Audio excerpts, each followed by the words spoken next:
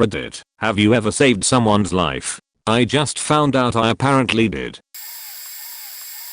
I've had two situations, both based on the same ailment within the same weekend. My dad's deathly allergic to bees and keeps an EpiPen, SP, in his truck. When I was 11, we were fishing together and he got stung on the neck. His throat was quickly swelling, causing a lack of air and dizziness, but he managed to say, "LGFL 5000, I need you to run to my truck and get my shot and stick it in my neck.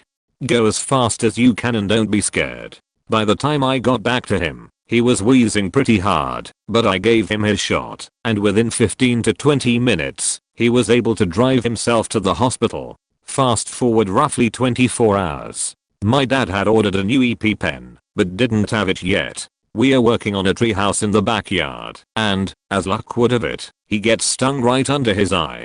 Within a minute, he can't see. I vividly remember him saying, "LGFL 5000, you ever driven before? You're about to learn." Luckily, I knew the way around our town from lots of bike rides, but learning to drive a manual at 11 years old was a task.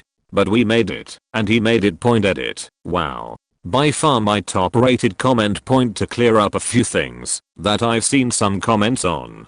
I said this in another comment, but we didn't have a phone to call the ambulance.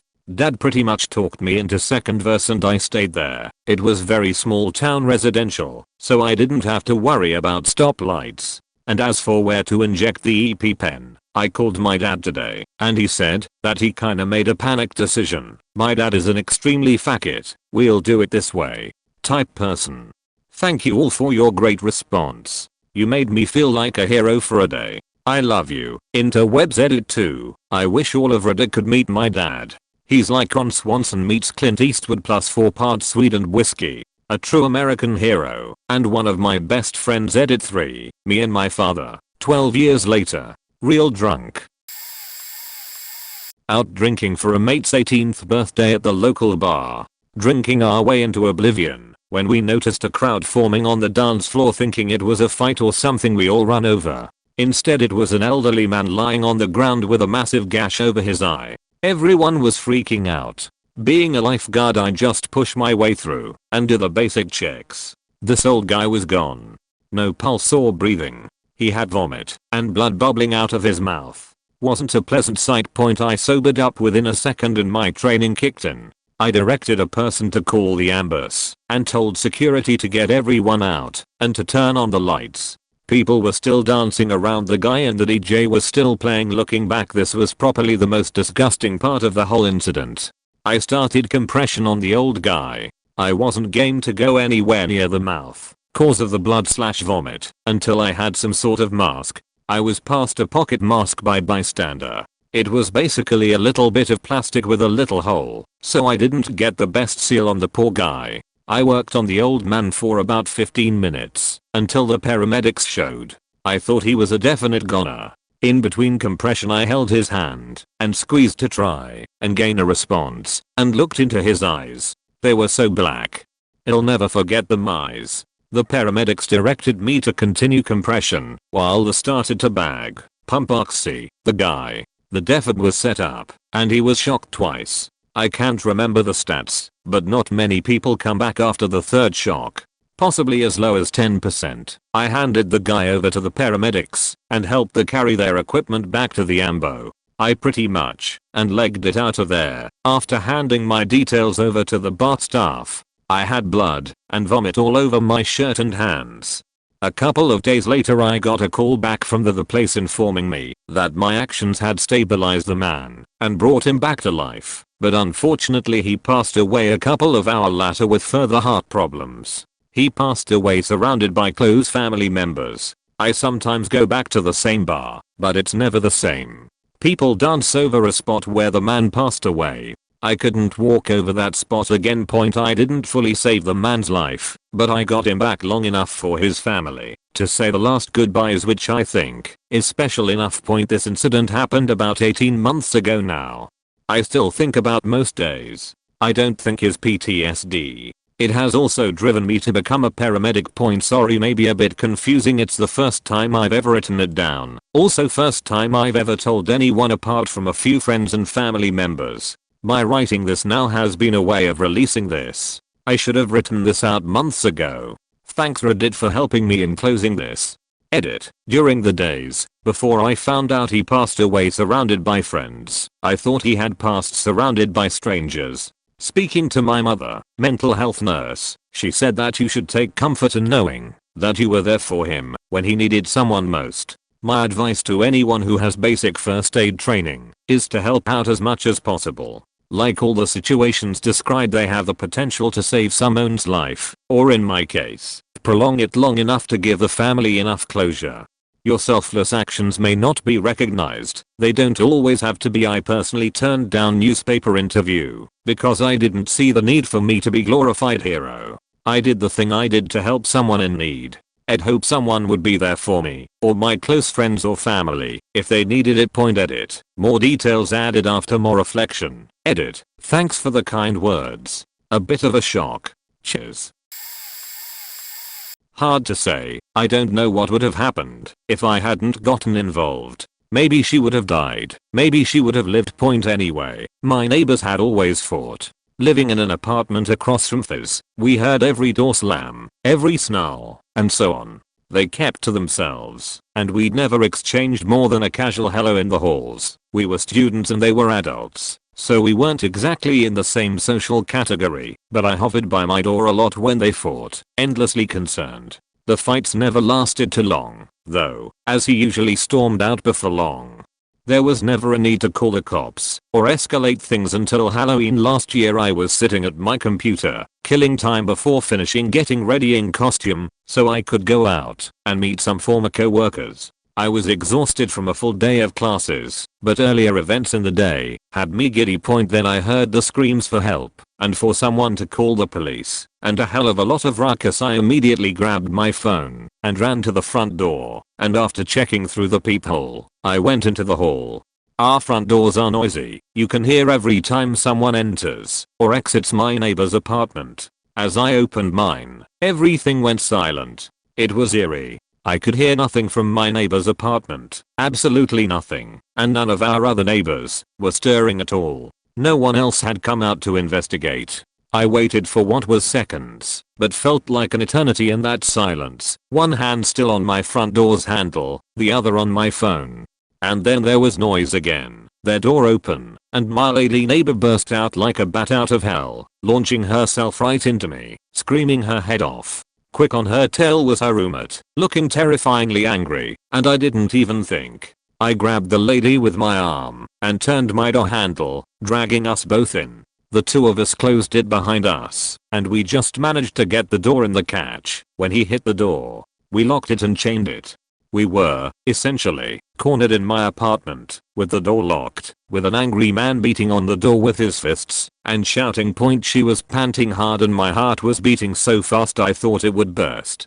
Between panic screaming about him trying to kill her, she asked me to call the police, and I was already on it. I relayed our situation to 911, and they immediately dispatched cops. Meanwhile, the lady was on my floor, panicking but not visibly injured, and the guy was gradually getting quieter. I don't recall any of what he said, but given that he could hear me speaking to the police, I presume he calmed down knowing that there were about to be police on his as I was kept on the line with dispatch, who had me pass the phone to the lady. We assessed her and found she was relatively okay save for the massive purpling marks on her neck, which were put there by, you guessed it, my fackward neighbor dude throttling her. So what happened? She recounted her side of the story.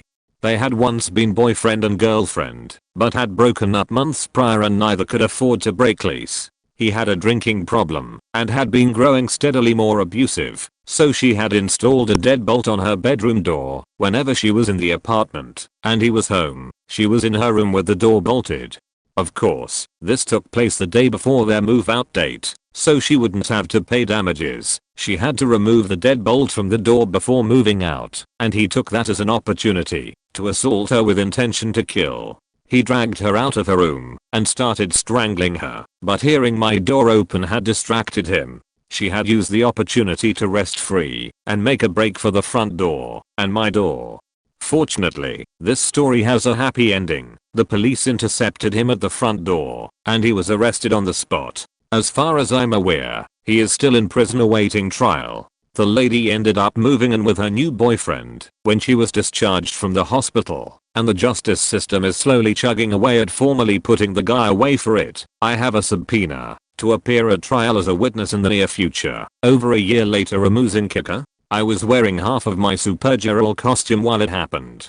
And that's my story. TLDR, I stopped what may have been a murder by opening my door and safeguarding a woman in my apartment. Edit. All my love and appreciation to the anonymous fellow who gifted me Reddit gold, but even more for this, I've also made a small donation to CCASA in your name, Victory Fanfare, since I don't know your real name. Thank you.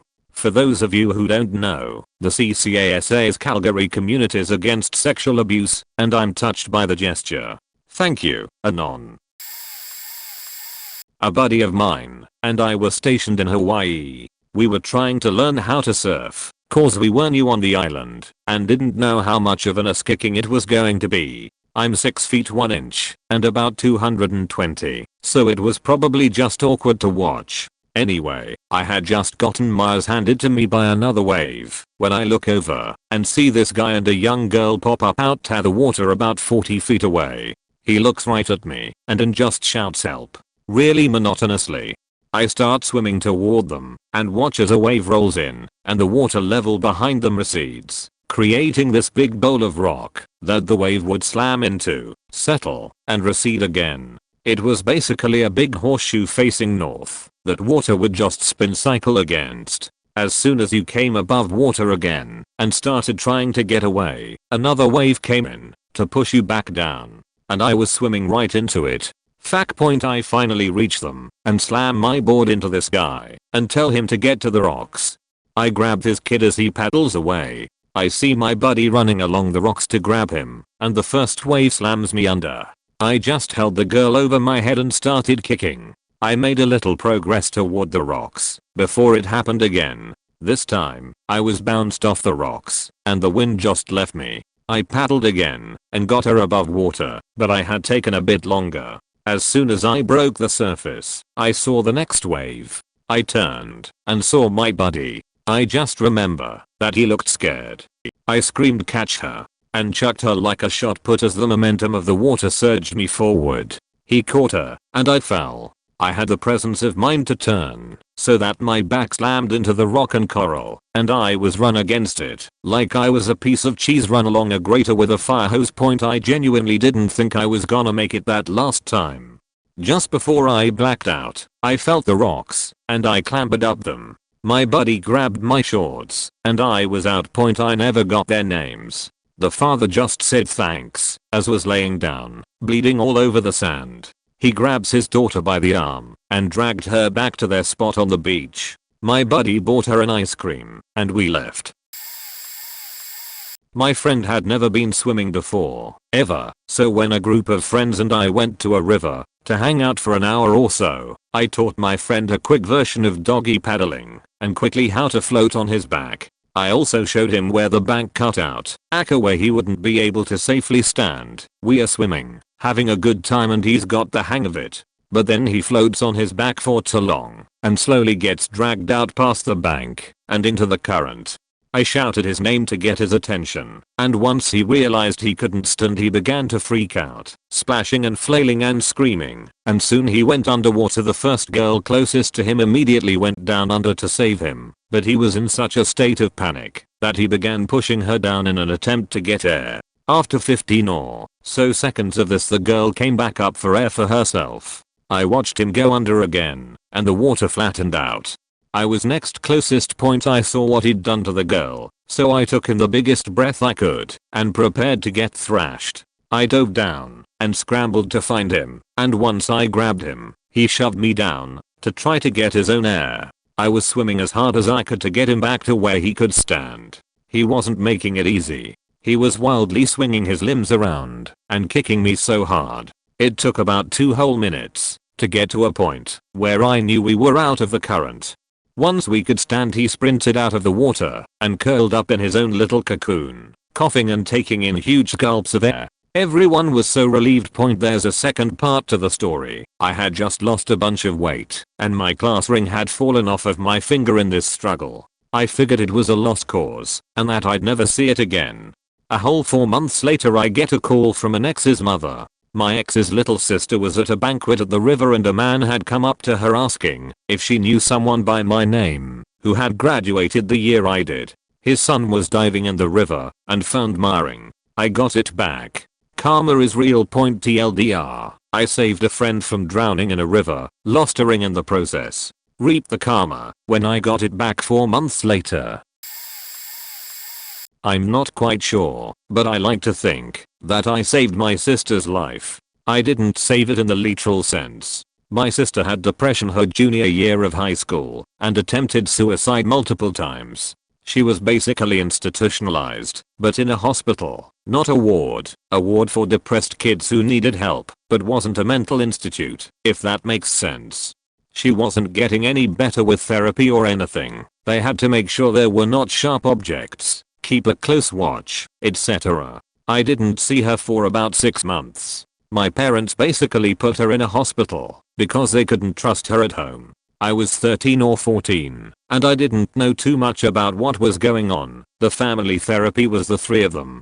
A lot of the issues with her depression stemmed from the relationship with our parents and they just weren't getting through to her. I mean, how can you after years of perceived bullshit? So this was happening outside my reality. I still went to school, did my homework, etc. My sister and I never had the closest relationship, but I knew she was seriously faked up, on the verge of being institutionalized.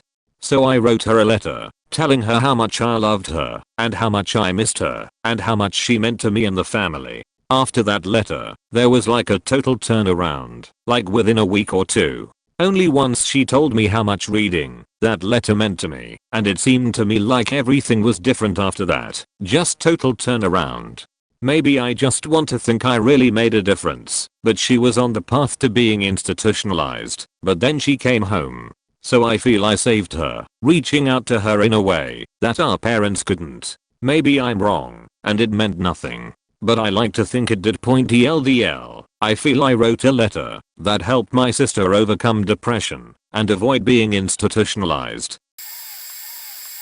Maybe, but it was part of my job. Nothing all crazy and sentimental like these others. Though I was at Camp Lejeune, in the field doing all this military training for circumstances we were never in. It was late in June, and it was something like 99 to 100 degrees F, with humidity in the 90s as well. Since Lejeune is essentially a gigantic swamp, hydration was always important. Now, the guys in my squad of engineers were great, never had any issues from them. But we got downrange doing a dry run, no blanks, no ammo of any sort, and my guys and myself had done our part and were running to the rendezvous point. Now, just for perspective, we were doing this with weapons and sheet, like the 60-ish pound flak jacket. With all 4 ceramic plates they were no sheet, like 60 pounds, assorted packs, and whatever, so most guys were working with at least 100 pounds of gear. As we're running I hear some shouting of corpseman. Corpseman. Doc. And I'm just thinking, damn it, we are really gonna have a mock casualty now? Nope. Kid was stumbling around, had no idea what the fuck he was doing, or where he was, pupils about the size of the tip of a pen. So I do my thing, pull all his stuff off, ice packs in armpits and groin, water to cool him down, etc. While all of this was going on, I was shouting instructions to the Marines in my squad, in dealing with another heat case who was considerably less severe. Took his gear, gave him a camelback and ice packs, and he was able to walk back to the staging area. That was actually the first time since I'd gotten to Lejeune that I really had to take charge and handle multiple problems at once. I was very pleased with how well my Marines did in helping me manage everything. By the time the corpsman for the platoon those 2 guys were from got there, we'd already called for a truck and higher level medical intervention. Once everything was done and over with, found out he had a temp of over 103 F, and had we not intervened, it would have escalated to heat stroke and he probably would have died. So remember kids, hydrate, hydrate, hydrate. A few times, actually, all indirectly though. Witnessed a horrible accident while driving on a country road with my father. I called 911 while he ran to the wreckage to try and help. We continued to help while police/ambulances/helicopter came. Turns out 2/3 of the people in the accident went to my school, albeit one of the 2 students died in the hospital. I always felt weird walking around the hallway, seeing the other one, and thinking that I somehow helped in their living. A friend from years ago, that I kept in contact with every once in a while, was posting some pretty depressing statuses on Facebook, that eventually led to a goodbye type post. I had tried to call/text them, with no response, so I called the police in their area with the little information I had, phone number and city of residence, and police got to them in time. 1 year later, I got a very emotional message thanking me for what I did. Tears were shed. A friend of a friend was in my college apartment. They were just broken up with, and had turned to mixing alcohol and prescription drugs. I was at the library at the time, but when I got home I found my one friend looking a bit frazzled, and the acquaintance passed out on the couch.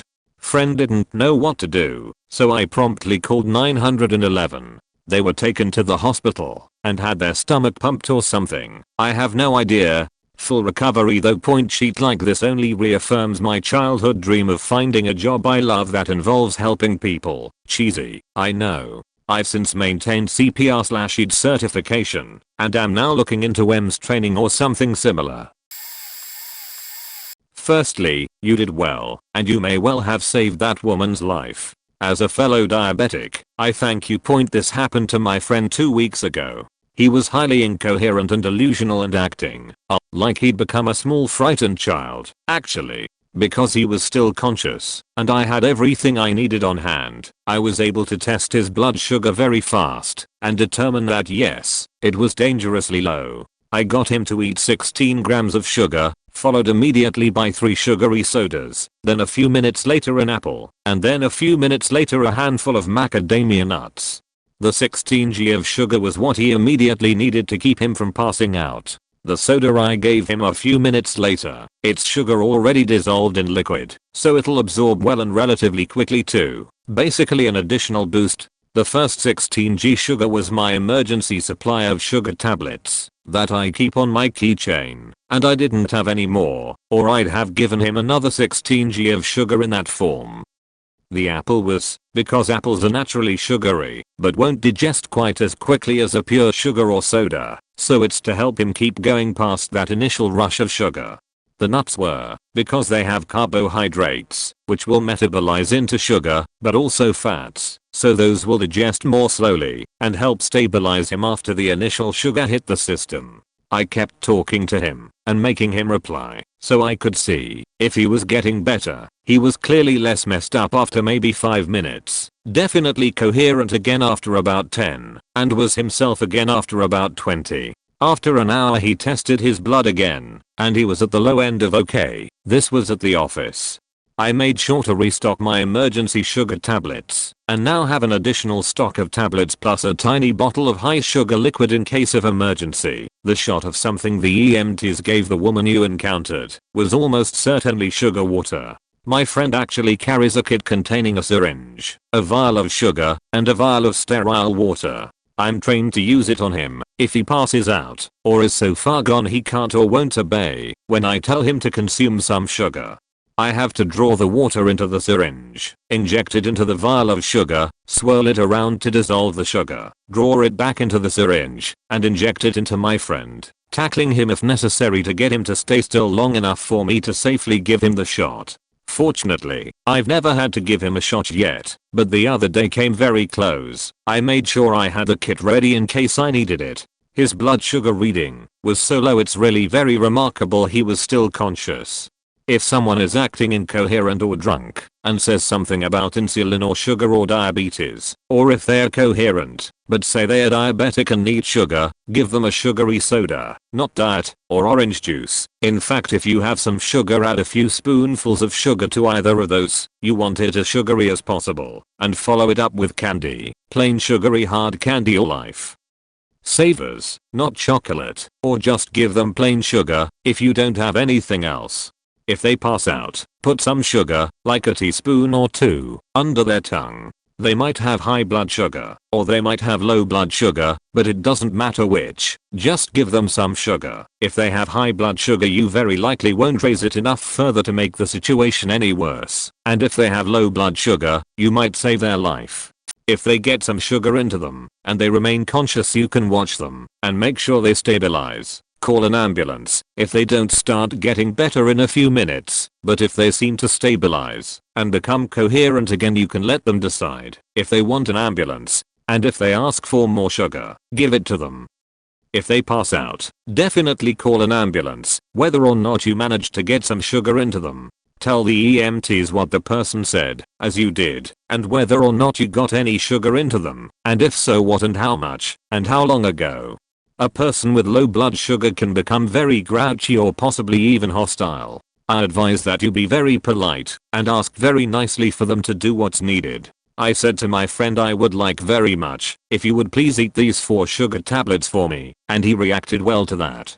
From what he tells me, he usually gets nasty when people try to get him to take sugar when he has low blood sugar, so I guess I did unusually well or got lucky.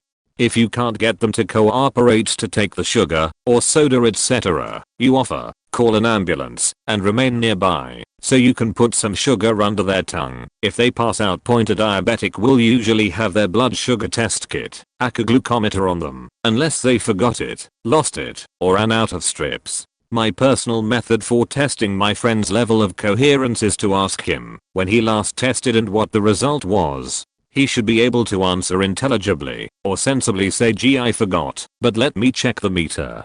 Or be willing to test himself now. What I got the other week was which told me he was sufficiently out of it that he didn't know how to answer the question. If you're helping someone out of an attack of low blood sugar, once they seem coherent, you should be able to ask them where their glucometer kit is and how recently they tested. They might want to do a test or might not. Waiting a while is reasonable, but their ability to answer the question should tell you something about how they are responding to the sugar. This will probably never see the light of day, but why not? While I was out jogging, I went quite far than I usually go, about 1 hour out of my regular area. I don't know why I ran so far, just had a lot of energy at that time. Well, as I was running in this neighborhood, I noticed smoke coming from a house. It was around 10 PM, and no neighbors had noticed it yet, and saw no one from that house outside. I called the police, but ran inside, because I knew there might be someone in danger as I spoke on the phone. I knocked and rang, but no one answered. By that time a lot of smoking was coming out, and I could see the fire. I broke the side window and went inside the house. There were 3 people unconscious, possibly due to the smoke, but I later found out it was some kind of gas that knocked them out. I pulled them out, father, mother and a little boy, onto the lawn. By the time I had the dad out, the kitchen exploded and people were rushing around the area. The sirens were close by and the neighbors ran to the family. I didn't stay or stated who I was because I never liked being the center of attention, nor did I ever wanted to be called some hero. I just did what anyone would have done. So I slipped away from all the commotion and jogged back home. TLDR, was jogging, saw house on fire, saved 3 people, jogged back home. I saved a puppy's life. I was working at a Halloween party at a Renaissance festival. It was terribly cold out, and I was quite tired. I had wanted to spend the night with some friends, so I could enjoy heated air, but they had already left, so I was trudging my way back to the campgrounds, and heard this weird coughing noise. There was a line of parked cars back in the campground, and one of them had a small puppy hanging from its leash out the passenger side window.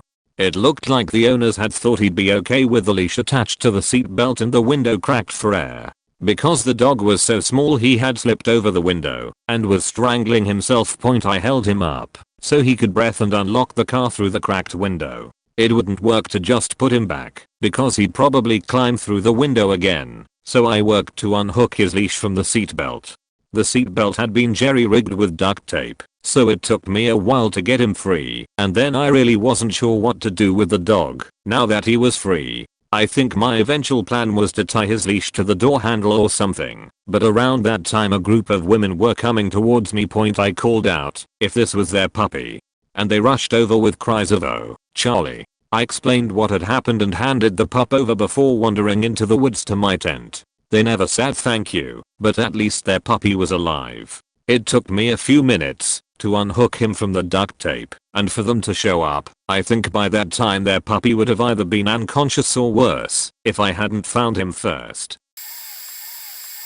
Well, this will probably be buried, but this is the closest story I've got. It was graduation from college night and I had come home earlier than my roommate. I had woken up to use the bathroom as my roommate and her boyfriend came home. We chatted for a few moments before I headed back upstairs to bed, leaving them in the kitchen to wait up for the pizza they had ordered to be delivered. A little while later, half asleep, I hear her call out my name in a weird, softly muffled way. I didn't think anything of it because, well, I was mostly asleep and she was drunk. However, not much longer she bursts into my room, screaming, crying, and generally hysterical, telling me I need to call 911 right now. I hesitated for a few moments because I was in such a confused, sleepy state. Her persistence and the added, "He's trying to kill me," got me on the phone with 911. So I'm on the phone with the emergency operator, but I have no idea what's really going on. From downstairs, I can hear the drawers in the kitchen being opened and the sounds of silverware being rustled. Now, I'm really freaked out, since it seems quite likely that her boyfriend is looking for the knives. We hear a gasp and then footsteps coming up the stairs towards my bedroom. My roommate and I have nowhere to go, as he was blocking our only exit, and my room was on the 3rd floor. I can hear him walking down the hallway towards my bedroom when I realize that he had stabbed himself in the chest with the knife. He takes a couple more steps and falls face first into the threshold of my bedroom, driving the knife further into his chest. At this point, my roommate is utterly traumatized and takes off running down the stairs and out of the apartment. I'm a little more composed now that I know my life isn't directly threatened, and probably a little bit of shock over the events that quickly unfolded minutes after I was awoken. So I turned him over. And not really knowing what to do, I kept mumbling to him, or maybe to myself, "Just keep breathing." Fortunately, because I was still on the line with 911, paramedics arrived pretty quickly and took over from there, and I was left to clean up the bloody mess after the police and EMTs left. Somehow the events of that night quickly escalated between my roommate and her boyfriend. I'm still not sure how, and he told her that she would die that night, and so would he. When my roommate was calling my name, I realized was her trying to call out for help. He was choking, and she lost consciousness. Assuming he had killed her, he went for the knives to kill himself. Fortunately, my roommate wasn't dead. Woke up and was able to come get me for help. Boyfriend didn't die either, though he was in a coma for a week with a pierced heart lining. Not sure if I technically saved anyone. TLDR, roommate's boyfriend tried to kill her and himself in our apartment on graduation night. I saved a kid's life after drawing a huge dragon penis covering his face. I was in college and my roommate asked me if I wanted to head to a party in Washington with him. We lived in Oregon. I agreed to go, and we hit the road. We arrived at the party, started drinking, and I noticed this kid passed out in the living room with his shoes on. Being in college and slightly a douchebag, I decided I was going to draw on him. I had someone get me markers and I began drawing all over this kid. I drew an epic dragon penis spewing just into his mouth. It was huge. Some other party goers joined me in drawing on their passed out friend. I was talking to them about our current human canvas when one of them asks the question, "Do you think he is passed out from the alcohol or the head blow?" I immediately stop, drop my marker, and stare at the group. I asked them, "What do you mean head blow?" They proceed to explain to me that he had gotten incredibly intoxicated and tried to fight one of the other attendees. The other guy shoved him into a wall when our passed out friend took a swing at him. Apparently he was fine for a bit and then eventually wandered into the living room, laid down and fell asleep. As soon as they were done telling this story, I looked at the kid on the floor and noticed a small pool of blood around his head. I started telling people to call 911. They freaked because it was someone's parents' house and they didn't want to get in trouble. I got up and went to find my friend I had come with to let him know what was happening. We agreed to call 911 and headed back to where this guy was passed out. When we got back he wasn't there and someone informed us that they had picked him up and put him on the front lawn so he wouldn't bleed on the carpet more. I was furious with them. My friend and I went outside, found the kid who was semi-conscious now, and helped him into my friend's car. The kid was talking nonsense and foaming at the mouth. I was talking to him and keeping him awake as we drove to the hospital. We got to the hospital and got him inside. The check-in lady asked if the kid knew we had drawn all over him. We lied and said we had found him that way. We gave the check-in lady his cell phone already prepped to call his dad and his wallet, then left. My friend saw the kid a few months later and he was fine. Apparently, he had lost a significant amount of blood, mainly in the front lawn, because the other kids had apparently dropped him, and was lucky to have no brain damage. This will probably get buried, but in 2001 I was in grade 12. A friend of everyone at the school had died tragically a year earlier on October 26th. We were there in memorial for him. I was talking to my ex-girlfriend and her sister when I heard a commotion from where my friends were standing. I looked over to see a group of about 10 people surround him, 4 of my friends. I walked over to the guy doing all the yelling, and as I got there he headbutted my friend. I grabbed him by the shoulder and spun him around. I was much bigger than him. I said, "Not today man, we are here in memorial." He proceeded to headbutt me, so I fed him a right hook. He stumbled but was so messed up on meth he got back up and came at me. I prepared and he punched me in the stomach twice and ran away. I wondered what the fuck. I took a breath in and realized he didn't punch me, but he stabbed me. When I breathed I could feel the air coming in and said in shock, "I'm gurgling," and dropped. Everyone rushed to my side. My ex-girlfriend told me not to go to sleep, even though I wanted to. Took a month to recover. It was a 10-inch knife, and it missed my heart by 1/4 inches, and collapsed my lung with the first, and punctured my liver and pancreas, and knocked my abdominal artery with the other. Turned out he was there to stab my friend, and only for that, but I intervened and got it. My friend most definitely would have died as he was 150 pounds and the knife would have gone through him. I on the other hand was 210 pounds, and in the gym every other day, and I barely survived. Throw away because I prefer that people think I'm an asshole, and because this story happened when I was dating my girlfriend. Before it became serious, my father is beyond paranoid, and the only reason he isn't considered crazy is because he is rich. So technically he is eccentric, and his worries have caused him to send me through multiple levels of defensive and offensive training. Point like a typical teenager, I constantly asked and wondered why I had to go through this shit. It was mentally and physically brutal. And I blame part of my current alcohol addiction to it, but that's a different story. Point it was one night in hilly Santa Barbara, and I was going on a date with this beautiful blonde in order to get away from my then and current girlfriend, who was also a beautiful blonde. But this one had bigger boobs, and my girlfriend and I had only been dating for a month, so it wasn't that serious. We were on our way to dinner at the Stone House when a fact stick on an R6 just flew past us and over a hill. I remember thinking that this guy was gonna kill himself, but just continued on. We had reservations about 3 to 5 miles down the road. I saw and Suvin a 3 Series veered off to the side of the road. The BMW looked absolutely totaled, but I couldn't see what he hit. Point as I slowed down to figure if I could help, I realized just how bad shit had hit the fan.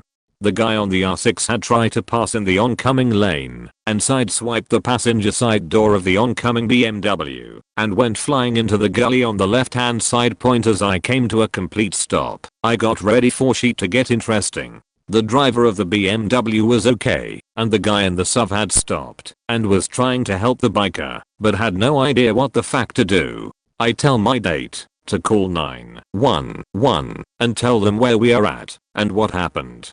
So I get down into the ditch and yell at my date, who is just looking at me slack-jawed, to get out the orange backpack in the bed of my truck. 20 seconds later she is down in the ditch with me with the orange and black bags and is trying to dial 911 but is in total confusion. Point. So I open up my bag and start trying to keep this faker alive by preventing the bleeding. This sucks. I'm yelling at him, using my Ferragamo belt as a tourniquet around his left leg. I'm trying to set up and forth to get some faking fluids in him. He is fighting me every faking step of the way. He has no idea what the fuck is going on. I just wanted to get laid. This sucks. Eventually I get the fourth in, and the sob who was down in the ditch when I arrived suddenly become faking weekend warrior EMT and opens up my black bag to try to help me and instead finds a Beretta in my bug out bag. Now he is busy freaking out. This is faking great point. Finally a goddamn CHP arrives to help out and tells me to get out of his way. About a minute later the ambulance arrives and get the guy stabilized. I'm up with my date smoking on the tailgate of my truck when the CHP comes up and thanks me for helping out. Point he asks about the gun, gives me a little bit of shit for having a loaded handgun in the bed of my truck, but runs my license and lets me off with a warning. Point my date and I continue on our way to our romantic dinner. Neither one of us is talking. When we get to the restaurant, they won't seat us. I'm covered in blood, and apparently that's against the dress code. It is at this time I realize that I used my $200 belt as a tourniquet. Fuck everything about this night. Point. So I ask for a dram of Johnny Walker and we make our way over to an In-N-Out. I figure there is no way that I'm getting any tonight, but I was wrong. Point TLDR, if you save someone's life you get anal. In year 6, I was 10 at the time. I went on a school trip to an Outward Bound. We were on one of those Benjamin's ladders or Jacob's ladders, whatever you call them, the giant ladders. I was holding on the rope for this girl who was a very good climber, so I was on my own, because nobody thought she was going to fall. Anyways, when she got to the top rung, she fell off. She only fell about a foot before I managed to stop her. She probably won't have died if she had fallen to the bottom, but still. We were actually on good terms after that. We were enemies beforehand, so much that when I told her we were going to be in the same house come year 7, she looked like she was going to cry. Edit. I just remember another one. Such a hero I am. P. Not really. When I was doing my Duke of Edinburgh award expedition earlier this year, my friend got really ill. She had this thing where the brain is focusing so much on breathing so that you can't breathe. I've forgotten what it's called. So, me and my friends sat her down much against her will, and we phoned the teachers. They took about 10 minutes to arrive, and it was terrifying. She kept on falling unconscious for longer and longer periods of time, but anyway, we kept her distracted, and turns out that was what we were supposed to do. She was fine when we saw her again half an hour later. I met this girl in a class a few years ago, and we hit it off well. I had it in my head to start something more, since I was definitely falling for her, but kept getting mixed signals from her. One night after class, I decided to see where I stood while we walked to the parking garage. Looking back, I probably should have just asked her. Instead, I asked her if she wanted to see a magic trick, took her hand, said "Tada, we are now holding hands." I thought it'd be endearing, though clearly I didn't put that much thought into it and hoped she'd be happy about it. Instead, she kind of freaked out. I later learned she was just very against PDA. I tore my hand away and she explained to me that she was not looking for a relationship, saying she was too busy with school and such. The ensuing awkwardness was palpable, and she couldn't even look at me while we continued walking to our cars anyway. To get to the parking garage, a street had to be crossed that led into the parking garage.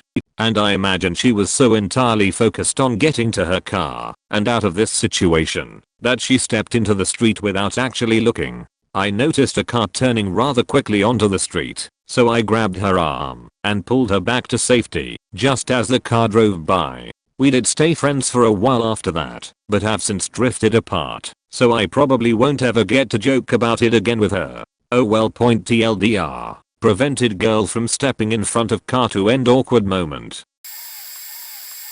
My mom, dad and I were driving out of town about 9 years ago. I was 12 or 13 at the time. We were on the freeway when we notice a semi on the other side of the freeway barreling along nearly sideways with a ton of sparks shooting out the back. Its back tires were missing. Point sure enough, further up the road there was a wreck. The car looked a little more intact than we expected at first, and it was sideways and facing our side of the freeway at an angle. My dad and I got out of the car to go investigate because it seemed like no one on that side of the freeway wanted to leave the vehicle. As we approached, we smelled something awful, and it became more apparent that the intact car was just an optical illusion. The car in actuality had been split in half almost clean down the driver's side, including the driver. While this was pretty shocking to see as a kid, it didn't impact me immediately because it was hard to comprehend what had happened. An ambulance and fire truck arrived shortly after, and a few more people had stepped out of their vehicles since traffic was completely stopped. They asked us a few questions while glancing over what appeared to be a cut and dry case, when in the back window I see movement. There was someone pinned between the jagged metal that had been brought down as a result of the semi and the floor. It was hard to see because of the blood and whatever else was sprayed all over the window. Sure enough, I immediately alert a firefighter and they pry open the door. There was an infant and it was barely alive with its injuries. A few more minutes and that would have been it. Apparently what had happened was the driver, the infant's aunt, had fallen asleep on our side of the freeway, crossed the median, which was a ditch, into oncoming traffic, and knocked out the back wheels of that semi. I actually met the kid I saved last year because the family got in touch with me. It was just really weird. First day at Disney World. We were staying at one of the Disney resorts. I was headed with the family down to the pool to go for a swim. We have 3 kids and we keep a pretty good eye on them. Well, my youngest, who was about 3 at the time, saw a tiny water slide and got very excited. Before I can stop him, he jumps onto the water slide and slides right in, sinks to the bottom. Granted, it was only a few feet deep, but he wasn't swimming yet. Parental instincts kick in, and I jump in after him and pull him out. It all happened in about 5 to 10 seconds. It's not like I wasn't watching him or didn't have a hand on him. We were literally only a couple of feet from the slide. In retrospect, I'm not really even sure if it counts as saving his life. He was just fine, but a little shaken up. I was quite taken aback that there wasn't more lifeguard action when this happened. They just stood up and watched. Then again, my son was fine and that's all I really care about. I had my shoes on at the time, so first day at Disney, I had no shoes and a waterlogged iPhone. I talked the spa at the resort into giving me a pair of sandals for the day and the Apple store just gave me a new phone. When I told them my story, FWIW, I always watch my kids when at the pool and never depend on the lifeguards. I have a lot of respect for them, but they aren't in charge of my kids. I am. I've had 2 people call me in the middle of the night who were near death. One was a close friend of mine growing up. She's a dwarf with severe medical problems because of it. She's had nearly 100 surgeries and feels extremely inadequate because of her disabilities. Sometimes she has suicidal thoughts, and that night it got the best of her. She nearly bled out from a self-inflicted wound on her arm. Took a lot of stitches to close it up. Had she not called me and I not been able to snap her out of it, she would be dead today. Fortunately now she's in college, in a relationship, and takes medication for her suicidal thoughts. I have another friend that has an extremely low self-esteem and his escape is drugs. He respects me a lot and listens to everything I have to say, but I was never able to completely extinguish his reckless drug abuse. One night he was trying to get high off of some random medication. Took about 12 too many and called me saying he was puking yellow foam and blood. He was terrified to wake up his parents, and had I not convinced him to, he as well would have died. A stomach pumping and some therapy later he's doing much better. Third, one of my closest friends has a young daughter. When she was 2 she came to my house for dinner. We were watching her run around barefoot when she came running to us crying because her feet hurt. Her legs were covered in ants, which was weird because there were no ant piles. I quickly wiped her down with rubbing alcohol and some anti-age cream. I told my friend to keep an extremely close eye on her. First sign of an allergic reaction and we were going to the hospital. She was waiting for someone to bring children's Benadryl when I noticed the ant bites were now 2-inch spots. She wanted to wait for the medicine, but I told her absolutely not. We were going to the hospital. Her dad was yelling at her on the phone to wait, and I said fuck that, we are going. We made her, now ex-boyfriend, rush us there. About halfway there her entire body broke out in hives and she started getting really sleepy. 2 blocks from the hospital her throat completely closed up. We got there with absolutely no time to spare, and had we not she could very well be dead. It may not seem like a serious situation, but when a child and only instincts depend on life or death, it is absolutely mind-blowing how quickly things happen and how one single decision can completely change a situation. Turns out her daughter is severely allergic to ants. She was bit almost 20 times before she had realized it and showed us TLDR, prevented a near suicide, prevented a near odd, and reacted well enough to save a 2-year-old from a near-death allergic reaction. A friend said my dad is dying. They say he won't see morning. What should I do? This was while we were at a convention together. And I was like, fly there immediately. This was across the country, and I booked a flight for him to catch a red eye to where his dad was, so, since he was coming, they decided to try and stabilize him instead of just giving him pain medicine and letting him die, and surprisingly he recovered enough to be conscious when his son got there, and he lived like 6 or 8 more months. Pretty good months too, because before that he was eating low sodium, low flavor stuff, and after that he was like, fuck that, this is extra time, and he just ate White Castle and whatever junk food he wanted, so he was a lot happier. I can't remember 100%, but I think he even went home from the hospital and stuff, so that was pretty rad. Point my part, my friend was definitely not going to go unless I told him to, and B, more importantly, booked the ticket and did all the work, because he was in shock. And if he hadn't have gone, they wouldn't have tried to stabilize his dad. Point I know my friend really appreciated getting to spend time with his alive father, so it makes me feel good when I think about it. A time when I did something 100% right. Point even since this, I will never dodge my dad's phone calls, even though he calls too much and is a pain in the ass sometimes. Parents die, and if you're lucky enough to like your parents, it's going to cork balls, so try to maximize your interaction with them while they're alive.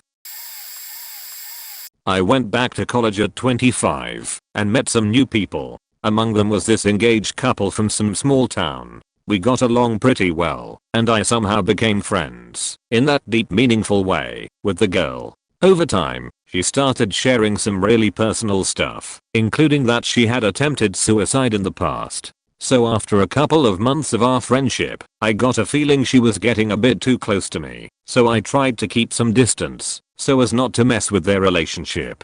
And one day, the three of us went for a pizza, had a good time, and I went back home. And after a few hours later she wrote me a message saying she broke up with her fiance. And later on, she said she was alone, and she took a lot of pills. She was on some psychotropic meds, and if I wanted, I could come up to say goodbye. I was a bit skeptical at first, so I just drove to her place. I found her dozing off, and her fiance just stupidly crying next to her, not knowing what to do. He said that, since it wasn't her first attempt, he actually considered letting her go through with it. So I called for an ambulance, against her will, and they took her to the hospital and saved her. At that moment she hated me, but after some time became thankful. Just so I don't come off as some hero Abe, I should probably add that later on I made a total dick move and got together with her while she was still under observation at the psych ward, screwing over her fiance, which ultimately turned one of the best things I've ever done into one of the worst things I've ever done. TLDR became friends with a depressed girl, saved her when she tried to kill herself, picked up a chick in a mental institution, became a dick for life. I was driving home from a casino late at night. I'm speeding, it's very foggy and rainy, and the lighting on the road sucks. I decide to pack a bowl of marijuana and blaze away. A few minutes into my session, I see red/blow lights behind me, and it's a cop. Fuck, I know I'm dead. But then, a miracle happens in my mind. He passes me on the left, and goes along his merry way. Phew. Crisis averted. A few minutes later, I see the cop car on the right side of the road, turned backwards, with the front of his car somehow in a faking tree. I stuff the bowl away, and rush into action. As I get out, a van rolls up with a couple people who are trying to help as well. The cop car is smoking. There's liquid pouring out of the bottom of the car. The horn is stuck on. The doors won't open because the car is so faked. The cop is unconscious and I've been up for over 24 hours and I'm completely stoned point at the time. The best way we thought we could get to the cop was through one of the windows where the frame was still big enough for him to fit through. One of the people on scene said to me, "Okay, take this fire extinguisher. I need you to smash the window while I shield his face." I couldn't smash the window hard enough to make it break. I try kicking it frantically, but to no avail. Now it's really smoking. We can't reach the ignition to cut off the engine because that's fake too, as was the hood of the car, so we couldn't get to the battery. Eventually, one of the helpers runs to his van for a crowbar and is able to wedge the door open with his friend, drag the cop out who was beginning to come to, and shut it down. I don't know if my life was ever in danger. I don't know if the liquid leaking was antifreeze or gas or whatnot, or if they blow up after a while like in the movies, but I was faking scared. Looking back on it, I didn't really do anything useful except call 911 after we got the cop out. So I guess I watched a couple people potentially save somebody's life, although I tried the hardest to help. I shook hands with everybody, including the police officer who was shaken up with possible internal injuries, and I got back in my car, smoked another bowl, and went home. TLDR thought I was going to get pulled over / arrested by a cop for speeding / smoking weed. Instead, he passes by me on the road and decided to play bumper cars with the trees. A few good Samaritans helped to pull him out of his smoking squad car and shut it down. I smoke more weed. I was in the army on May 27, 2003 in Fallujah, 2nd Squadron 3rd Armored Cavalry Regiment, and under an ambush at a roadblock we had set up, 2 enemy vehicles had entered our zone and men began jumping out of them, dropping grenades and letting loose with axe. We lost 2 men with 8 wounded. I was at one end of the traffic control point under blackout conditions, absolutely no light emitted, except from muzzle blast. I was atop a tank, M1 or 2, in the loader position, manning a M240C machine gun, and having no idea where the faking enemy was, practically sheeting myself. A semi-truck began barreling toward us on the road we were blocking, unaware that we were there. Remember, we had no lights, so until he was right up on us, he had no idea we were there. My tank commander was under the same stress as me with no faking clue what was going on. Bad communication all around. He told me to stop the truck, which very well could have been a further combatant vehicle, by any means necessary. I yelled, I waved, I even fired in the air with my M4, giving away my position which caused my tank to get hit with a couple 7.62 rounds. No biggie as far as our armor went, but Jesus fact does that scare the living shit out of you. He wouldn't stop. I don't believe he saw us. My only option left was direct fire. I choked and couldn't do it because I could not verify he was a combatant. He saw us at the last second, came to a skidding halt, saw our guns drawn and us yelling at him and backed away. He was just taking his load from A to B and was just at the wrong place at the wrong time. I saw other innocents killed, 2 of them just 2 days later who simply cut off an APC, or at least I assume they were dead as they bailed from a flaming truck, while covered in flames themselves due to an incendiary round to the gas tank. One of them was a mentally challenged driver who turned around to avoid a traffic control point. That night my tank sprayed a field beside us that had unknown enemies in the tall grass with constant machine gun fire and even disobeyed orders, and fired on a mosque that was housing at least 2 snipers, found dead the next morning, which got us out of trouble. But the man in the semi, who I only ever saw his outline and headlights, survived that night because I froze and didn't pull the trigger. I did not re-enlist when my tour was up. This thread is already pretty well established, and I doubt many people will see this, but I find myself retelling this story to assuage a strange guilt I have over the whole ordeal. I broke ranks when I was expected to fire, even given the order indirectly. Whether it was panic or empathy I don't know. Either of these broke my duty to protect myself and my crew and our men on the ground first and foremost. But I think I still did the right thing. Edit. For whatever it's worth, I ended up with 2 Arkhams and a Army Valorous Unit Award, the unit version of the Silver Star, over the course of 10 months. so I guess we did okay by the brass point edit too. Also got to wear spurs and a Stetson as part of my uniform for what we did. Gotta love the cavalry.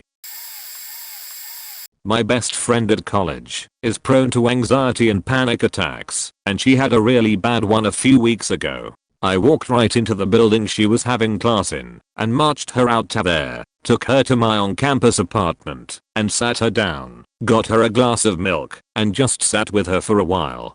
Finally, she got up and left without saying anything and pretty much shut my own door in my face. I figured something was up, so I waited a little while, maybe 20 minutes, before texting her to ask how she was feeling.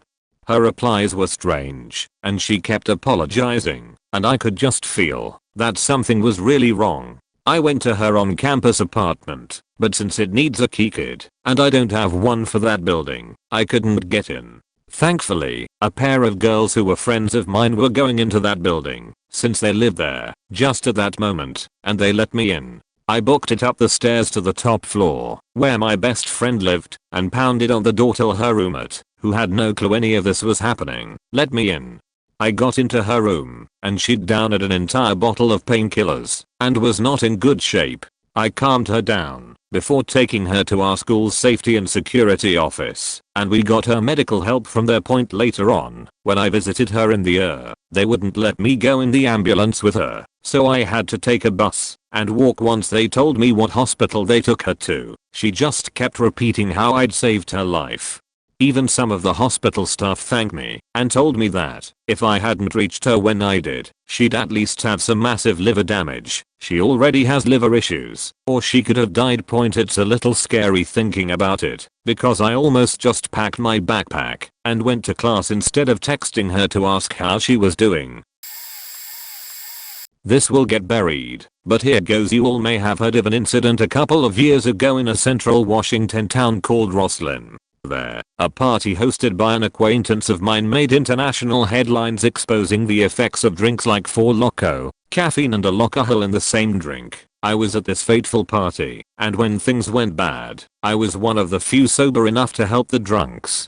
I essentially set up an emergency ward in this unfinished cellar, handing out plastic bags to puke in / on, and making sure no one was about to die or anything like that. Eventually, we realized that these people were beyond our care or stabilized, and that we needed to start getting them out of there and back towards school or the hospital. I had driven a friend's car up to the party, and so the owner of the car, my girlfriend, and two of our drunkest friends, and I headed out to the vehicle. As we tried to drive back out the way we came in, 4 police trucks, not exaggerating, there were 4 F-150s with flashes going in the driveway up to the cabin, blocking our way. I knew I didn't want to deal with the cops, so I threw the car into reverse and headed out the back way through the parking lot of an adjacent church. Our friends, let's call them John and Mark, were exceptionally snookered, and we had to pull over twice on the way back to let them puke on the side of the freeway. As we drove back towards town, my girlfriend's cell phone rang. Hello, hey, it's Sarah. Where are you guys? Oh, we are on our way back to town. Are John and Mark with you? Yeah. Okay. Someone wants to talk to you. Okay. This is Officer Smith. We've called ahead to the hospital to let them know you're coming. If you don't show up, we lines know, and you will be in huge trouble. So, we beat feet to the hospital and got John and Mark checked in. John was sobering up a bit by this point, but Mark was looking more and more woozy. They got all registered, and we followed them back to the ward. John went off with the nurse to do a blood draw, so we, my girlfriend and I, sat with Mark in his room.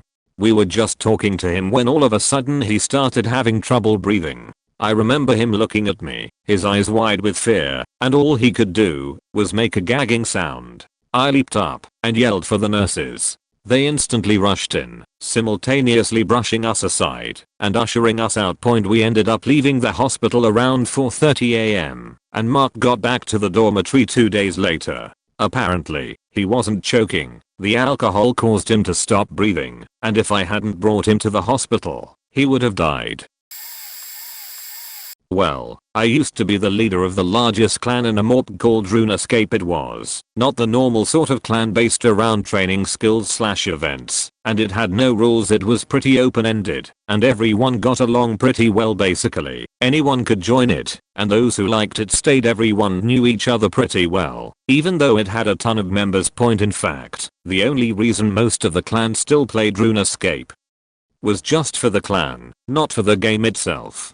The clan chat was rather full one day, and everyone just decided that RuneScape had gone to crap, and so a few hundred players logged out that day and never came back. But we still have a bit of a clan left in the form of a Facebook group. We occasionally play Minecraft. Anyway, there had been 3 people over the few years we were a clan who came to talk to me privately, for some reason. People always saw me as the one to talk to about pretty much anything. Probably because I was a leader of the thing. Anyway, sometimes people were suicidal, and it just let them go on for as long as they wanted / needed to, and a few times, people had come back months later and mentioned that it somehow convinced them to not kill themselves.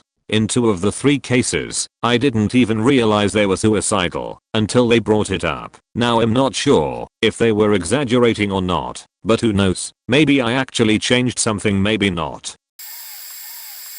About 2 weeks ago I worked a cover shift for another teacher at a small language school in Tokyo, Japan. I got to the school at about 6:30 p.m. as another class was finished. One high school kid looked pretty ill / distressed as she was leaving her class. Not good, but not terribly unusual either. I didn't really think anything of it. There was a staff member looking after her, so it seemed okay. I taught a class on the ground below, and as I came up the stairs a staff member was taking her outside to get some air. I had another class and took the elevator with my adult student. It was a 30-minute class, and when he was finished, he left first, and I stayed back to clean up. Luckily I took the stairs to the 4th floor, because as I was walking up I hear cars. Children, could you please come up here and help me? From the landing 1 flight up. Not thinking it was anything urgent, I put my bag down and walked up.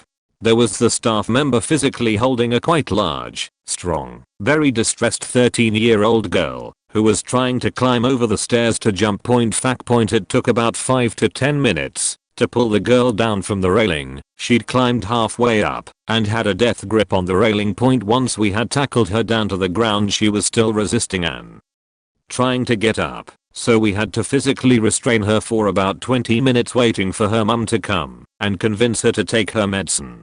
That wasn't easy as she panicked whenever her mum was nearby and kept muttering, "It isn't your problem. Leave me alone, I want to die. You don't need to care about me," over and over and over again. Fortunately her brother arrived and she calmed down a bit, took the medicine, and allowed us to carry her inside. I left about 15 minutes later, as the medicine seemed to work. The mum wouldn't even consider calling an ambulance or the police. My freshman year of college I was hanging out in the dorm with some friends when a guy I had class with came into the room and asked if I and the other guy in the room could help carry someone to their room. When I went downstairs with him, I saw a girl that was passed out in a chair, along with some of her girlfriends standing around her. I helped the dude carry her up to her room, where she kept falling out of her bed when we would put her in it. She was seriously dead weight. I pulled her friend outside and asked how much she drank, and he informed me he didn't know. Apparently she had been making her own mixed drinks all night, so no one knew how much she had drank. I told him that I thought that she should go to the hospital. I have first aid training, and I'm from a family of alcoholics. I know what alcohol poisoning looks like.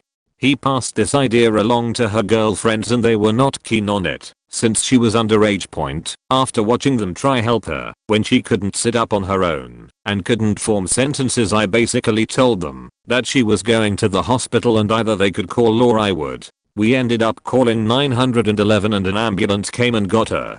I went on with my night and didn't think anything of it until I had class with the guy next. I asked how his friend was, and he told me that when they pumped her stomach her back was 0.45. The docs told her that if she hadn't come in she probably would have died from alcohol poisoning. Real glad I stuck to my guns that night, even though it pissed off her friend.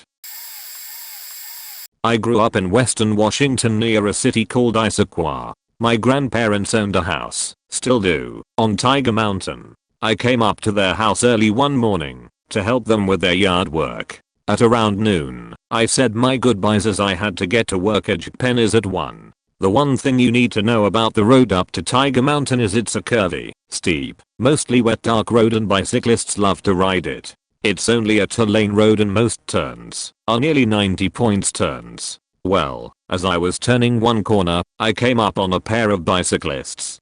Since the road is only 2 lanes, and you don't have very many straight stretches of the road to pass, I kept my distance and decided to follow them down the hill. Soon enough, they were traveling at 40 miles per hour. I distinctly remember telling myself, I need to keep my distance around this corner. This corner was the last real corner of the road, until it more or less becomes straighter.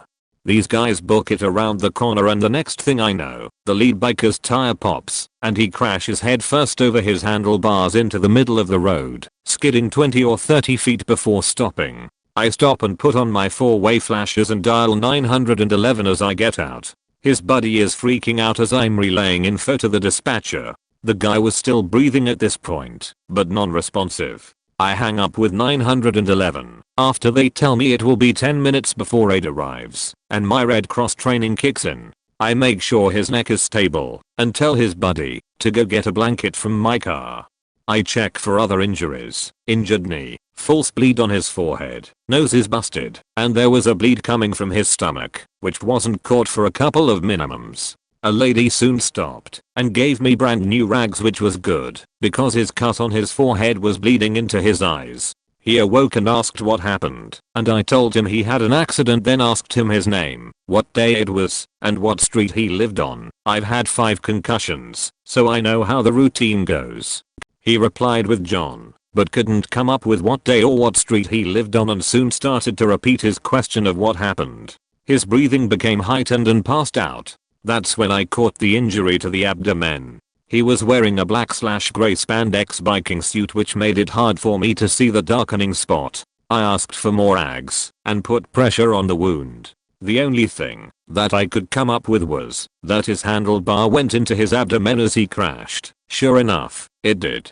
That's when he stopped breathing. I started chest compressions and asked his friend to look in my car for my lunch. I packed a sandwich that day and told him to take the sandwich out and cut one corner off with my knife in the center console. At this point in time, I never carried gloves in my car, so I took the risk without using gloves. But when it came to mouth and his head wounds, I really didn't want to take the chance. I put the cut corner into his mouth and opened his airway as best I could.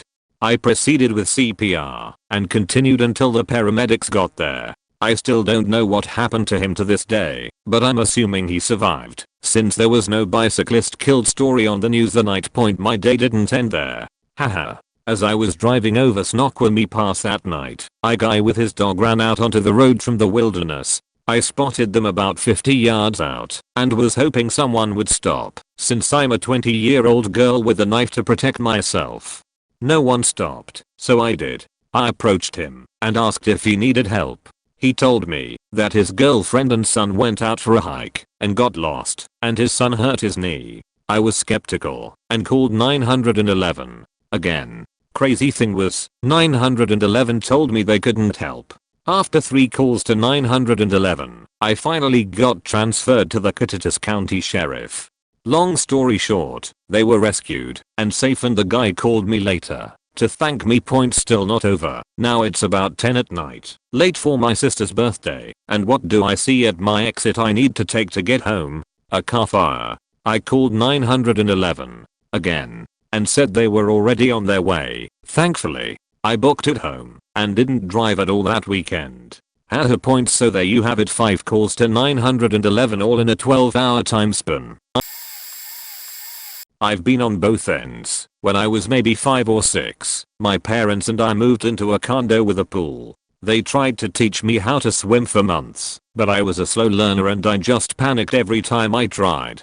So I had this floaty ring that went around my waist and I'd just jump in the water and splash around, get out and repeat. My mom was over on the other side of the pool in the deep end when she saw me jump in and slip through the floaty and sink to the bottom. Point I kicked and thrashed.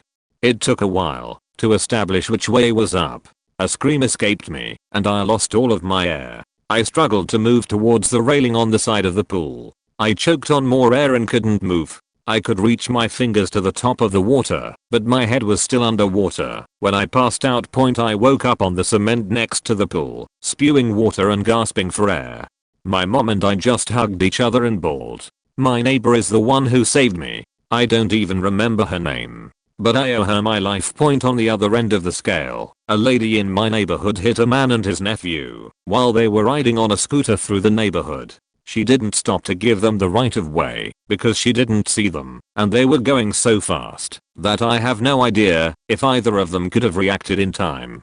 Anyway, I'm walking out to my car to go see a movie with my friends, and my neighbor runs up and grabs me and tells me they need my help because they know I'm a med student and did a bunch of first aid /EMT /physiology /CNA stuff. So I run over there to see this lady trying to pick him up and hold him. He's maybe only 4 or 5. I tell her I'm a nurse and to please stand back so I can take a look. This kid's eyes are wide and he is in complete shock, so stunned he couldn't even cry, even though I'm sure he was in a lot of pain. I introduce myself, get him to answer a few questions to make sure he can talk and think, verify he doesn't have a concussion, and then as he's laying on the ground I start doing a basic mobility test. He had a helmet on, and you're not supposed to take that off. Saw a guy die after a motorcycle crash, and his helmet was holding his skull together, so I skipped to his neck and shoulders. I reach my fingers behind his neck to feel his spine, and there's a bulge indicating that one of his vertebrae is dislocated or broken, so I had to have him hold still. But he could still feel stimuli of me squeezing his hands and feet. We prop his head into position and I use a wet rag to start cleaning some of the dirt and blood away from his scrapes and cuts. The paramedics came, and we put him on a stretcher, and the poor kid was such a trooper the whole time. I would have been bawling if I was him, but he was trying so hard to follow my words and be a big boy. He's okay and wasn't paralyzed or anything, but his mom could have killed him if she picked him up. Scares the shit out of me to think I would have probably done the same thing if I was in her position. TLDR, I drowned in a pool when I was a kid, and then a year or two ago I saved a kid from possible full body paralysis or death when his neck broke in a car accident. On 3 separate occasions, I have stopped people from running out in front of cars. I shall now go through each of them, so you all may know of my heroism. First, a friend and I were walking home from middle school. We are walking, talking, generally having a great time. We check down a street we are about to cross, making sure no one's coming, and start to cross. Suddenly, some lady come tearing up the street we were crossing. My friend didn't see her in time, so I tackled him out of the street, and we turned around and flipped off for the lady. Second, also on the way home from middle school with different friends, we stopped in at Subway to grab some sodas before we finished our walk. We got very close to where we were going when one of my friends threw his bottle as a cop was driving by.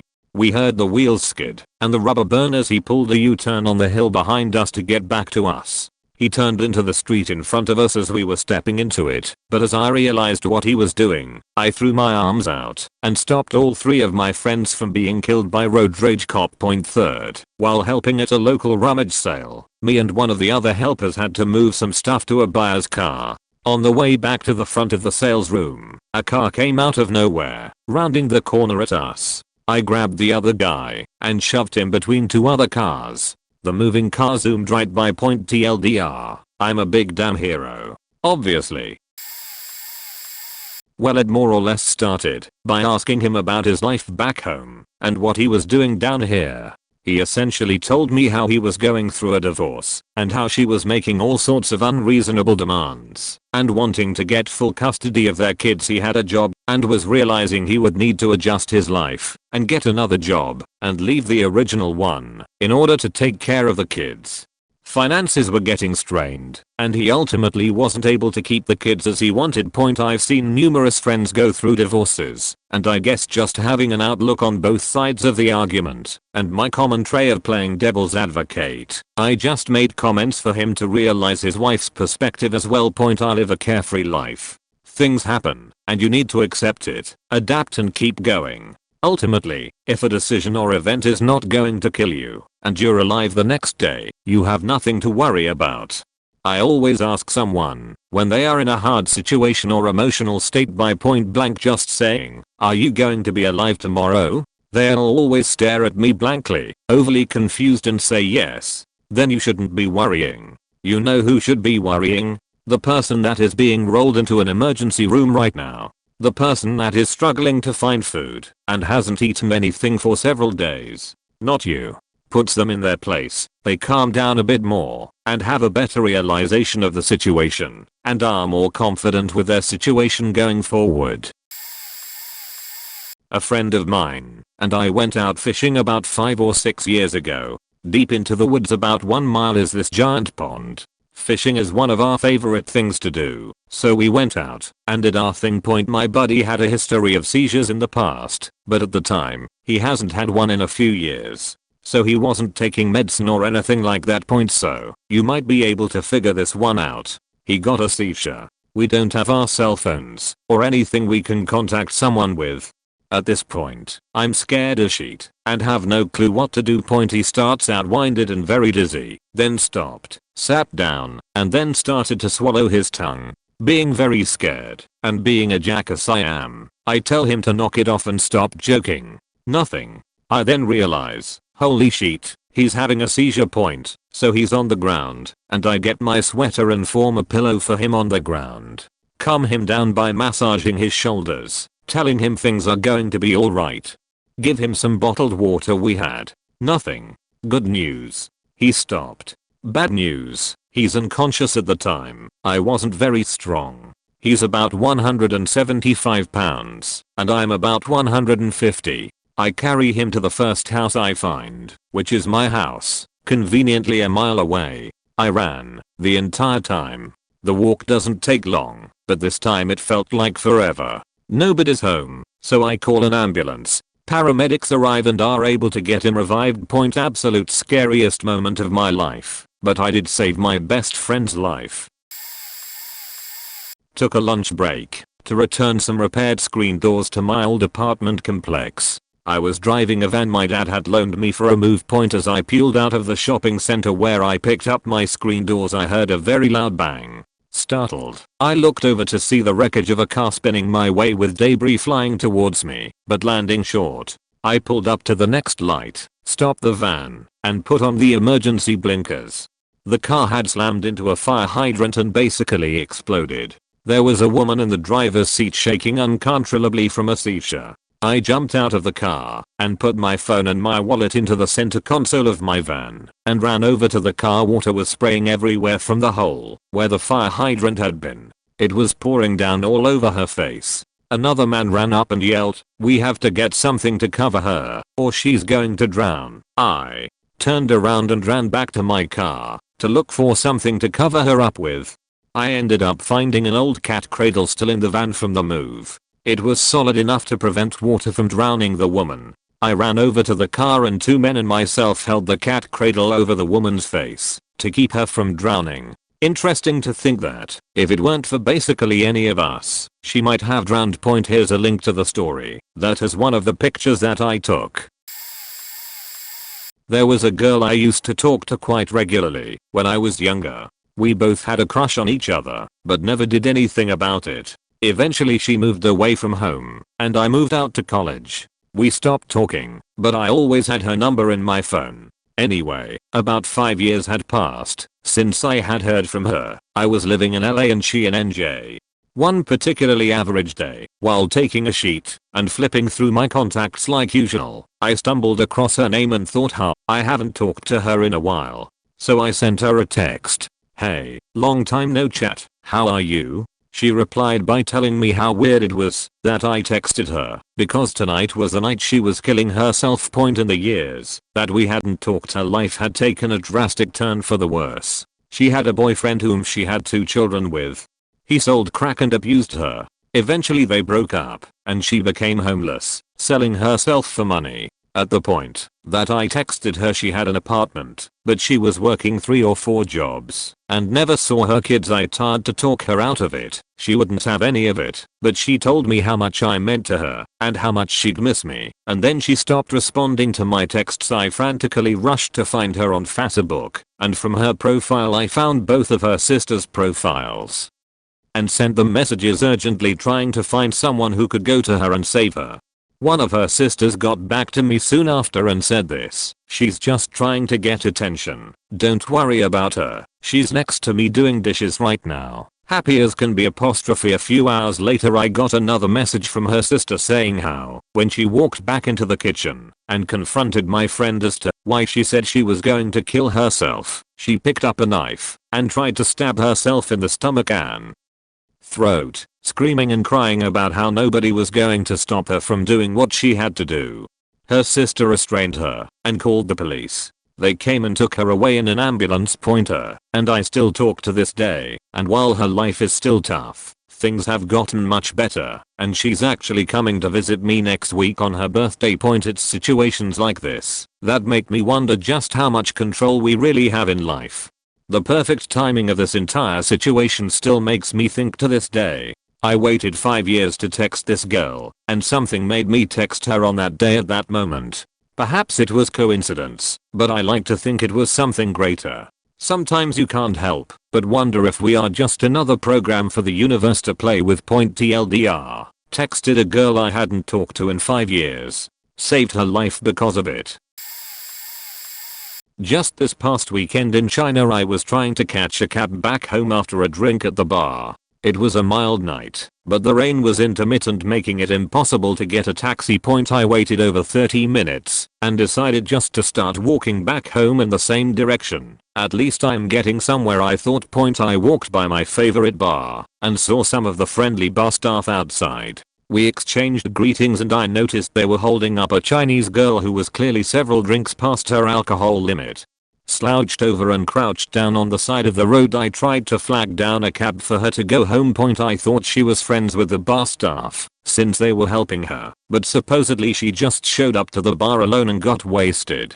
That's never a good sign. No taxi came for us, and we were fighting for a taxi with an unending flow of other patrons. We eventually got her to sit on the curb and she eventually threw up her bar tab and her dinner. After all of the mess, she began to talk.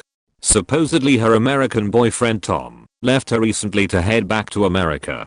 He left without saying goodbye and doesn't really have plans for coming back. She lamented about how much she missed him and life just wasn't worth living. She went as far to say she wanted me to buy her a knife so she could kill herself, and I respectfully declined.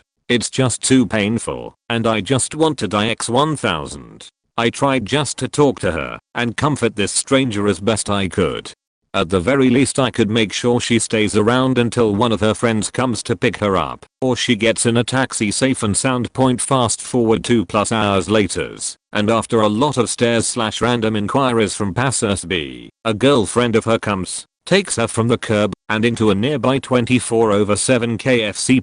I figure my job is done. I walk over just to make sure she's okay, and the girlfriend pushes me out of the KFC and says it's all good.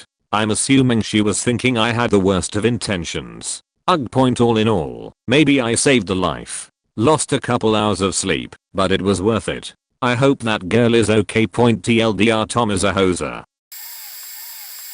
Not sure this will get any views since I'm posting so late, but I might as well give it a try. Warning, this story is fairly traumatic, at least to me, and I still have nightmares about it. One night my now ex-girlfriend, just a friend at the time, friend called me. It was 2 AM on a school night. We were high school seniors.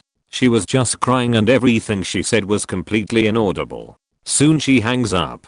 I'm starting to get really worried when a minute later I received a text message saying, "I want to go deeper." Once upon a time she had emotion problems, so I was really scared. I threw on a jacket and sped to her house. When I got there I let myself in using the hidden key I knew about in the garage. She had not so stellar parents, and at the time I got there, the house was empty. The house is completely dark except for one light coming from upstairs. When I get upstairs I see the light is coming from her room.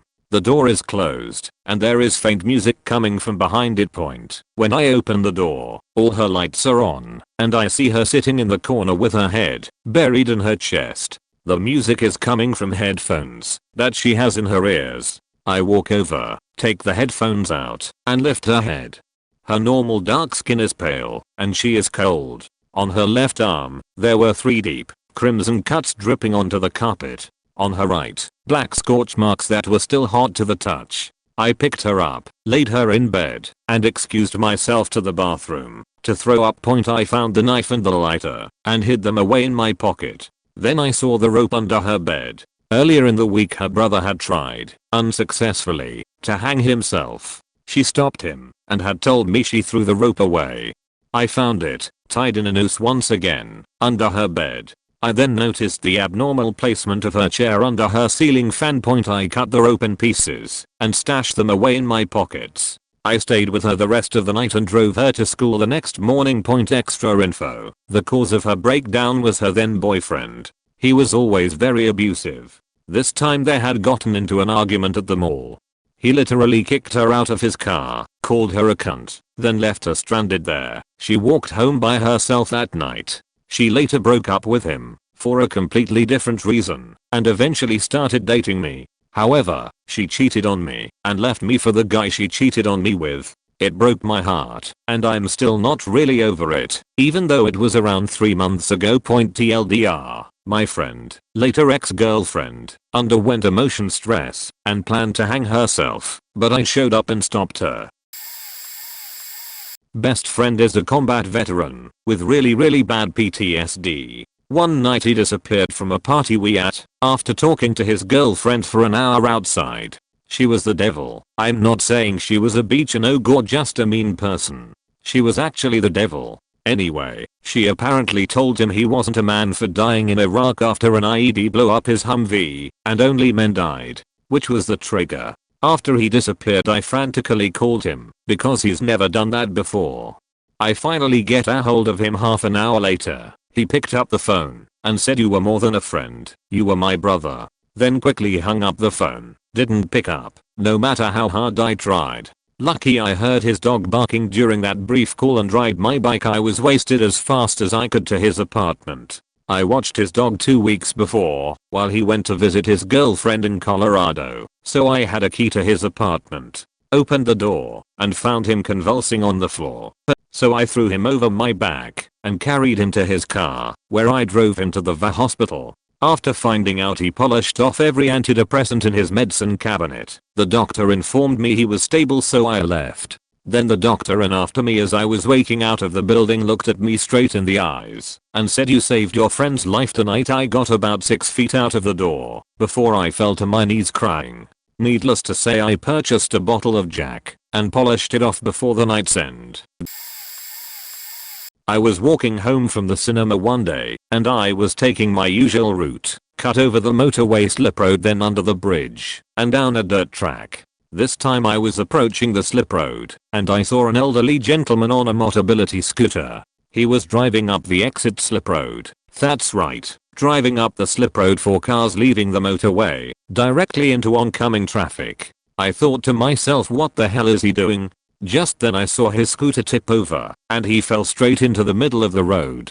I ran as quick as I could up the slip road, and stopped a car that was coming. When the car stopped, I checked the old man was okay. He was a little worse for wear, but he seemed alright. I helped him up, and sat him at the side of the road. At this point traffic started to build up on the slip road, and I was attracting a lot of anger and horns from motorists behind the accident. I had to get the scooter off the road, so I flipped it back onto its wheels, and dragged it to the side of the road, where the old man was sat. Traffic started moving again, and all the angry drivers hurled abuse at me whilst driving past. I ignored it, and asked the old man where he was going. He told me that he was headed towards the cinema. So I faced his scooter towards the cinema, and helped him back onto it. I asked if he wanted me to walk with him to make sure he got there okay. He declined, said thank you, and drove away. I watched him drive away until I couldn't see him anymore, then put my headphones in and continued my journey home. I never really told anyone about this till today, and I know this will get buried, but this was my story. I remember my second year of college. I heard shouting outside my dorm room and saw a bunch of drunk undergraduates trying to pull someone across the quad. I ran down there because I thought that they were trying to drag her away non-consensually. When I got down there, I saw that the situation was even worse. This girl was covered in vomit and convulsing, and her pupils were so dilated you couldn't even see what color her eyes were. She pretty obviously had severe alcohol poisoning. Her friends were completely drunk themselves and were scared that campus security was going to catch them and that they'd all get into trouble. I told them that their friend was going to die if they took her home, and they didn't pay me any attention. Then I got completely disgusted with trying to talk to them, dialed 911 on my phone, showed it to them, and hit the dial button. All but one of them ran away. Some friends, right. I tried to keep the girl on her side as much as possible, so she wouldn't breathe in any of her vomit. It was hard, because she was also seizing. The least terrible friend of the girl helped me out. In a couple minutes the ambulance showed up. They took her to the hospital, and she got better. There was another time when I found a drunk guy lying in a pool of blood and vomit at one of my own parties, and so I called an ambulance and had him taken away. If I hadn't been a good hostess and kept track of who was where doing what, I would have had a dead guy under my stairs the next morning.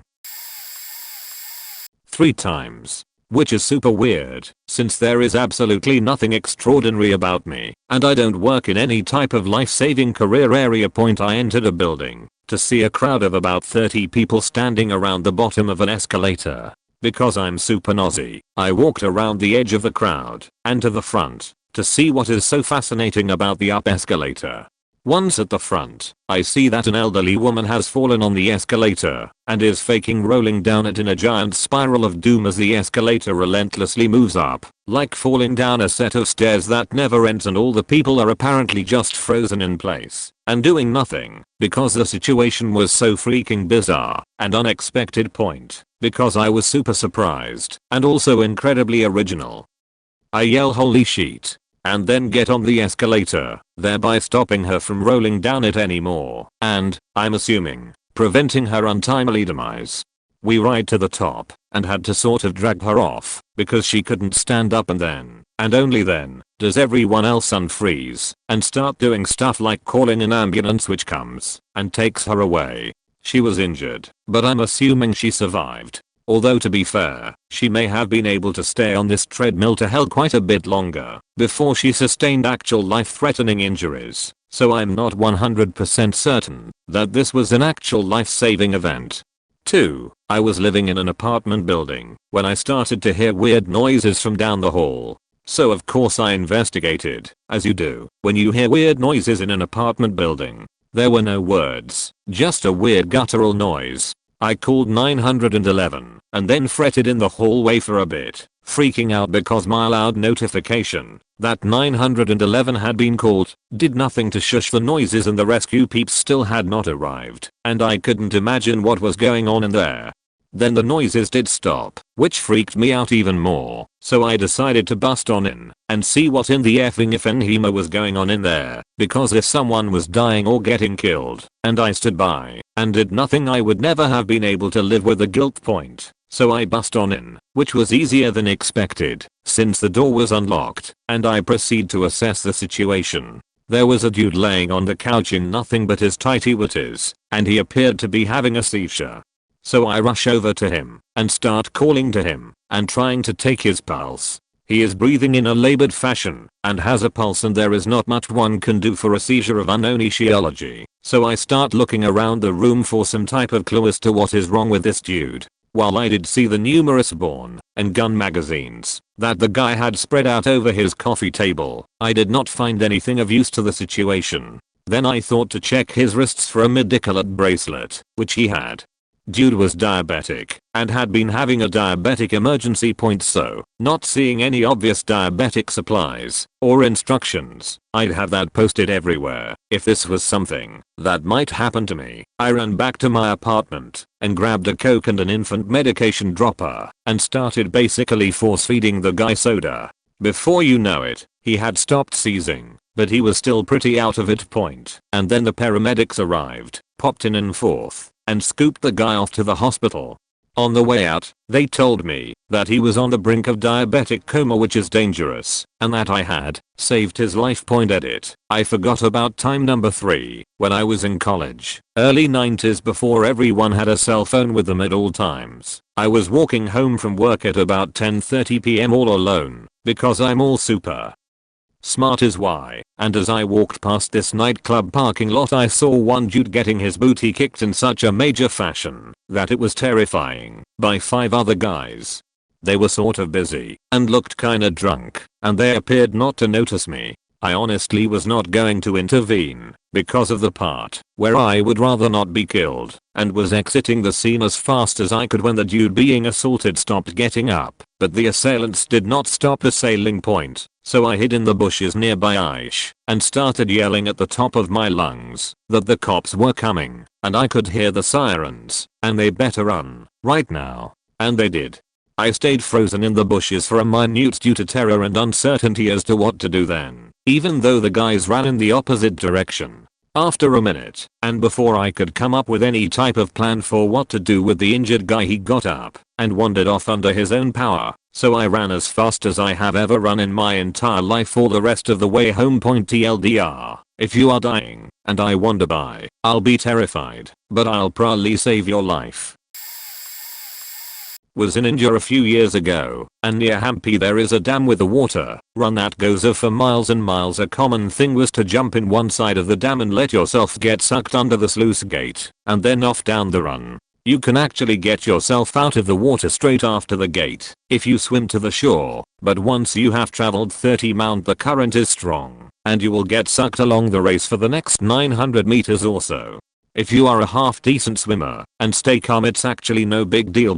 Imagine floating down a river with cliffs on each side that go up really high, have vines coming down that look like tree snakes, in water that's eddying and creating mini whirlpools, and you can see how it can get a bit scary. My mate Dan and I jumped in with about 5 others we had met that day. Dan wasn't a great swimmer, but was trying to play it cool, and I had made it sound easy to make it the length of the race and set off.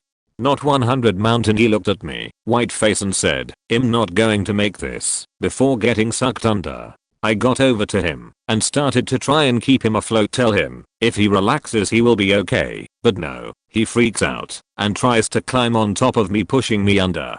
I wrestle with him the whole way along this race just to stop him from drowning me. I push him away at one stage and he goes under and can't see him. I managed to find the guy under the water and bring him up, but he is totally exhausted and a dead weight and him tiring fast. I get him to the side of run and tell him to grab one of the vines as we race past and hold on tight, which he does, and it snaps, starts drowning again. Pull him up. The cliffs fall away to a riverbank edge. The current and eddies here are mental, but it's the only way out before it all starts again. I'm dragging this guy out of the water, almost drowning myself, and we finally make it out. He's coughing and spluttering and white as a ghost, not saying a word. He finally gets up, walks away, jumps on his motorbike and rides away to the place we were all staying at and stays in his room for 3 days. Remember, in India, if he had drowned we would have all been faked. No hospitals around there. Anyway, a few years later, I'm now in Sydney at my new job when a courier arrives with this massive leather case. Inside it is a tablet set and a "thanks for saving my life" TLDR. Convinces mate to jump in fast moving water, almost drowns, saves his life, gets drum.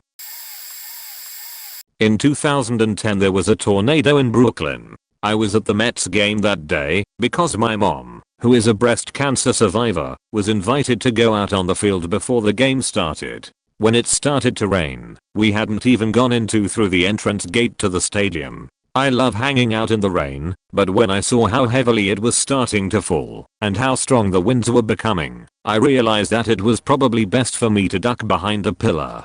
I couldn't see my mom or dad, but my mom was born and raised in Nebraska, so I knew she'd know what to do with this kind of storm. The pillar I ducked behind also sheltered this other guy, who I never knew and never really met. After everyone else realized that it was time to take shelter, this guy in his 50s or 60s was sort of shuffling back and forth, trying to decide which pillar to hide behind.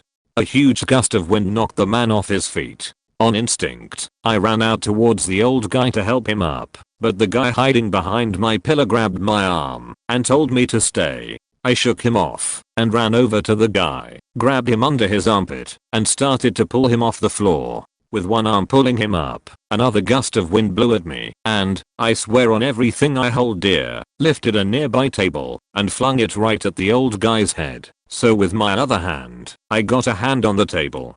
The wind was too strong for me to hold it to the ground with one hand, though, so it flipped over my hand and I managed to guide it so it just misses hitting the old man's head. The table flies into the gates of the stadium. I get up and drag the old guy over to the pillar where everyone else was and take shelter there. After the storm passed, I found my parents and we went in and watched the most boring game of baseball ever. The old guy never thanked or saw me again. When I was 5 I rode to preschool with my mom every day. It was a really short drive, but I hated going for walks. One day, for no reason, I felt like going for a walk. As we were walking my mom heard what sounded like a child whispering help. My mom stopped us and tried to find the little girl, but didn't see or hear anything. On the way back, after dropping me off, my mom heard it again and investigated. She found a woman in her 80s stuck in a rose bush. I inadvertently saved that woman's life, I guess. This is my mom's go-to story anytime I try to refute her crazy god claims. During the summer, when I was in 6th grade, I made fun of one of my friends who was a little chunky one day, and he got really pissed and wouldn't talk to me. It was normal for us to make jokes about one of us being fat or nerdy or whatever. We were stupid. The next day he wore a turtleneck to the park, where we were playing around and eating, and we made fun of him for that too. I saw a burn around his neck when he scratched it pulling the neck part down, and I had no idea what it was. Something in my head told me that things were more serious than I thought and stopped point when my other friends were leaving the park before Turtleneck got done with his food. I waited with him and asked him if he was okay, since he didn't talk much. We talked for a minute before I had to go catch up with the rest, and he had to go home to get ready for some Boy Scout thing. I later found out that the burn was rope burn and he tried to hang himself but didn't know how to do it and screwed up. Apparently I told him something during our minute-long talk that changed him, and he got super fit and joined the Marines. He just got back from boot camp last week. Last one. I walked into the back room of my great aunt's house during Thanksgiving dinner when I was 6-ish and saw my second cousin nodding on oxycontin. I ran to my mom and asked why she was foaming at the mouth. I thought she had rabies. She got into rehab and is a few years clean after being off and on for the last 10 and all the way on for the 5 years before that point. TLDR, Jeebus made me not lazy for once. I almost made fun of a friend one too many times and don't get hooked on oxycontin. New Year's a couple of years ago, friend decided he wanted to drink a gallon of wine because some crazy German mayor saved his town by drinking a gallon of wine. After a trip to see his ex, who had broken up with him recently, and comes back super depressed. He's stumbling around sheet-faced by one of those fences with those sharp and ornamental tops and tries to impale his head on one of those, but I had my hand over the spike and kept him from doing that. At this point I want to make it clear he was a big guy. I'm 6'2" and 200 pounds, but he was much larger than I am and was able to push me around quite easily. He was pushing me away after I stopped him from impaling himself and started ambling off towards the pool area of this apartment complex. He jumps the unlocked 8-foot-high gate and proceeds to belly flop into a freezing cold pool. At this point I'm following behind him bundled up nice and warm in my down jacket when I see the jumping of the fence and realize what he's about to do. So I strip down to my undies and fish his fat ass out of the pool. Had no one seen him go here he'd have drowned, face first in that water. He was still breathing when I pulled him out but completely blacked out. I drive over the walking paths to back up to pool gate and 4 of us haul him into back where we drive him back to the apartment and spend the next few hours restraining him and warming him up. Awesome way to spend New Year's. I run into my ex's boyfriend at a party and the dude is super wasted. The people he was with bail on him. I find him in a room by himself choking on his own vomit. I get him up and call his friends. They take him to his girl's place. I don't think either of them know what happened that night. Neither of them have seen me in years and they have very mixed opinions about me. Because I used to be a huge douche point on 2 separate occasions I kept the same person from committing suicide. However, while I was away at school he ended up doing it anyway. Last one, I was volunteering at a shelter for homeless people and domestic abuse victims while going through rehab. This old guy staying there had been feverish the last couple days. So I go into their bunks to check on him, and he is having a seizure. He was also diabetic. I ran to his locker to grab his meds, screamed for one of the nurses who was about to lock the place up for the night.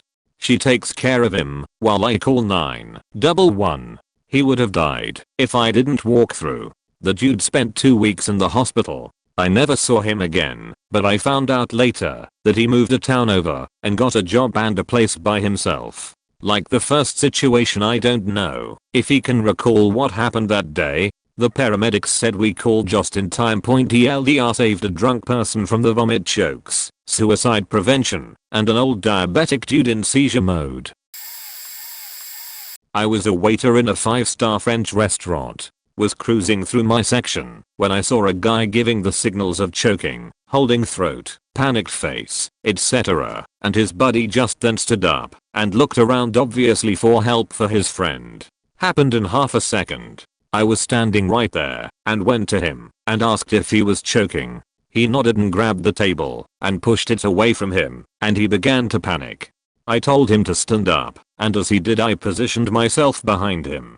He was very tall, like 6 feet 6 inches. When I wrapped my hands around him in the Heimlich, I realized he was too tall for me, so I stood on the bench seat behind him. He was in the booth part of a banquet table and squatted down a little so I could get my hands in the right place and still be able to pull upwards. I did this about 4 hard times and he puked.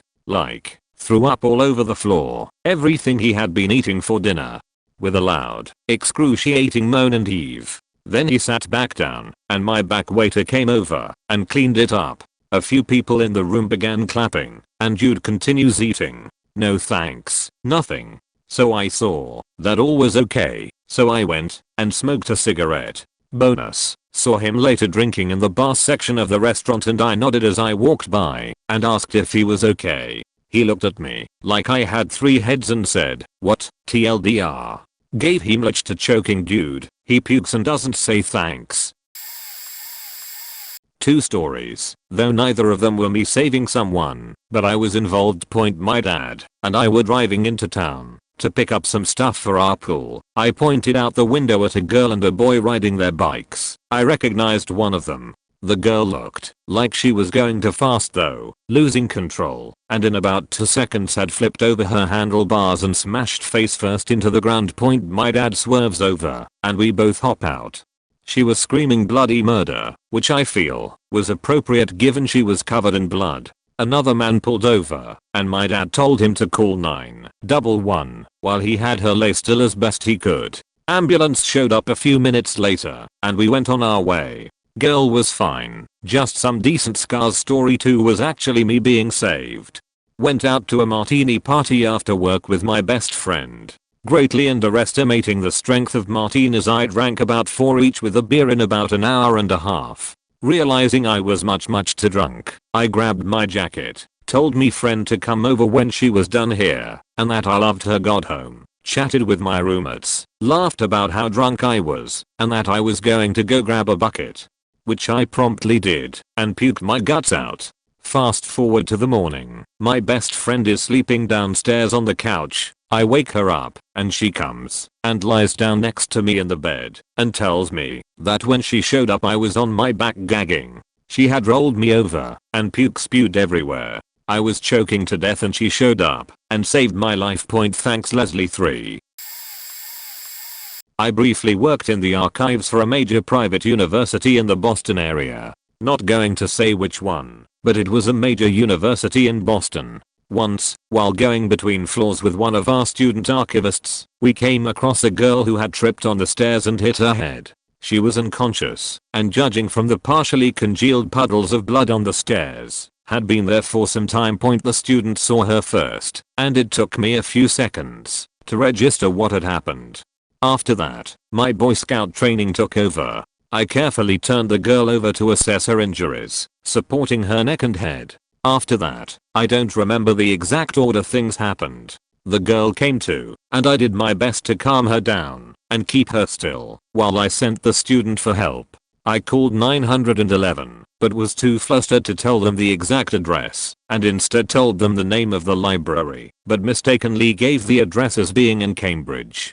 Some other library patrons answered my yells for help and brought clean paper towels, with which I staunched the bleeding on her head, but by then it was mostly clotted anyways. Mostly, I treated for shock, which meant asking lots of questions of the injured person and keeping her still. Finally, I have no idea how long it took. The security officer came and took charge. Actually, he just cleared the people away and coordinated with the paramedics and told me to keep doing what I was doing. It was a surreal experience. At the end of the day I was debriefed by the security officer, and while he wasn't permitted to give me details, he said it was very lucky that I had found her. Very few people take the stairs in that library, and if the elevator hadn't taken so long that we decided to take the stairs instead, who knows how long it would have been before she was found. I don't know much about forensics or anything, really, but some of the blood on the stairs had dried by the time I found her, or at least it looked that way. I didn't exactly pay much attention at the time. In any case, I got credit for saving her life, at least within the library community. Not that it meant much. I left about a month later for my current job. Edit. Details happened back in high school. Like, in school, there was this slutty girl in my class who most people did not like, and she was really into drugs. Now, she probably had a bad childhood, but back in high school, we didn't care about that sort of stuff about people. Anyways, one day senior year at lunch, I was just eating with my friends and I pointed out to them that she was really tired and could barely hold her head up. We laughed about this and went on with our conversation. Well, about 10 minutes later, I look back over and notice her again, even worse. At this point, I started worrying over her and talked with my friends what we should do. We agreed to tell a teacher about it just in case, and I went to my XC coach and pointed her out. He agreed she looked bad and went over to talk to her. He quickly realized that everything was not fine and went to get the nurse across the hall, and they pulled her out and called 911. I didn't think much about it until 2 months later when one of the people I was eating lunch with that day told me I had saved her life. When I asked my friend about it, she said that apparently some drugs that she took pushed her body to the limit and her lungs were filling up with liquid of something to this effect. She said that she would have died if I hadn't gone and told the teacher about her as soon as I did. She was always out of her mind with the drugs, and most people would not have done anything to help her. I know that she doesn't know what I did, even though it was a small thing, but it is always a cool feeling knowing that I actually saved her life that day. I once was hiking in the San Gabriel Mountains when we came upon a rimrocked hiker, can't climb up, while being able to fall down very fast. He was stuck about 40 feet up next to a waterfall with no safe way up or down. It was about 7 PM and my friends and I, there were 5 of us total, along with a man and his 3 children, were the only hikers left in the area. This rimrock guy was an idiot and decided to go hiking alone, but lucked out since there were other people in the area. So we called the fire department and waited and waited and waited. About an hour and a half had passed and we saw no sign of the fire department. So my friends and I decide to go frolic in the water when we hear a sheet. Apparently, he tried to stretch his legs. He had been crouching for a couple hours when he lost his balance and slipped. He was pretty lucky because directly below him was a giant boulder. He missed it when he changed the direction he fell by trying to grab something just as he slipped. I ran over there and saw his mangled fingers, 2, blood all over his torn shirt, 3, the 2 bones in his forearm protruding from his skin. My friends and I treated him for shock and covered him in a survival blanket. We then called the fire department again and told them the situation. Fast forward 15 minutes and a helicopter is flying overhead looking for a place to drop some rescue dude. We signal where we are by tying a glow stick to the end of some paracord and swing it over our heads in a circular motion. In the heat of the moment, I was pretending to be a Navy SEAL on some Black Ops mission in a foreign country. Long story short, the fire dep came, put him in a stretcher, and brought him to the middle of an empty area so they could airlift the guy out. TLDR, dude fell 40 feet from a waterfall. My friends and I treated him with basic first aid until he was airlifted out. Saturday, October 8th, 2011. My wife had just left for work. I was on the couch, and all my kids were playing and watching cartoons. My youngest, 2 weeks shy of her first birthday, was crawling after her brother who had just run through the living room. She stopped, sat up, and tried grabbing her mouth and throat. I knew she was choking. I grabbed her and tried to stick my finger down her throat to see if I could dislodge whatever was in there. No go. I flipped her over, put my palm under her sternum, and gave a couple of hard pats. Nothing popped out. I grabbed my cell phone, but I couldn't get it unlocked. So much for smartphones. So I went to the landline. At this point, my daughter's face was turning blue. She was lifeless. I'd carried my kids while they were sleeping, and there's always some resistance. Nothing. I enter freakout mode. The 911 operator tries to calm me. She gives me instructions, and as she tells me what to do, I'm starting to remember the rescue breathing technique that I knew deep down, but had forgotten at that particular moment. She had me lay my daughter on the floor, tip her head, give her a couple of breaths. The second breath did it. She was breathing now.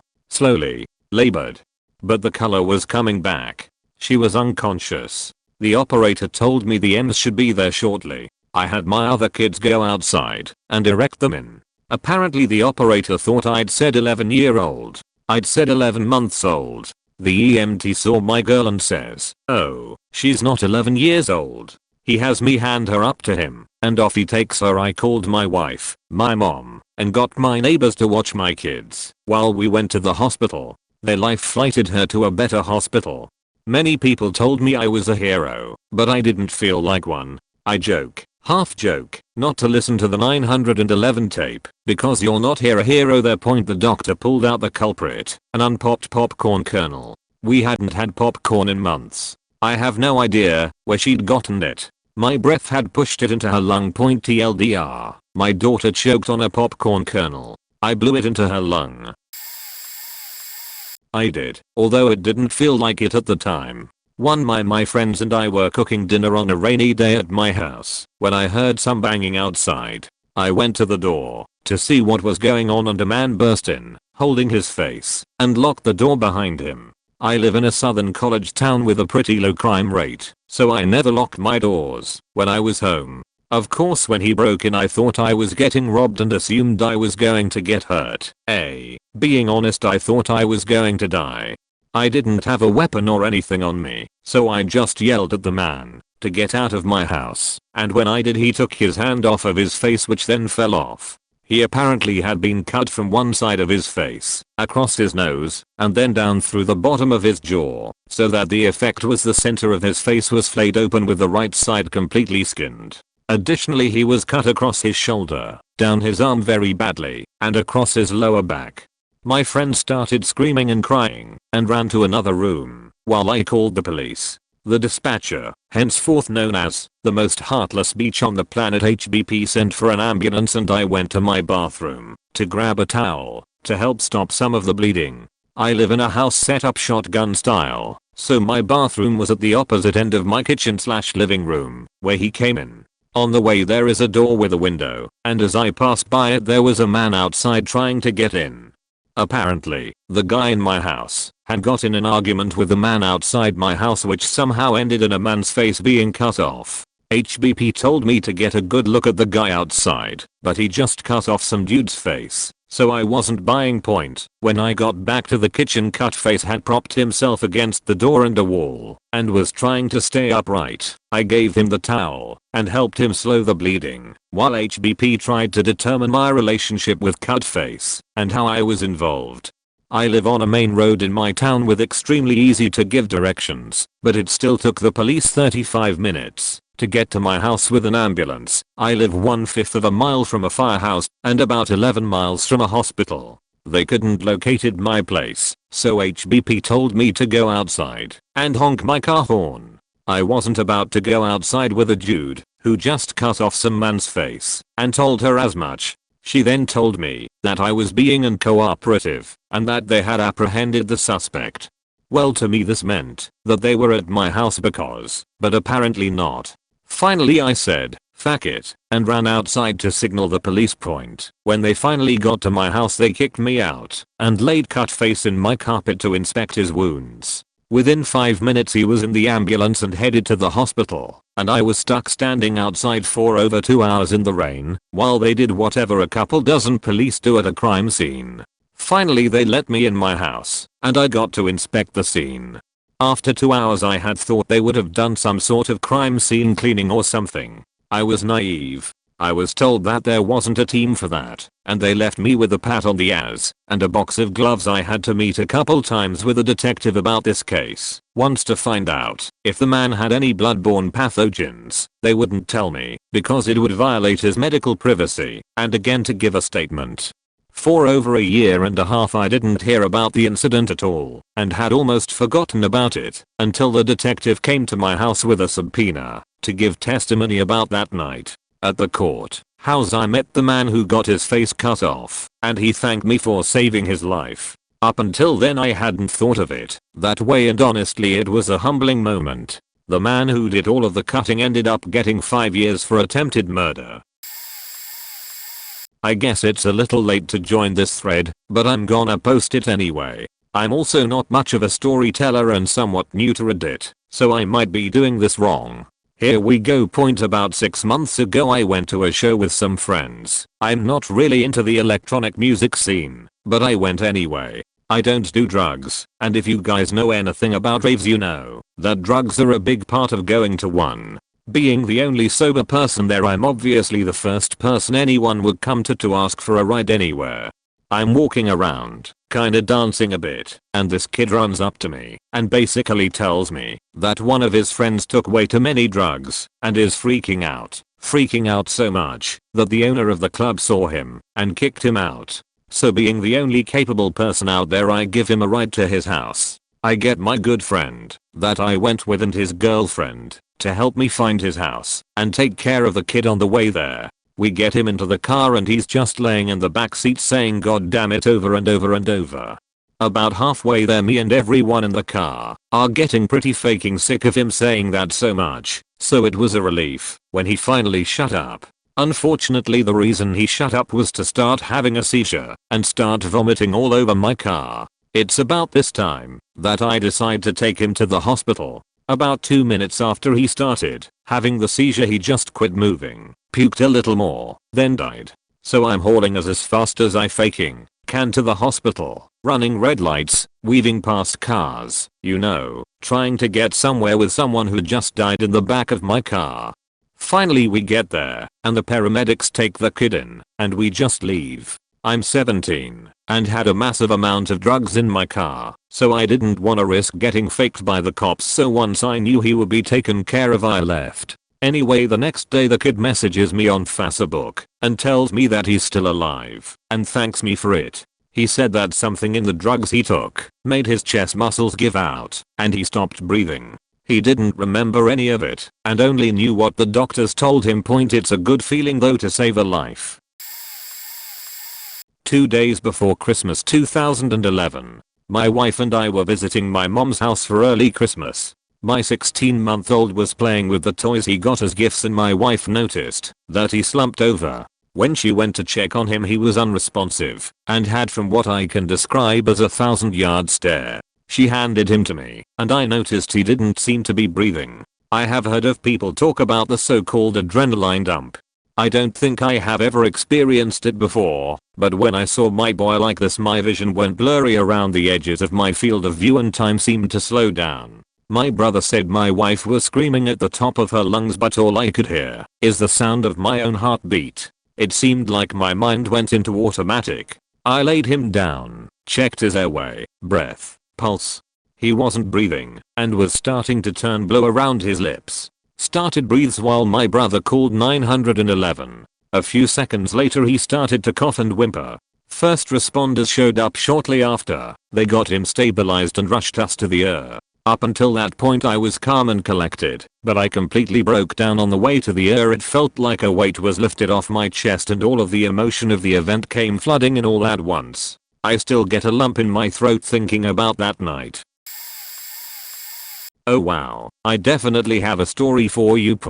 When I was in high school, 11th grade, I was in a musical at the local all-boys private school. They auditioned girls into their shows, and I went to a music school, etc. Anyway, this school was about a half-hour subway ride from home, and rehearsals would sometimes go until 11 p.m. One day, I was hanging out with some drama people, and ended up taking the subway home even later than usual. My stop was also the last on the subway line, so by the time I got to the end of my ride, there were usually very few people left.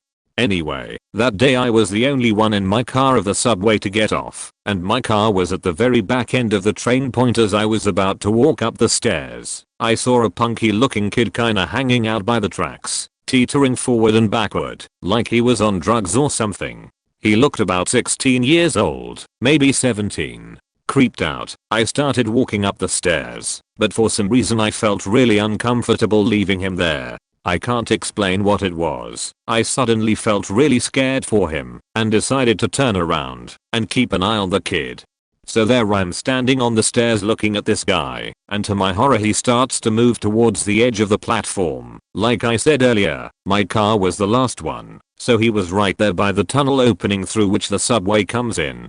I start to slowly walk down the stairs, not entirely sure what I'm going to do, but wanting to be closer to him in case he did anything stupid. He starts to teeter again, kind of rocking from heels to toes and back, right near the edge of the platform.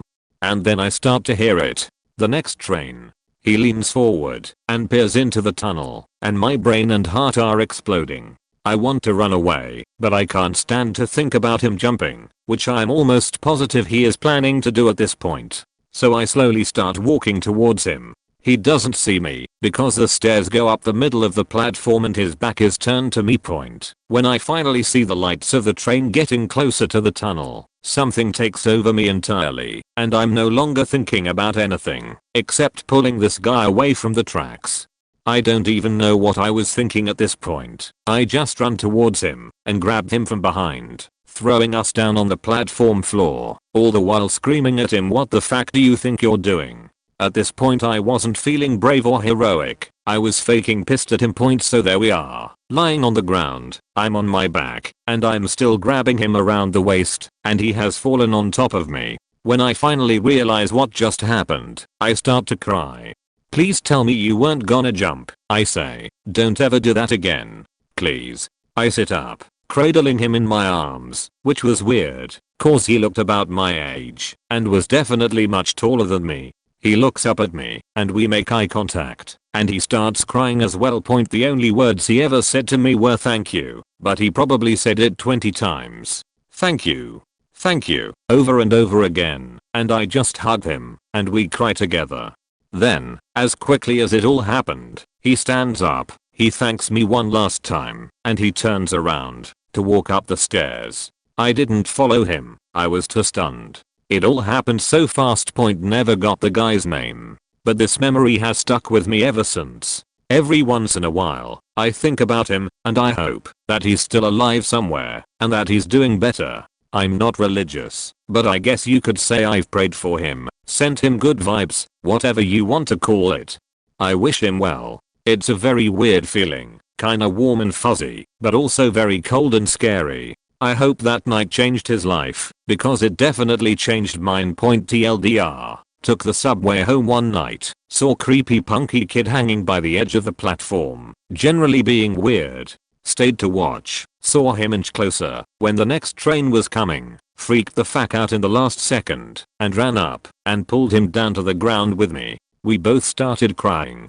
He thanked me and left. Never got his name. Still think about him sometimes. I still have no idea how to reply or respond to this. "You're welcome. I'm glad I could help" is essentially appropriate.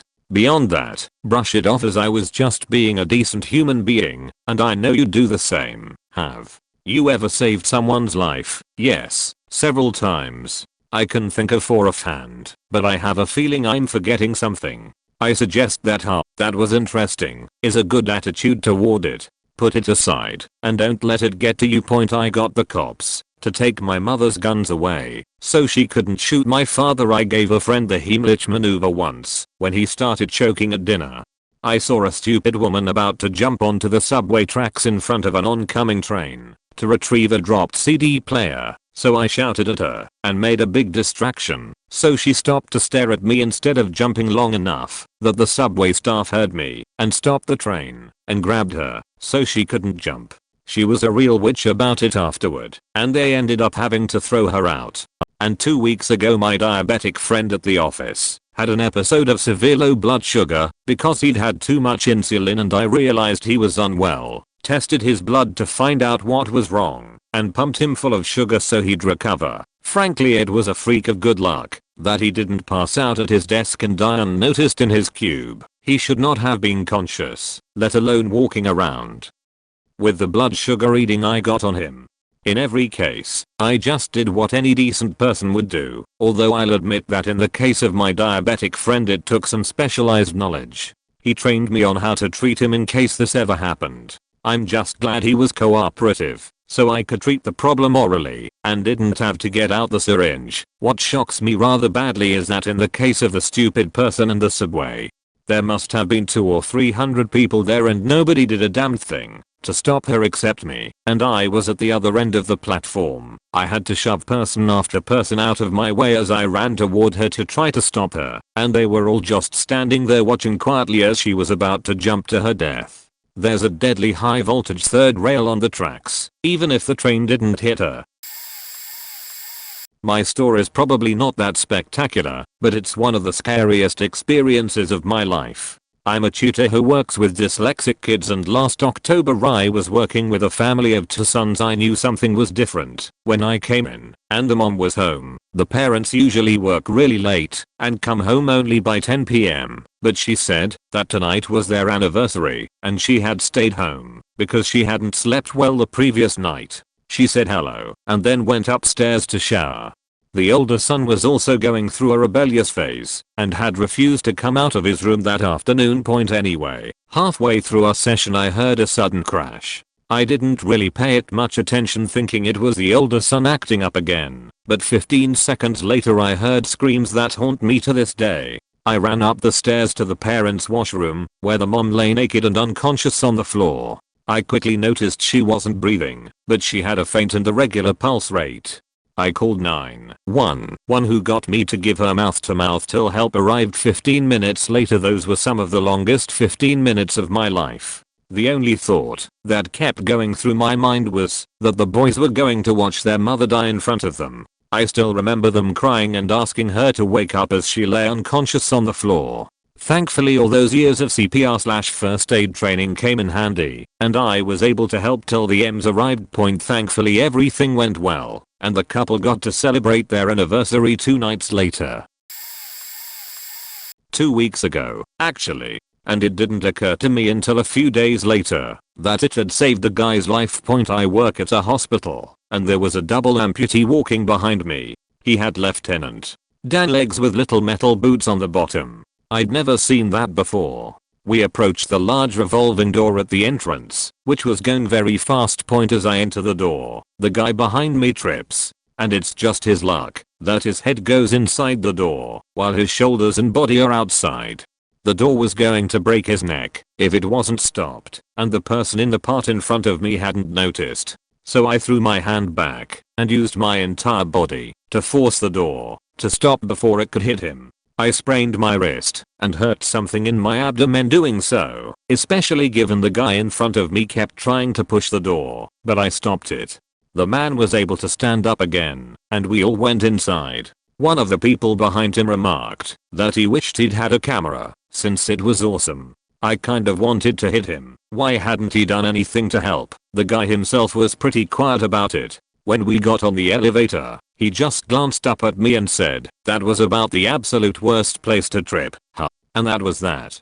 I actually didn't realize that I'd probably saved his life until 2 days later, when I finally fessed up to one of the doctors I was working with that I'd hurt my wrist stopping the door. She pointed it out to me. I don't know if it counts, but I don't think I'm going to share that story with too many people. It sounds completely unbelievable, and I was the one who did it. I was living with my girlfriend last year, and on the last day of the semester before finals I didn't get up when my alarm went off. I usually get up when my alarm goes off and take our dog outside, and then when I come back in I go straight to the shower without stopping back in our room. Instead I hit the snooze. About 5 to 7 minutes later my girlfriend made a demonic-like scream in her sleep, and it scared the hell out of me, and I was expecting her to be awake from a nightmare. I said her name a few times and no response. I started shaking her, and her body was lifeless and unresponsive, until her body started convulsing. I immediately knew she was having a seizure, even though I had no prior experience with seeing one. I yelled for her sister who was our roommate. She got in our room once it was over. I calmly turned on the light, and was telling the sister my girlfriend had just had a seizure. I grabbed my phone to call 911, because neither one of us knew what to do. At this point she was essentially sleeping again. Then the sister freaks out saying she's not breathing and is purple. I never checked on her after the seizure, because I went for my phone, and expected the sister to be watching her. I jump on the bed, see her lips completely blue, and she wasn't breathing. I thought she was dead. As the sister continues to freak out, and I have no medical training, I start giving her chest compressions. I soon realized that chest compressions were worthless, so I give her mouth to mouth and forget to plug her nose for the first one I gave her. She had gotten a bloody nose during the seizure, so when I forgot to plug her nose I blew bloody snot all over our faces. I then plugged her nose and 3 deep breaths I gave her. With each one I felt something getting pushed out of her airway. On the 3rd breath, it just gave way, and it was like a movie where the person sucks in a gulp of air and coughs. She stayed pretty unresponsive until the ambulance came. I stayed behind to gather my stuff for school. Her sister went with to the hospital and her stepdad was in town. I had a physical fitness test and had to turn in a final paper. I kept my composure until they left with the ambulance and I just broke down, shaking, some tears. It was real intense and the physical fitness test sucked so much. So far she is 10 months seizure free, and they never found anything wrong. We're a perfectly healthy 19-year-old, and they say it's pretty common for people to have one seizure in their late teens and early 20s. It was speculated that her bloody nose had blocked her airway and that's what I had pushed out, so she could breathe again. TLDR saved my girlfriend's life after a seizure. Hitting snooze saves life. I'm rather hoping this gets buried, and I might not even make it through writing all of these. In short, yes. The first was rather innocuous as it goes. A mentally challenged woman I had been chatted at on the bus was walking at a light rail station and was about to walk in front of a train. In fact, she was walking in front of it and doing pretty well and not noticing the driver of the train or the train he was driving. He kept leaning on the horn and she kept walking, looking down at a collection of what I think were coupons or bus passes. During this point I must have seemed like a mad fool because I was talking to myself saying what was probably very gay and not suitable at all. I think I was muttering, oh honey, no, no, oh honey over and over again. At some point, when I was damn sure she wasn't going to make it, I ran the 10 feet to her and then pulled her out of the way. I didn't get a medal, no recognition, no one called me out. I just pulled her out of the way and we went on.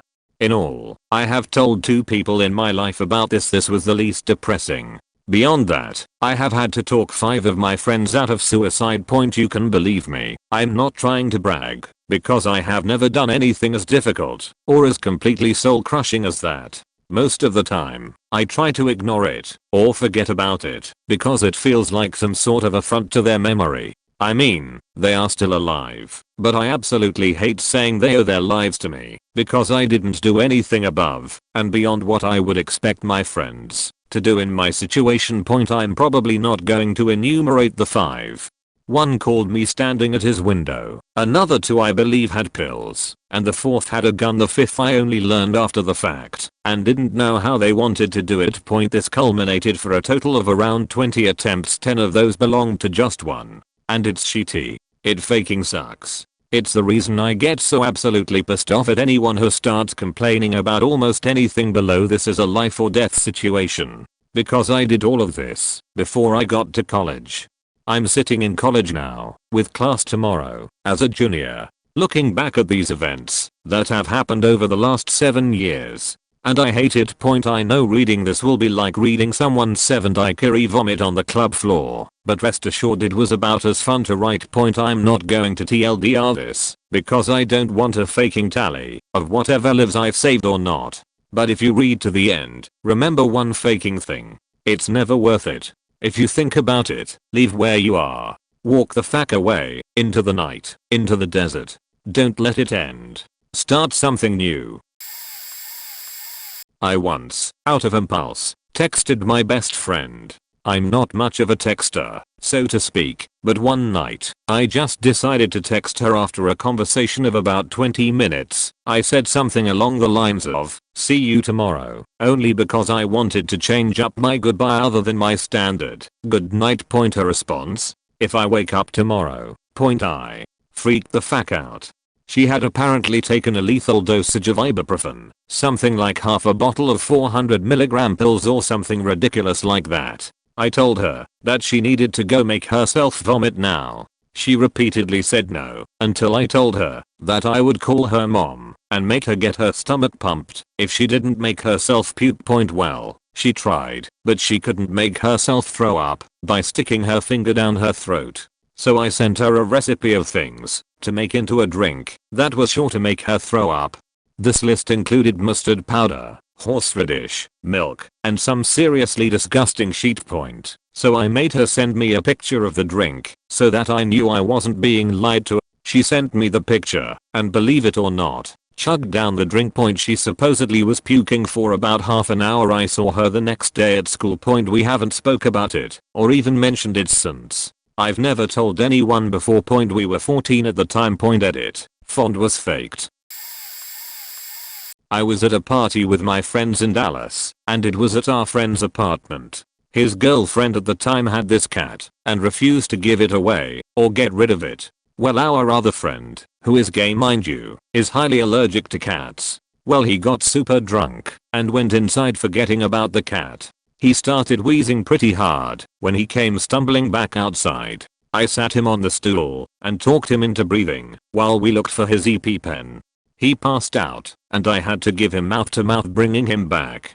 After a minute he passed back out again, and slumped off the stool, so I began to give him mouth-to-mouth once again. Turns out he had locked his EpiPen inside the trunk of his car, and couldn't tell us where the keys were. For a third time he stopped breathing, and the mouth-to-mouth wasn't working. In complete panic and tears I proceeded to punch him in the sternum, and bring him back for a third time. At this point our other friend calls 911 and finds the keys to his car, getting his EpiPen. We ended up getting his EpiPen to him and stopping his reaction right when the EMT got there. To this day everyone makes fun of me for being a straight guy and giving him mouth to mouth, but I really don't care at all. I saved another human's life. No, I saved my friend's life. Sorry for any spelling or grammar mistakes. I gave a guy the Heimlich maneuver when I was 20. I know it's nothing like catching a kid falling out of a window or jumping in front of a bullet, but to me it is significant. When it happened there was only one person there with us in the break room, and as soon as I noticed what was happening I yelled at the other guy to get someone. I grabbed him from behind and suddenly remembered everything I learned in high school health class, and it went like clockwork.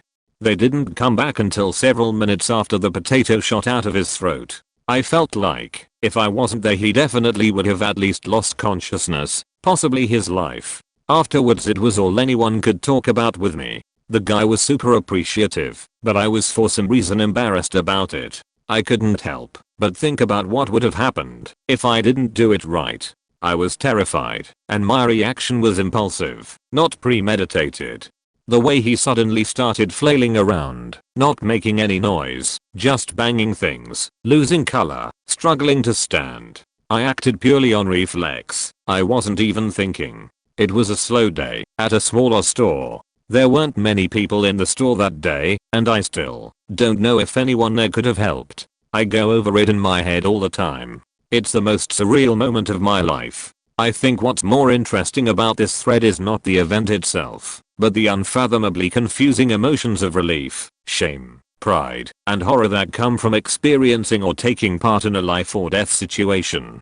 I never wanted any thanks, but the store gave me Employee of the Month the next week, saying it was unrelated to the event. I knew it was though. There were far more significant choices than myself. I was given a plaque with my name on it. I keep that plaque over my desk to this day. Everyone else thinks it's a symbol of how far I've come. Really, it's a symbol of something so complicated that I don't even know how to make sense of it.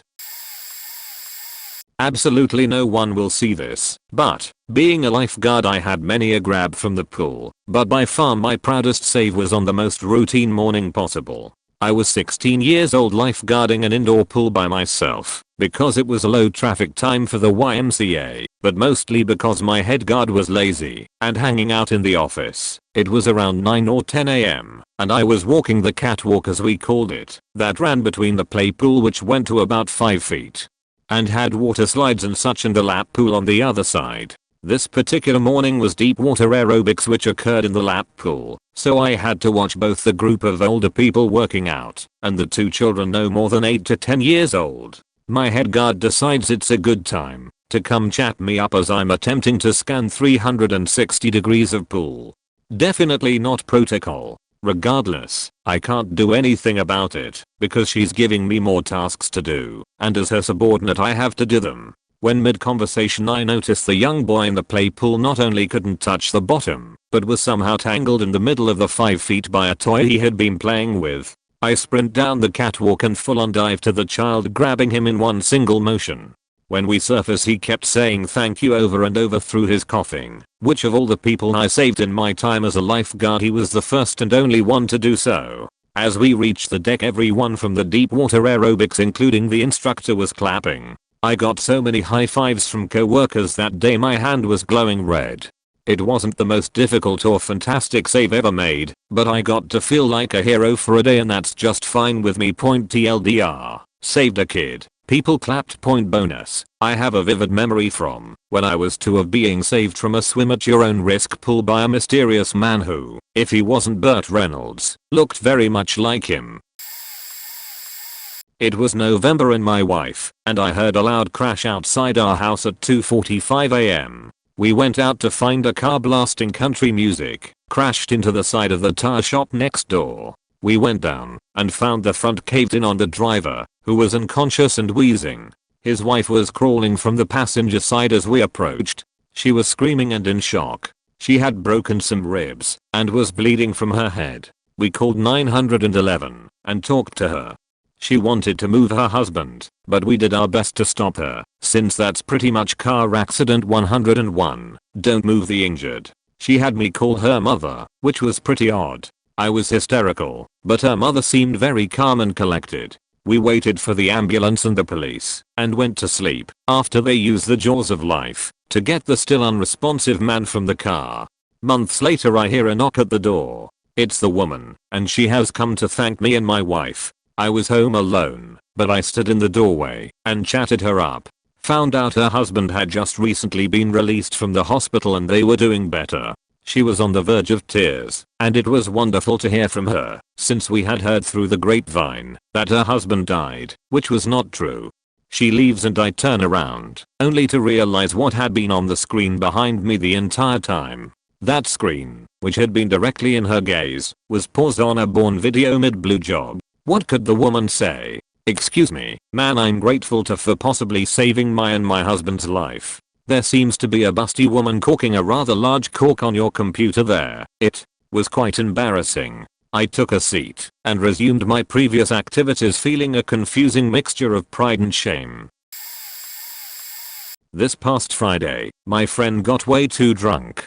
Some of my other friends and I were at his house, and we were smoking out of a hookah, just tobacco though, because some of my friends that were there are on probation while he was drinking. I should mention that we are all seniors in high school, and the ACT test was the next morning for some of us, myself included. So we all took the best care of my friend when the inevitable puking and whatnot began.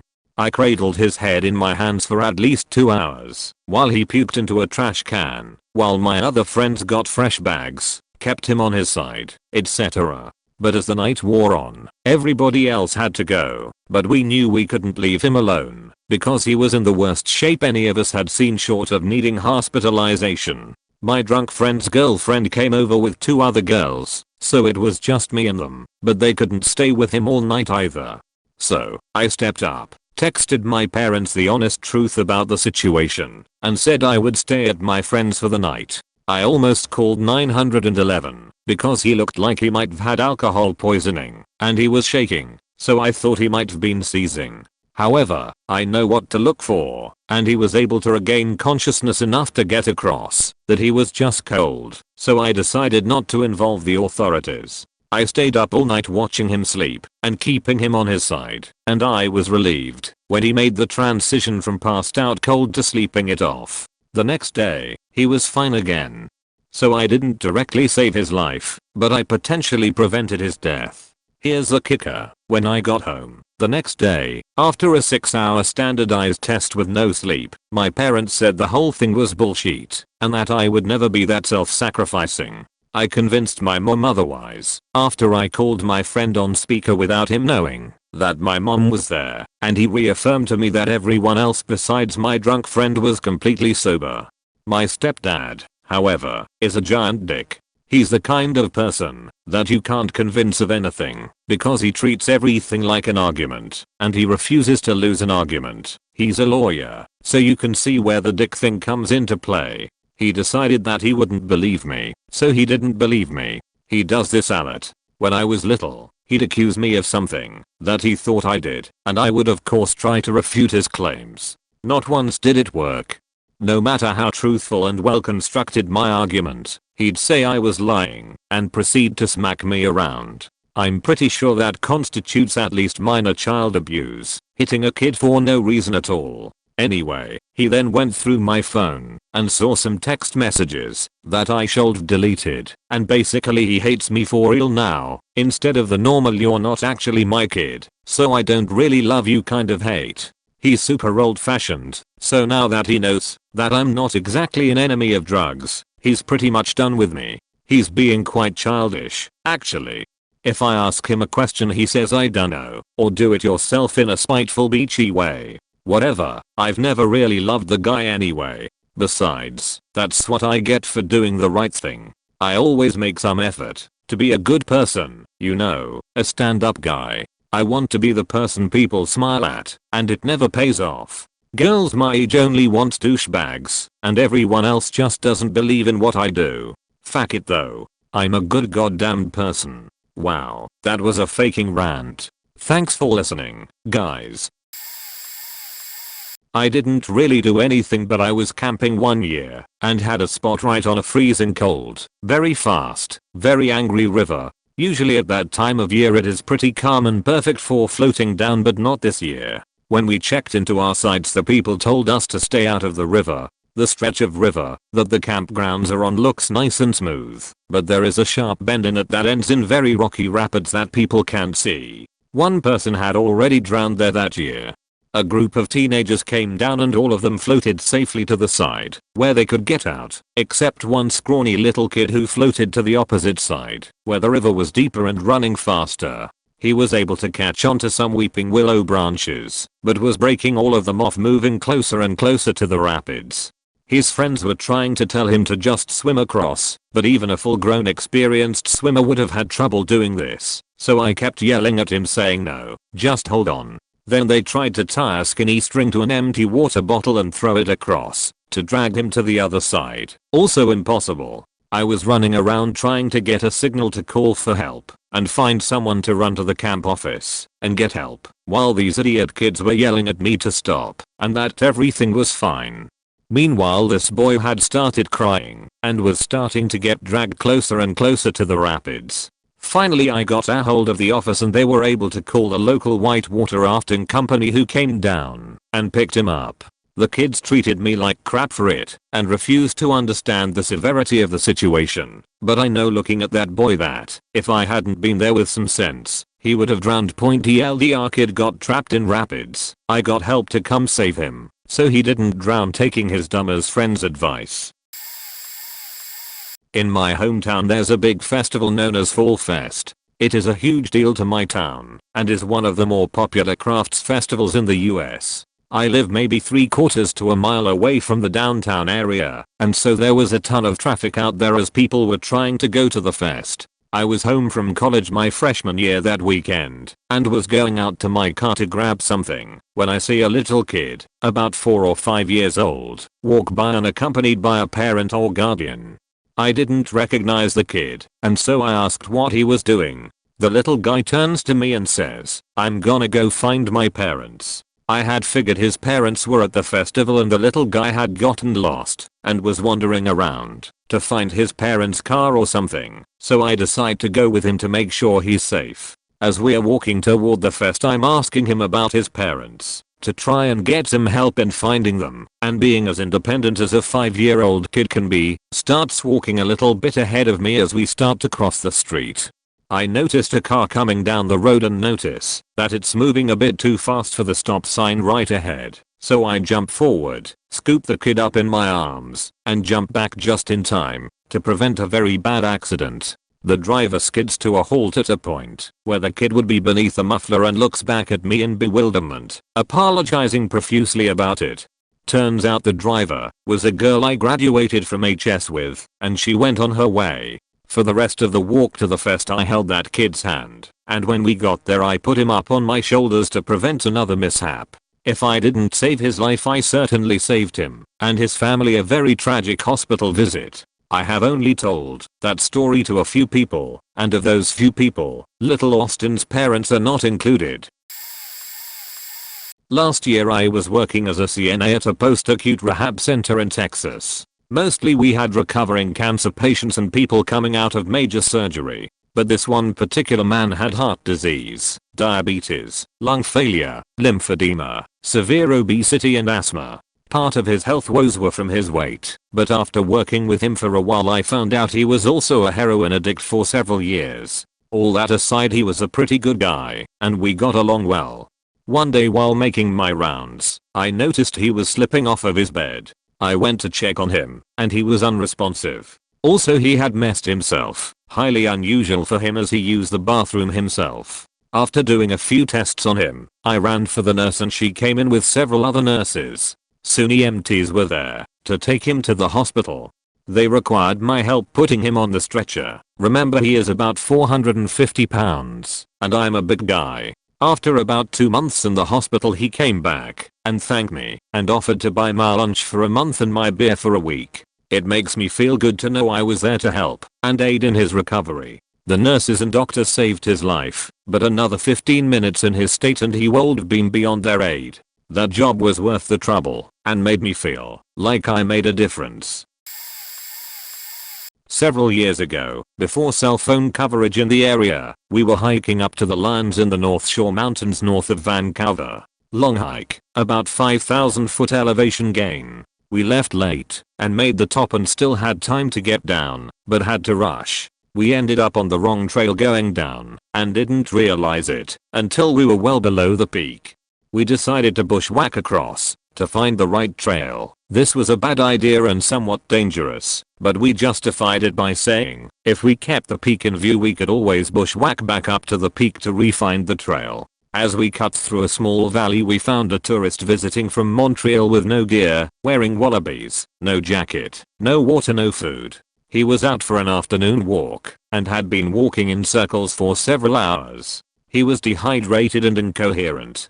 He drank 2 liters of water right away, and ate 2 apples we gave him. He was exhausted to the point of muscle shakes. We pretty much dragged him down the mountain, and for the first hour all he could say was I just want to get off this faking mountain. Once the water and food and the idea of some progress kicked in he asked if anyone ever gets lost up there. Our answer, yes, and people dying is not uncommon. This is true wilderness, and just because you are a half-hour drive from Vancouver, you are still in a climate that will kill you if you are alone without proper gear. We got him to the bottom, and his slowing us down forced us to walk the last hour, luckily an easy part, in complete darkness. He never told anyone what he was doing before he left, and no one would have searched for him. I'm sure he would have died out there alone if we did not find him, and the fact that anyone would be in that valley between the two trails was sheer luck. From a PM, "Hiya Funk, just thought I'd let you know the truth behind the note, since you were so kind to offer yourself as a shoulder to lean on. I did try to commit suicide that night, in the way mentioned in the reply on the thread. I had it planned for a number of days, and left appropriate notes on various forums and areas which I visit, both online and off. Since I don't talk to many people on Reddit, I figured I'd write it in the writing section, and make it fairly vague and impersonal. Again, since I don't talk to anyone here on Reddit, I do not know if you are curious about the whole backstory that lead up to the event, so I won't go into that much. Summarily, 7 to 8 years of anxiety and depression just became too much. I was slightly pushed over the edge by the results of MMPI test a new psychologist had me take that informed me of how bad off I truly was, something I did not realize at the time. I mean, I knew I had bad anxiety, but was not aware of how depressed I was, which, according to this doctor, is typical. I'm doing okay now, I suppose. Of course, I'm not just cured or anything, and I still think of suicide daily, but my family never really took my mental illness seriously until the other night. So now I have their support, which is helpful. A few friends also have chipped in to help me, as they too did not realize how I felt. Thankfully, I'm not going to be committed to any facility. I really cannot take that. I need my privacy, and my animals. 3 snakes, 1 giant monitor lizard, 1 10-year-old cat. Instead, I have been put into my parents' care, and am now seeing another doctor, along with the 2 I was seeing before. All in all, it was a very intense learning experience. I have found that I do have people that care about me, and while sometimes I will imagine that I will get into one of those deep dark funks, where I won't care about how I hurt them, it does help to know that they exist. If you don't mind me asking, you mentioned you've gone through the same thing, specifically the past tense of your phrasing. What helped you? Could you tell me a little about what you experienced? I'm being pressured into support groups, but my anxiety does not like that. However, over the computer, to a stranger such as yourself, I find it very easy to talk about these things, even though it wouldn't be hard to find out who I'm from my username, but don't try. Thank you for reaching out, Funk. It means a lot to me, and puts a little glimmer of faith in humanity, that someone would do something for a complete stranger. My misanthropy has taken a hit. Never give up. Life is a beautiful thing. We are cognizant life forms and able to understand so many forms of beauty. If anyone here is having issues relating to depression or suicide, message me. I want to hear your story, and prove to you that your life is worth living. Much love, Funk Croker.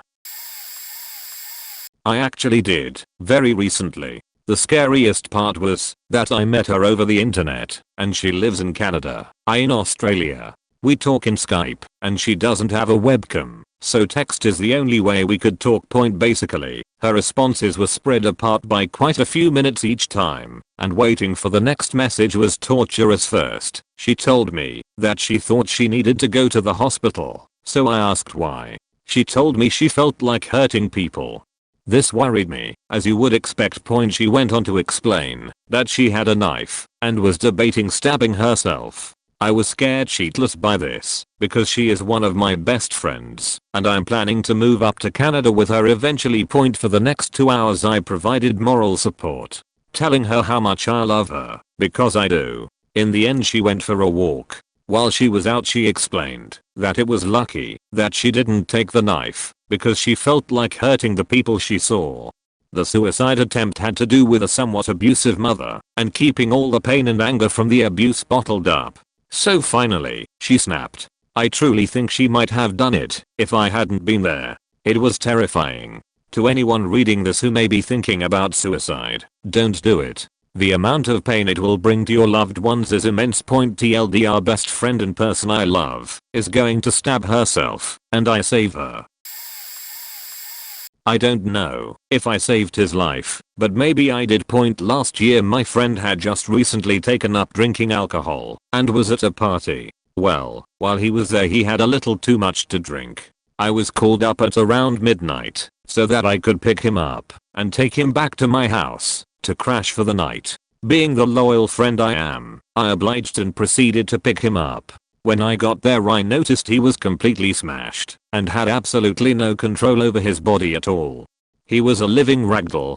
I noticed he had some alcohol left, and so I got one of my friends to distract him while another one poured it out. He raged for a while, but soon forgot about it. I was taking him back to my house, which was a block down the street, when he said he was going to throw up. I parked in the street about 100 foot from my house and he opened up the door and laid in some own's grass. I was able to get him to walk up to my house, where we sat outside for about an hour. During this time I went into my room and retrieved my trash can for him to use if he needed it. As it would turn out he did need it. At around 1:30 I led him downstairs into my bathroom where we both sat for another hour and a half. I listened to him talk about his problems until I made sure he was feeling up for the challenge of scooting into my room. When he finally made it in there I laid out a bed for him on the floor and stayed up until about 5:30 in the morning making sure he was laying on his side so that he couldn't drown in his own vomit. The next day I awoke to find a peacefully sleeping friend in my room that would later have one of the worst hangovers of his life. TLDR buddy drank too much, stayed up 5 hours to make sure he didn't drown in own vomit. Can I share a story about a time I failed to save someone's life? I was fishing in the Missouri River when I was about 17 and there were some other kids about my age swimming about 200 yards down the beach. At the spot I was fishing, the river was about a half mile across with a small island in the middle. For reference, it was dusk, probably 9:30 or so. The other kids found a log and were goofing around on it. It looked like fun. But then I overheard one of them yell, "Let's take this bad boy to the island." Everyone else was in agreement, so they hopped on the log and started paddling out into the middle of the river. As soon as I saw them going, I thought, I should really try to stop them. What they are doing is really stupid and dangerous. I chickened out though and just let them go. They seemed to be having fun, and I didn't know them and was shy. Pretty shitty excuses, huh? Well, I started wrapping up my fishing about half an hour later and walked over to the fish cleaning station a little ways from the beach. As I was cleaning my catch, I heard the city's emergency alert sirens, and I had a sinking feeling. I called my aunt. My uncle was on the emergency search and rescue dive squad to see if she knew anything. She did. Yeah, your uncle is on his way to look for a kid. Apparently 3 of them tried to take a log across the river to the island and only 2 of them made it. The other one hit his head and went under the water. I kept my hopes up and asked my aunt to call me back if she heard anything else and tuned into the local news, which was on by this point, 11 p.m. The headline story was a search effort. They found the body early the next morning. He was dead. I felt like shit. Still do. Over the last few years, I've talked 38 people out of suicide close to 60 times. In the end, out of them are immensely appreciative, and I'm just glad I was able to be there for someone whenever they needed it. But I honestly didn't realize the scope of all the situations when I was talking them down. For the most part, these kids are stressed, troubled teens who just aren't finding that break they need to get their head above water.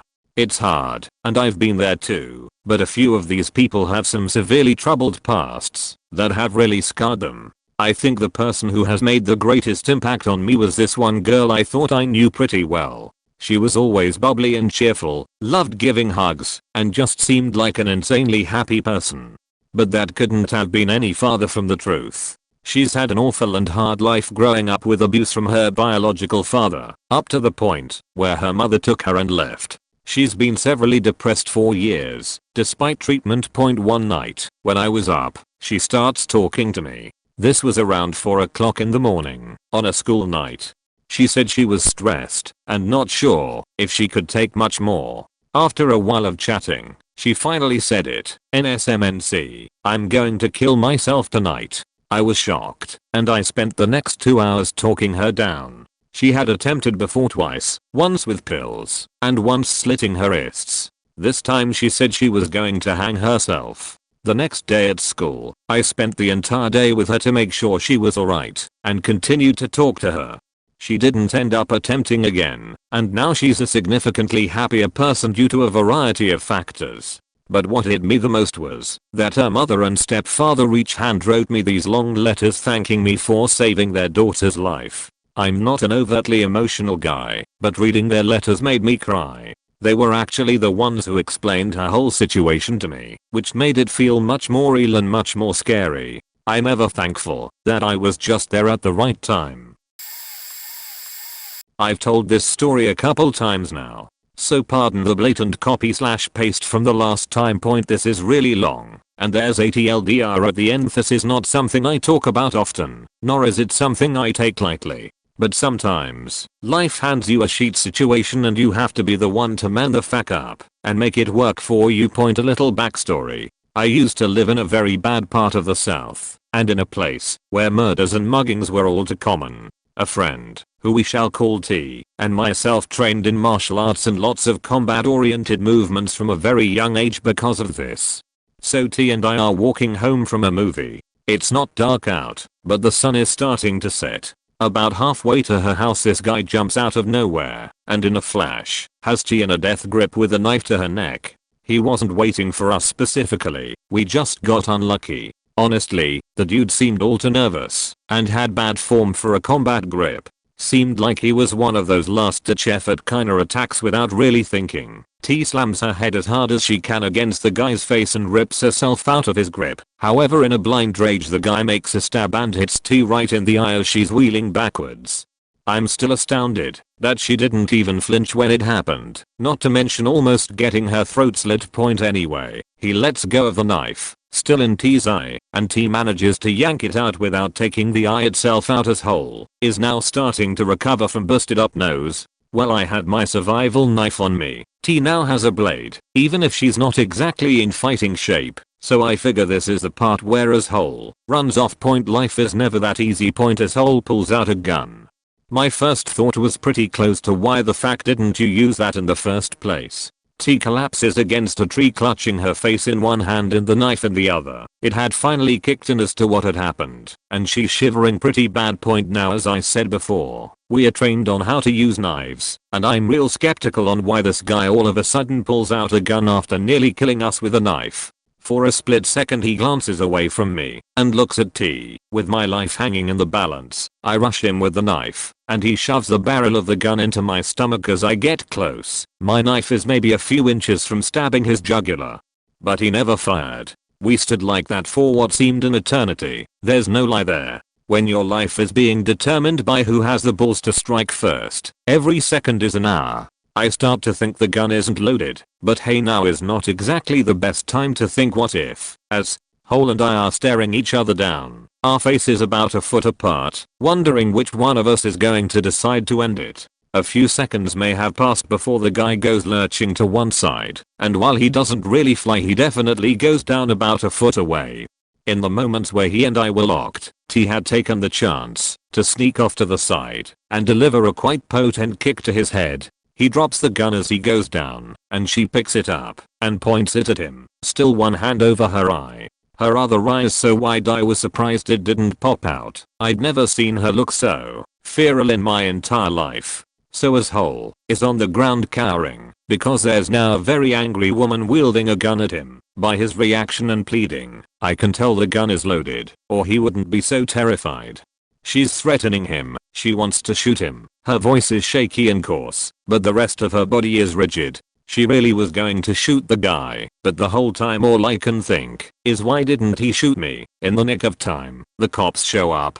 Some idiot walking through the woods saw what was happening and called the cops. Took them long enough. As the cops show up, T twitches her finger against the trigger and says bang. The guy screams. Nothing happens. She turned the safety on before pointing it at him.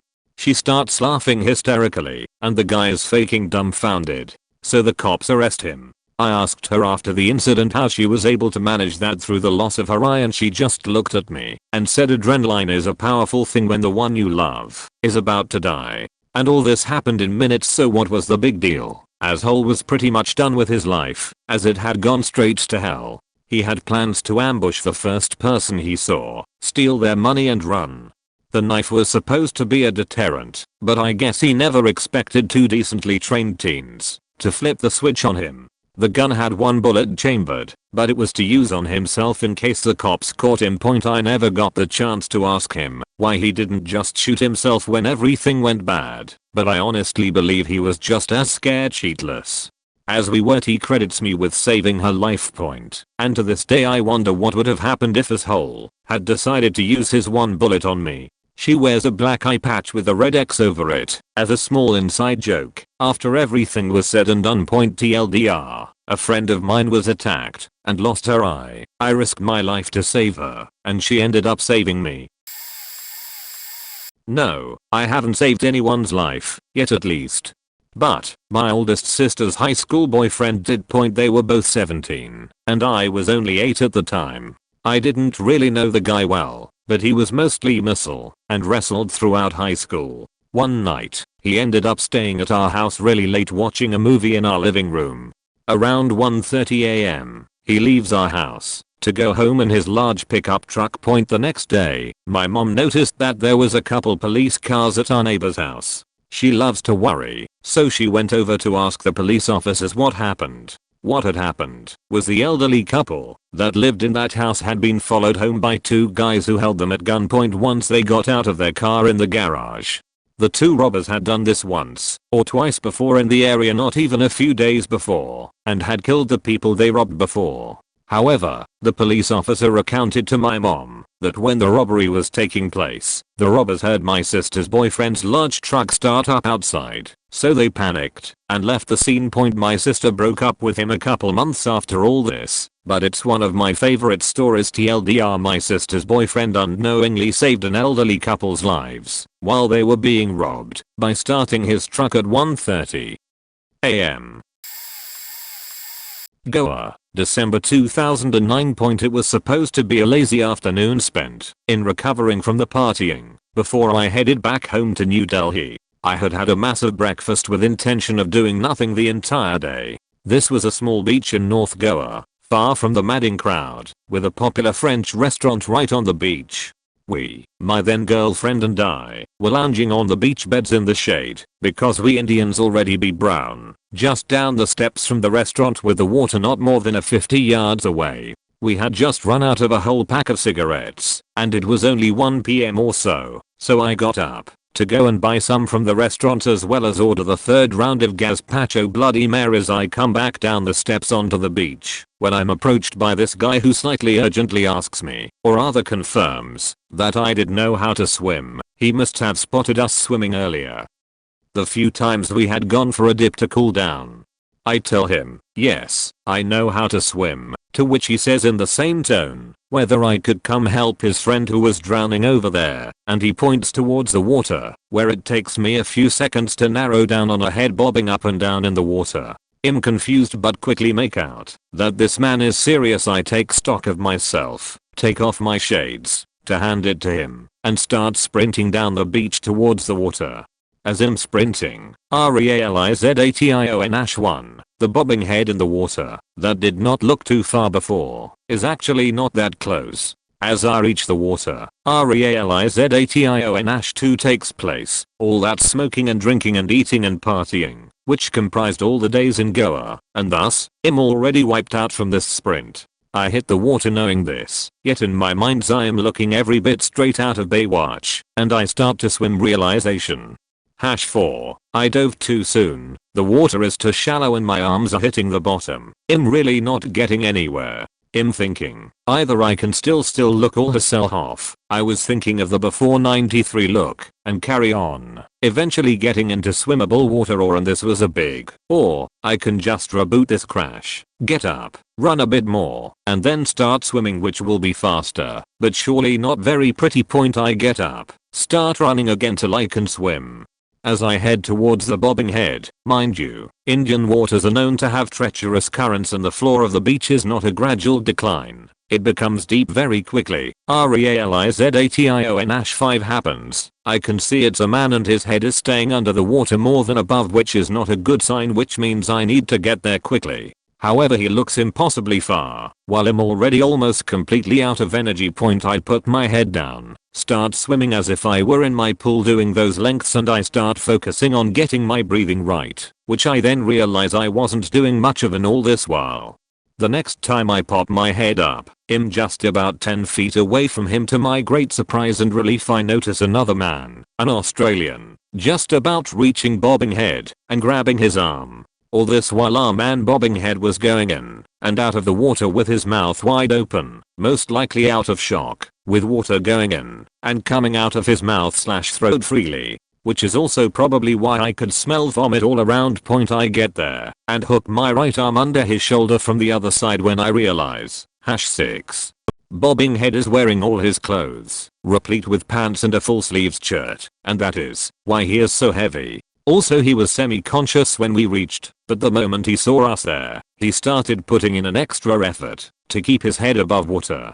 We remove his shirt and pants and try to get him, less weighted now, to put his head back so that we can pull him as he floats on his back, but he is petrified of doing so. The Aussie and I try to talk him into doing so. Yes, this is where an Aussie stands out, to no avail. We are getting more tired just cycling in the water. I try to speak to him again, in slow Hindi. He is South Indian, and while he doesn't understand me entirely, he decides to give us a shot and we finally get him in a position conducive towards moving him towards land. The Aussie and I swim/paddle one-handedly, holding up our man with our other arms, and this gets tiring. We decide to switch sides. I go to the Aussie's side to put my arm as a hook when in the process my hand brushes against the Aussie's hip, and the next realization happens. The Aussie is naked.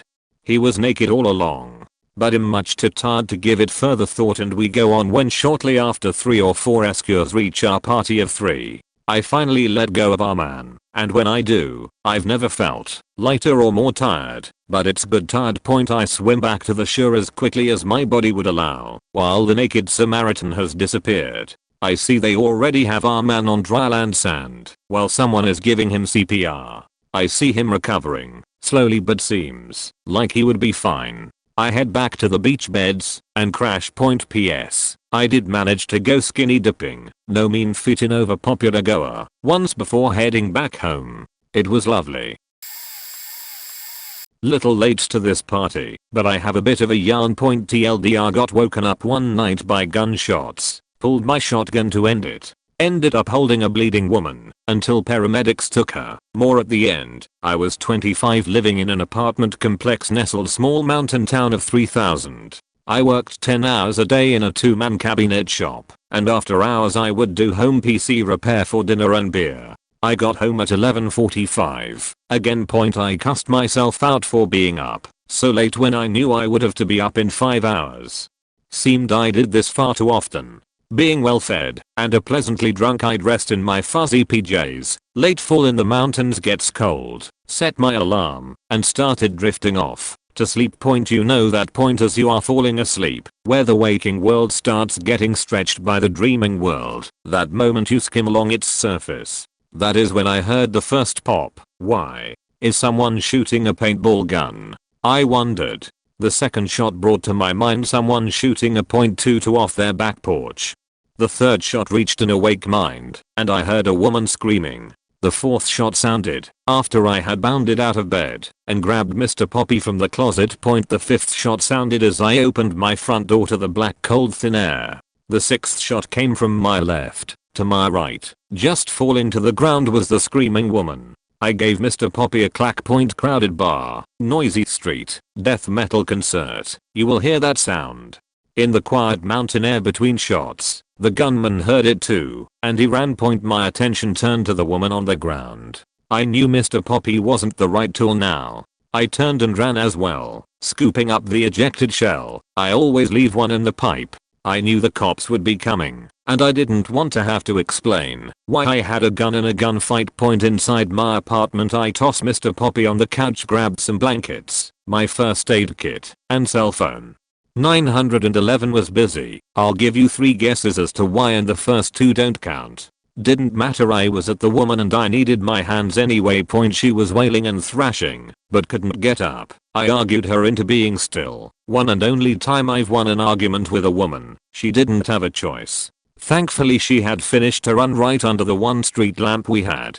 She had many holes in her entry and exit, the right size for a 9mm. .40 and .45 leave big holes on the way out. JHP 9mm generally don't make it out. Just a big faking mess inside. The only one to give me pause was 7 ribs up and sucking air.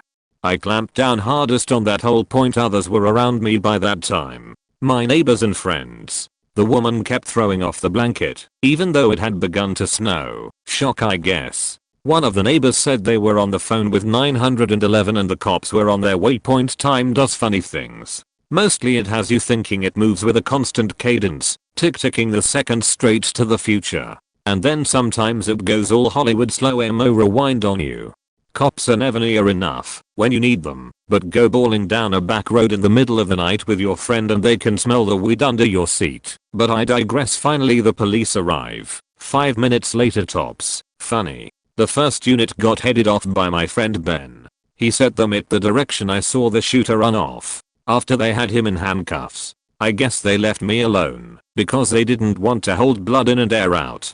The first unit with their backup go looking for the shooter. I look up to see a depute standing over me, shotgun in hand, looking off where the other officers had gone. The very same depute that had pulled me over not 3 weeks before and found my, well, he could smell it. A sight to not forget. Looking up through the yellow glow of a street lamp. Snow gently falling down, cold and still. And a man, feet spread, gun ready, willing to stand between me and my charge, and anything that came. I asked what was taking the paramedics so long. We won't let them on the scene with an active shooter, was his reply. I don't give a shit. She is going to die. I pointed out the sucking chest wound. The Keystone cops were only outperformed by the wide-eyed puss running down both legs volunteer EMTs. Between me, the one firefighter with eyes of ice, and the one EMT that didn't give a shit about Chicken Little, we got the woman on a gurney and into the ambulance. Epilogue. I had a 5th of whiskey in my freezer and figured my neighbors needed some good medicine. We all got questioned by the police. In between interviews I passed out shots to those who would accept. The cute Forest Service woman living next to me took 2, saying she was scared at first but then saw me come out with my shotgun and knew it would be okay. My other near neighbor, a old woman who carried a bag with her always, even into the grocery store, found me and quietly told me that she didn't tell the police about my gun. Refuse the whiskey. Plot twist. Shooter was a jailer at the county. Woman and her boyfriend, whom I never saw, showed up to rob him of his meth and money with a pair of brass knuckles. Shooter got convicted of aggravated assault. Apparently it is okay to shoot a robber, but it isn't polite to chase after them. Meth was confiscated, but wasn't mentioned in the trial. Our small town politics. Post epilogue. A month after, I had knock on my door. To ask the woman, she said thank you. Wait along. Why did I read? Summer's hat saved a meth head. Okay, so I know this is going to get buried, but here I go. About a year ago I was at McDonald's, hanging out with friends. The McDonald's is very close to a middle school and 2 high schools. My friends and I, we're just talking, and in comes this freshman girl. She all alone, and knows one of my friends, and decides to come and chill with us. The girl and I hit it off, and became best friends shortly after. After about a month I began to have feelings for her. But right as I mustered up the courage to ask her out, she is shipped off to her grandparents' house in California due to problems with her mother. Fast forward a month. We are still friends and we talk occasionally but not often. Fast forward another couple of months. I was vacationing in Bali and I get the sudden urge to Skype her. I ask what she's up to, how's life, the usual crap. Turns out that it was the 7-month mark that she's been away from home. She misses it Hawaii a lot. I decide to keep calling her every day for as long as I can. We become really good friends again, and the sucker I might start falling for her again. When I got back to Hawaii, I finally told her I had feelings for her. She does too. We are going out. Couple of months pass, we realize we love each other. Big shit happens between us. Anyways, one night she gets really down.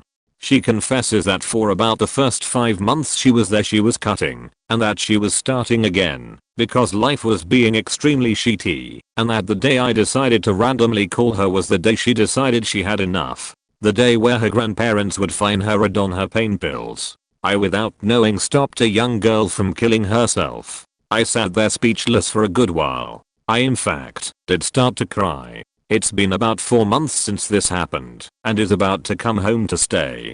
She finally gets to come home, and we get to be happy together. Last summer, a few friends and I were out at the river, having some beers, swimming, etc. We had been jumping and diving into the river, not clever, I'm aware, and then gone back to our stuff on the beach, to have some more beers. One of my friends and his girlfriend get up to go back down to the water and ask me to come along point at the water's edge. We were the only people around for probably 50 yards. My buddy decides he's going to take a running dive into the water.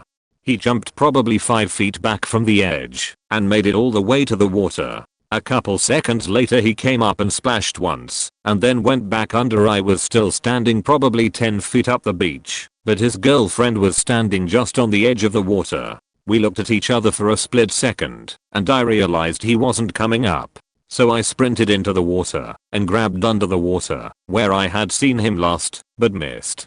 So I dove under the water to try and see him, fighting the rather strong current and swirling sand. I couldn't see him the first time, so I grabbed another breath and went back down. That time I saw the top of his head and swam as hard as I could to get to him, but the closest I could get to him was arm's length.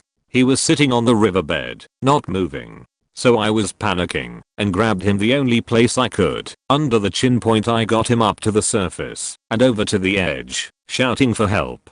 A few people helped me get him onto the sand, and we stabilized his head and kept him awake and talking for the 20 minutes it took for the ambulance to get there. Once he got to the hospital, he was told he broke his C3 and C4 vertebrae, and he was lucky to be alive, let alone not paralyzed. He walked 36 hours later, hands down, most scared I've ever been, but it's one of my proudest moments. TLDR, friend broke neck in the river, had to pull him out. Looks like I'm late in reading this, but when I was 12 I was at Schlitterbahn, spelling, in Texas, which is a huge water park. I was in the giant ass wave pool just enjoying the sun as much as I could before my pale skin fried from the UV rays and heard this muffled gargling and yelling from my left. For anyone that's ever been there, they will know that there is music playing and people being loud in general, on top of the sounds of the water. I looked over to my left and saw this woman who was missing both of her legs. From a previous accident I'm sure, who had fallen out of her water tube and was desperately trying to get back into it, but the rush of waves kept keeping it right out of her grasp. No one around her was doing anything. No one. I even saw them look at her and then look at each other, as if they weren't sure if she was being serious or not. Fortunately, my mom was an avid kayaker and water sports enthusiast and forced me to take swimming and CPR stuff since I was 5. So I swam over to her, this being my first attempt at a water rescue, and lo and behold, the woman started panicking. When I put my arm under her it was terrifying. She was scratching at me and just basically freaking out at the situation, and still, no one helped us. Not a single person even asked if we were okay. I finally got her to her in a tube, and she didn't even thank me. I think the whole ordeal was just really shocking to her. Afterwards I just kind of kept swimming around and then went and sat on the side for a bit thinking about it. I was pretty quiet the rest of the day. Needless to say, TL. Doctor, a woman with no legs, was struggling in a wave pool at a water park where no one was helping her. I swam her to her in a tube and that was that. I have 2 stories to share. The first is about how I survived the 04 tsunami and the second is how I saved my sister. This is more a story about my friend saving me, but I also did a bit. Back in 2004 I was with my family and 2 other families on vacation in Phuket, Thailand. We were staying on a beach hotel which was literally on the beach. We were 16 people in total ranging from 6 to 86 years old. Everyone was staying at different places in the hotel. I was 16 at the time and 2 other boys were with us, my best friend and his cousin which is also a good friend of mine. They were 17. We 3 had a room together on the ground floor, located a few meters below sea level. Between the sea and us there was a pool which was 2 meters higher than our room. It was an early morning, 2 nights after we had arrived. I had woken up and was sitting on my bed about to leave. One of my friends had gone to eat breakfast and the other was in the bathroom. As I was about to leave the room I heard some screaming and saw a hotel employee run past my room in panic. Then I heard more commotion and decided it was best to stay in my room rather than go out to face whatever was going on out there. I was pretty on edge and unsure of what to do when maybe 15 seconds later my friend who was out eating ran into the room and told me I had to run. I went outside and the image that met me is something I'll never forget. The pool, which was 2 meters above me and perhaps 60 meters away from the shore, was no longer a pool. It was a sea. 5 meters away from me was a sea perhaps 1 to 2 meters higher than I was. My first instinct was to turn around as my friend in the bathroom was still in there. I busted in to find him with his head in the sink washing his hair, which is why he didn't hear his cousin shouting. I told him we had to run. Normally such a thing might have been taken as a joke, but I guess the urgency in my voice convinced him.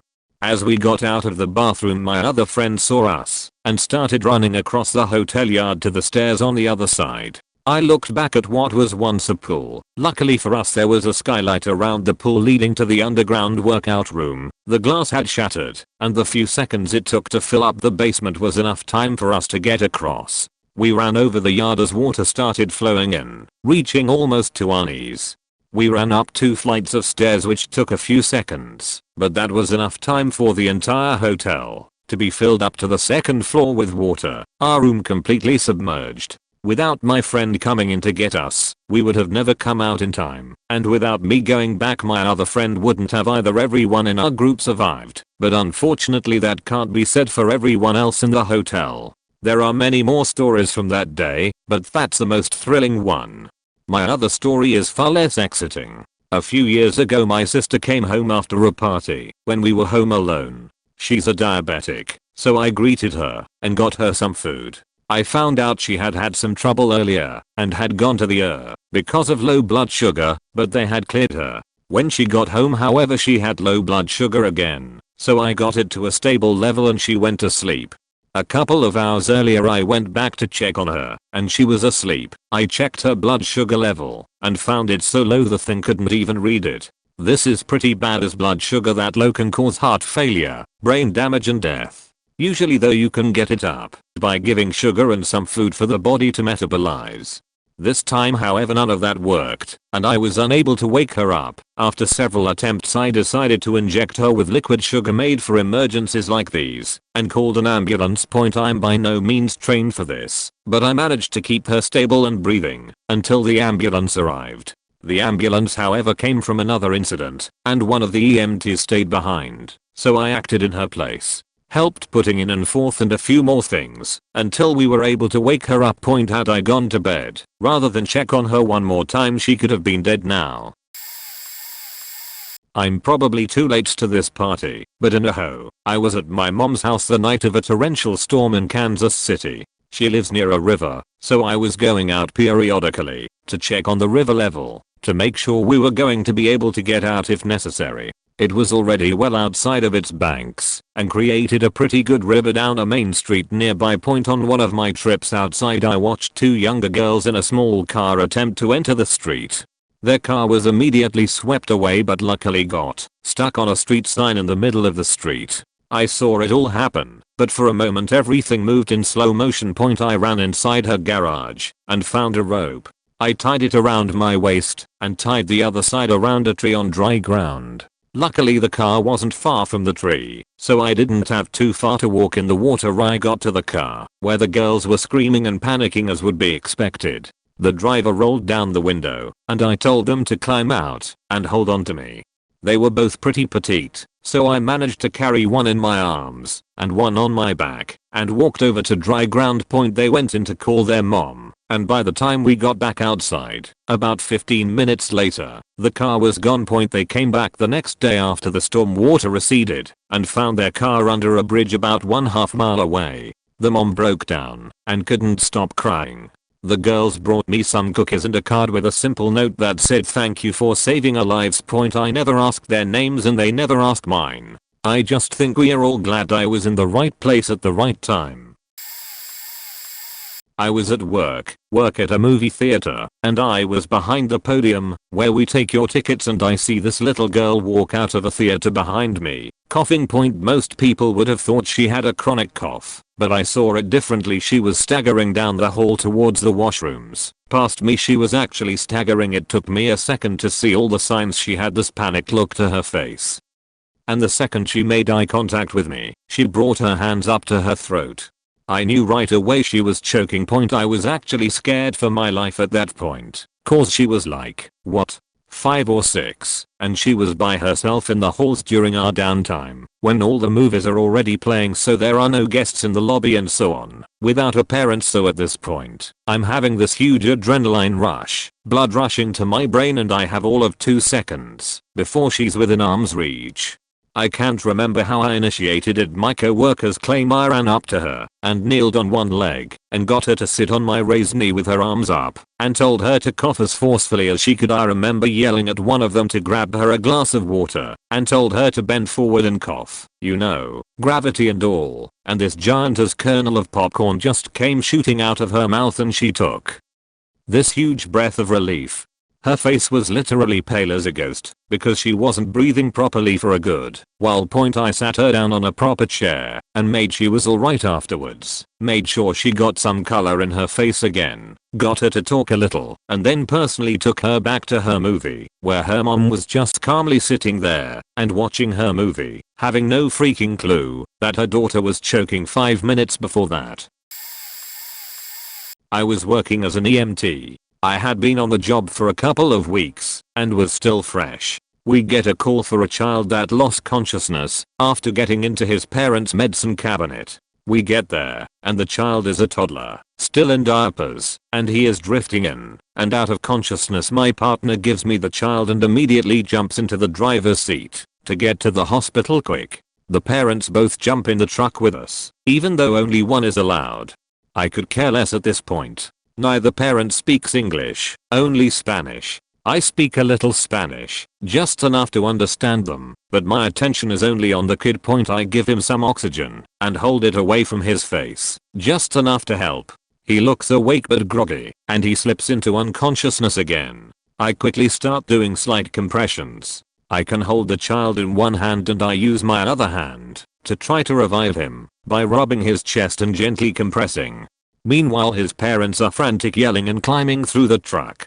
His dad even tries to fit through the partition to the front seat, which is way too small. I always expected a situation like that when I became an EMT, and I thought I'd freak out or yell or something, but I just feel really calm and I don't take my attention away from the child for a second.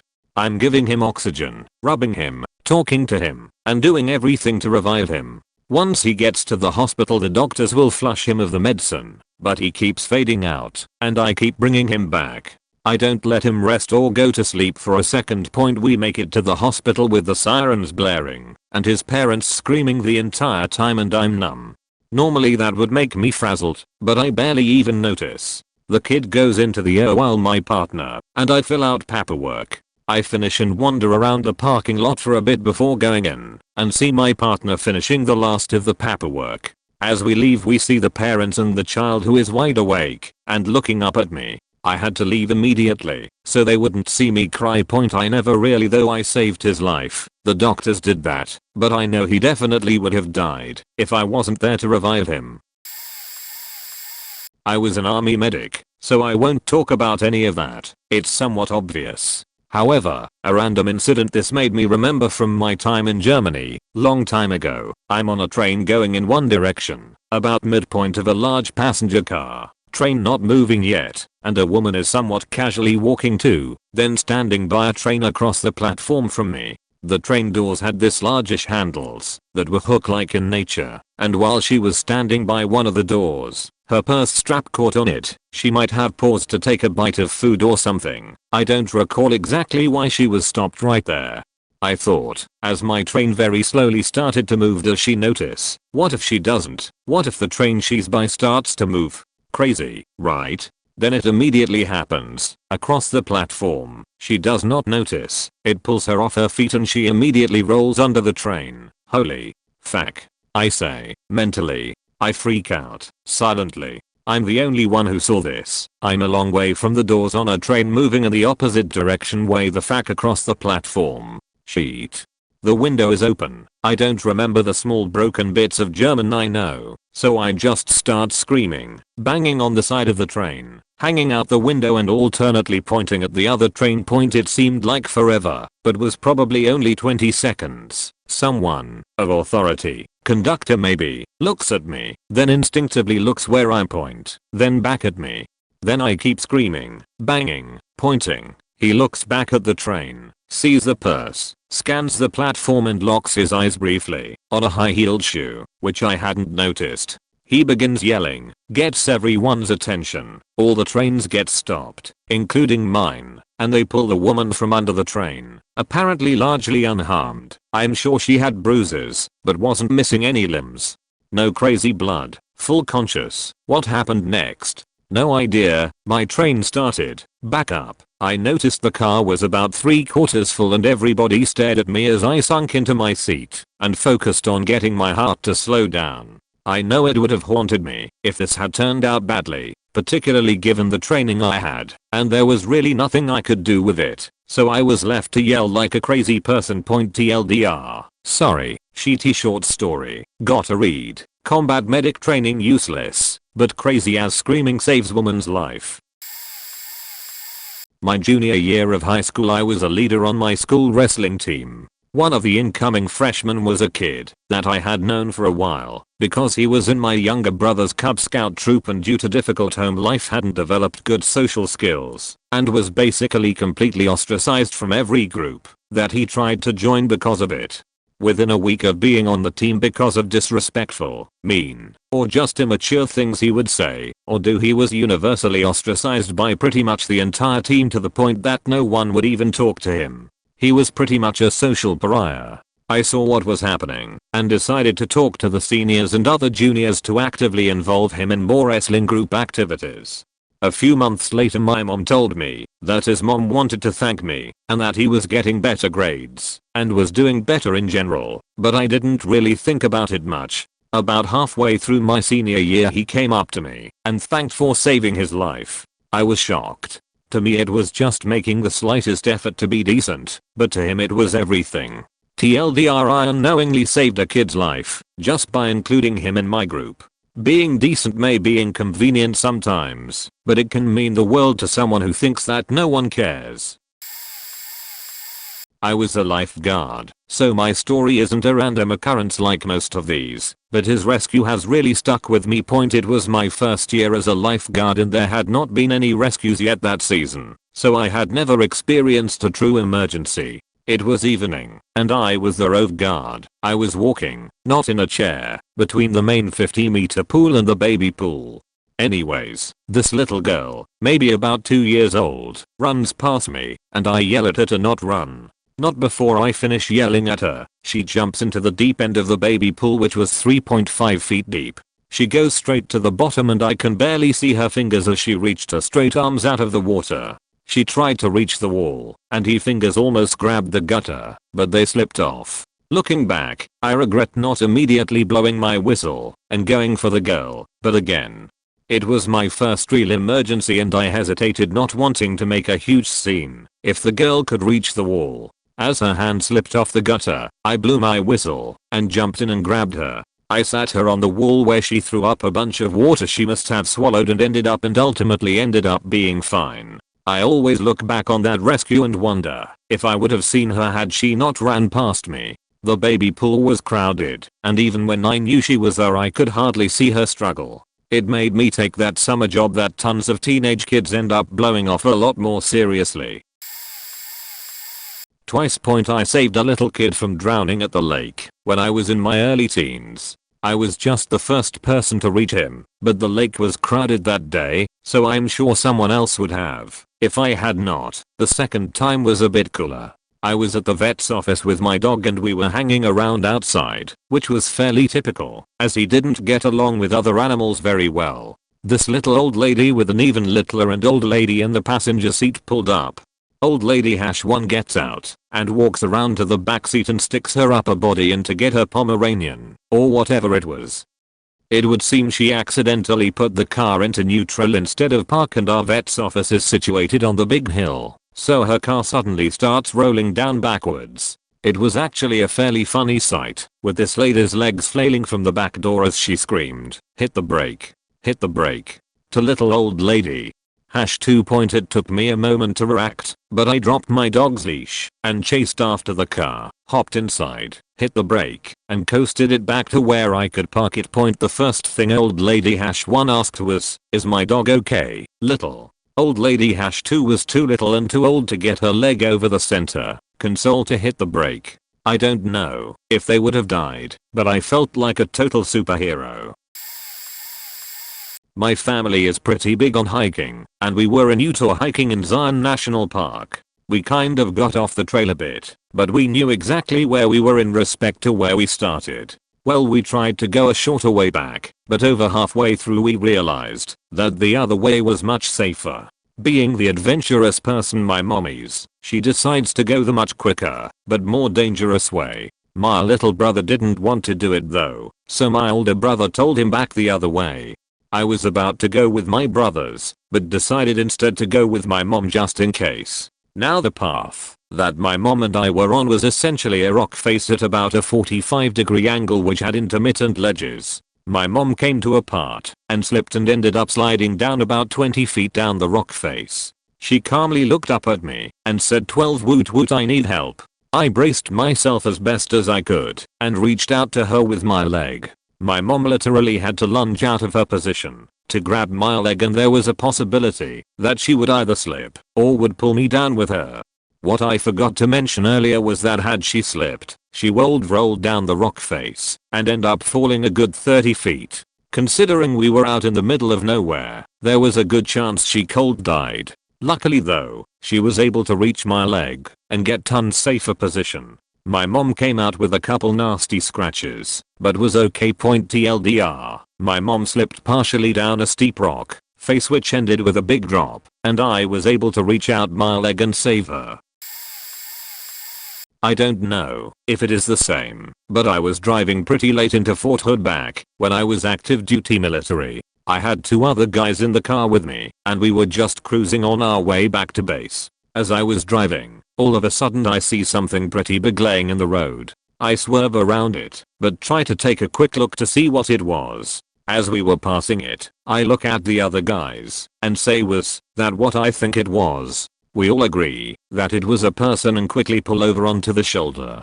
I tell them to go start blocking traffic while I call 911. We notice the guy had already been hit by a car once. We get to the point where we have a couple cars stopped, and some idiot in a black Dodge Neon wasn't paying attention because he ran over the guy. Finally, someone physically blacks the guy with their SUV. We start doing what we can to render aid, and luckily our RN is in one of the stopped cars, so she takes over and starts helping him. The paramedics show up, and we can really see now he is bleeding profusely from the head. He has several broken bones. His chest is starting to fill up with air, I'm guessing from a punctured lung, etc. This guy's really messed up. Well, they end up life flighting him, and I give my statement and went on my way. This really bothers me mentally for a while. I couldn't get the images out of my head. I end up deploying, spending 15 months overseas and returning home. Probably a year or so after that, I get this phone call from a weird number. I answer and they ask, "Is this Superman 750? I tell them it is. They say, "I don't know if you remember this, but you called 911 a couple years ago about a man that had been hit on the highway." I told them I did remember. Then they responded, "We got your number from the 911 phone call. We are his family and wanted to express our gratitude for you stopping and helping him. We also wanted to let you know that he survived. Thank you so much, Superman 750. I told them I was glad to hear it and thanked them for their call. It definitely settled some unresolved memories. Just my story. TLDR, guy got hit by 2 different cars. If I hadn't shown up when I did, he might have died. I got the first responders moving. I kind of did the opposite. My dad called me to come over and help him organize his medications. My mom had forgotten to do it since she was out of town for the weekend. He called me at work on Monday. I was really busy, but I figured I'd go over for an hour after work and help him sort them out. Thanks, he said. I got there and he looked pretty bad. He'd been wheezing, having trouble breathing. I was concerned. He had a heart attack a few years prior and a quadruple bypass shortly thereafter. I looked at him seriously when I was done with the medications and said, "You sure you're okay? Let's go to the emergency room. You sound bad." "No. It's not a heart attack. I had one of those. This is different." "What do you think it is?" Long pause. "The doctors think my kidneys might be failing and my lungs filling with fluid." "What did the doctor say today?" "He said my heart sounded normal, but he wants to do some kind of scan tomorrow morning." "Okay. You sure you don't want to go to the hospital?" "I'm tired. I want to watch a few episodes of Porn Stars and go to bed." "Okay." After I left, I called my mom. I said he didn't sound too good.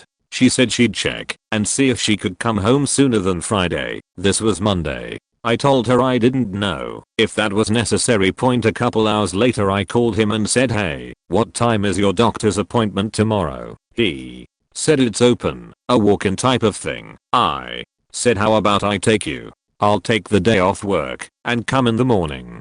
"How's 10? He said, "Sounds good. We'll grab lunch afterwards." Then we said goodnight. When I showed up the next morning he was dead. I wish I would have been a bit more harsh on the visit to the doctor that night. I wish I wouldn't have thought so much about getting home to my family or playing video games or getting a few extra hours of sleep.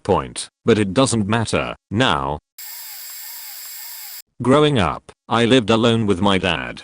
Over the years, I've had to call 911 for my father at least twice a month due to hypoglycemic attacks from his diabetes. He managed it as best he could, but as those of you who have the disease know, diabetes is extremely testy. In many cases, he would simply start to lose his logical consciousness, as I call it, and he would enter a dreamlike, almost catatonic state.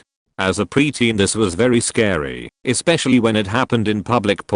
When I was about 10, I woke up around 3 AM, with no distinctive reason for waking up besides the feeling that I need to get up now. I heard a noise from my dad's room, went to go check him, and he was violently shaking on the bed. The bed sheets were soaked with sweat, and he was completely unconscious. Luckily, I had already had an experience with this before, and I immediately called 911, told them he was shocking out.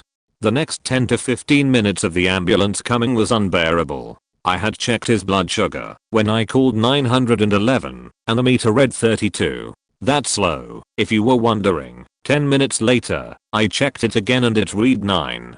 No lie, it said 9. A healthy adult should be between 90 to 130 on the glucometer. Anything higher is unhealthy, and anything lower than 50 can start to produce the shocking out effects. If you saw a beautiful mind, the insulin treatment Nash receives in the hospital is the exact thing I saw anytime my dad went into shock. After the medics came, it took my dad a full 14 hours to regain consciousness, and the paramedics were absolutely stunned that he survived. Every single time he woke up in the hospital, he would look over at me and say thanks again. This hit me so hard because it showed his humility in a way a son shouldn't have to see in his father. On a lighter note, I got rewards like a game or something anytime it happened. These attacks occurred very frequently until he received a pancreas transplant in 2004.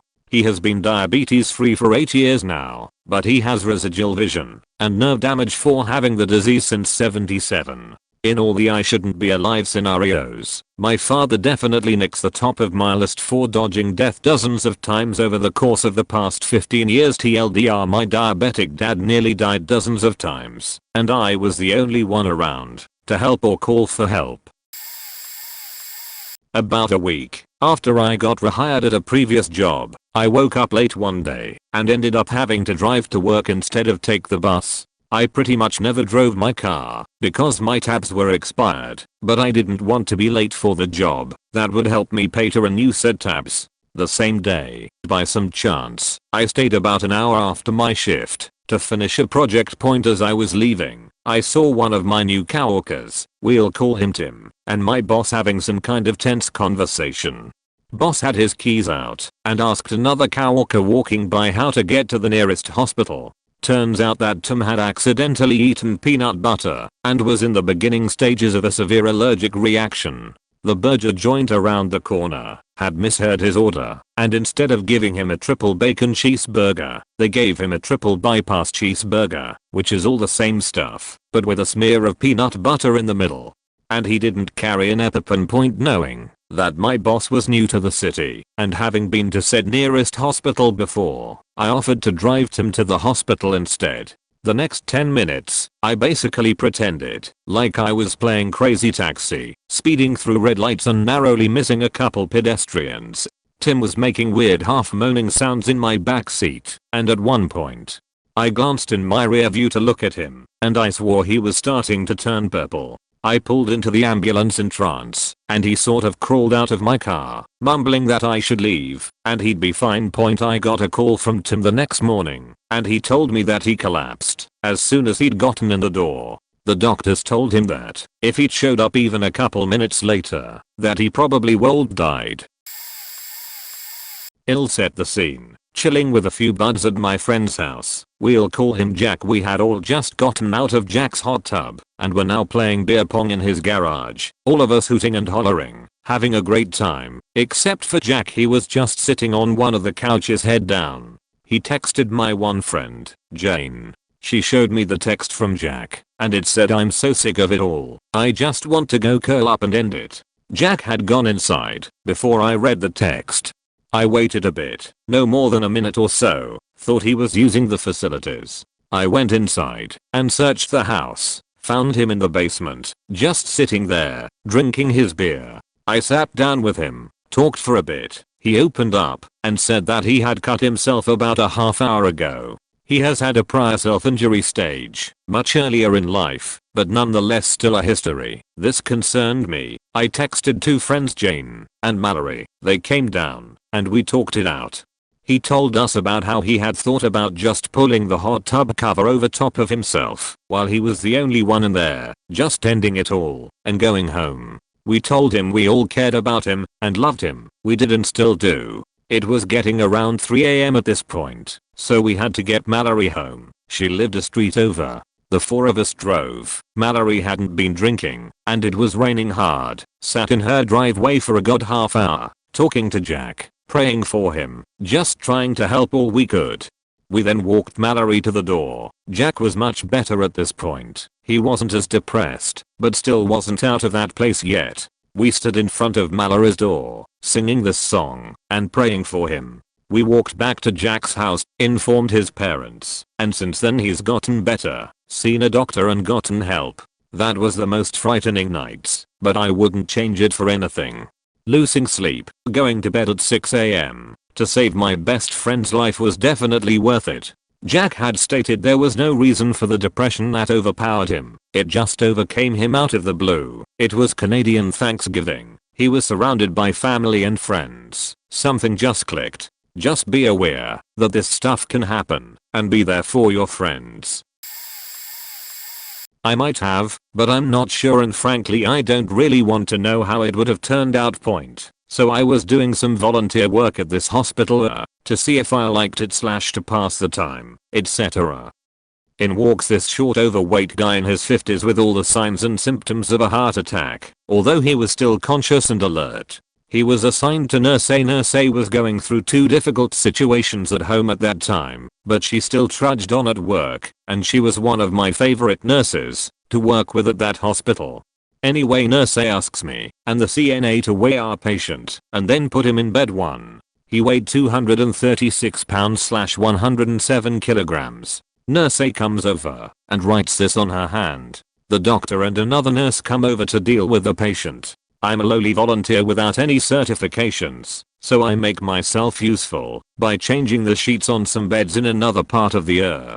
When I come back to change the sheet in bed #2, I see Nurse B with a 10 milliliters syringe half full of medicine and I overhear her saying, "So he weighs 107 pounds, so I'm going to give him 5 milliliters of whatever it was." And Nurse A said yup. In my head I briefly entertained the notion that somehow pounds meant kilograms in the ER world. But then I thought that was silly, so as I was concentrating on stuffing a dirty sheet into the bin I blurted out, "He doesn't weigh 107 pounds. He weighs 107 kilograms."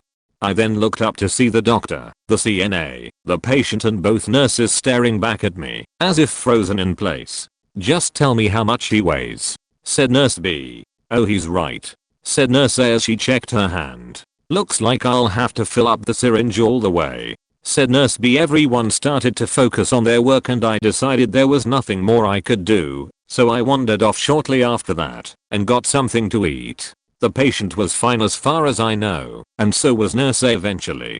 I haven't been back there myself for years unfortunately. One part of me though has always been curious as to what might have happened. Would only half a dose of whatever have been enough to have helped the patient? If not, would he have died? And if so, would one of the nurses I really liked have gotten in trouble with the hospital and the patient's family in addition to her other problems? I've always wanted to be able to say that I've saved someone's life, and whenever someone brings up this topic I think of that day, and I've decided that at least for now I don't need the answer to be in the affirmative.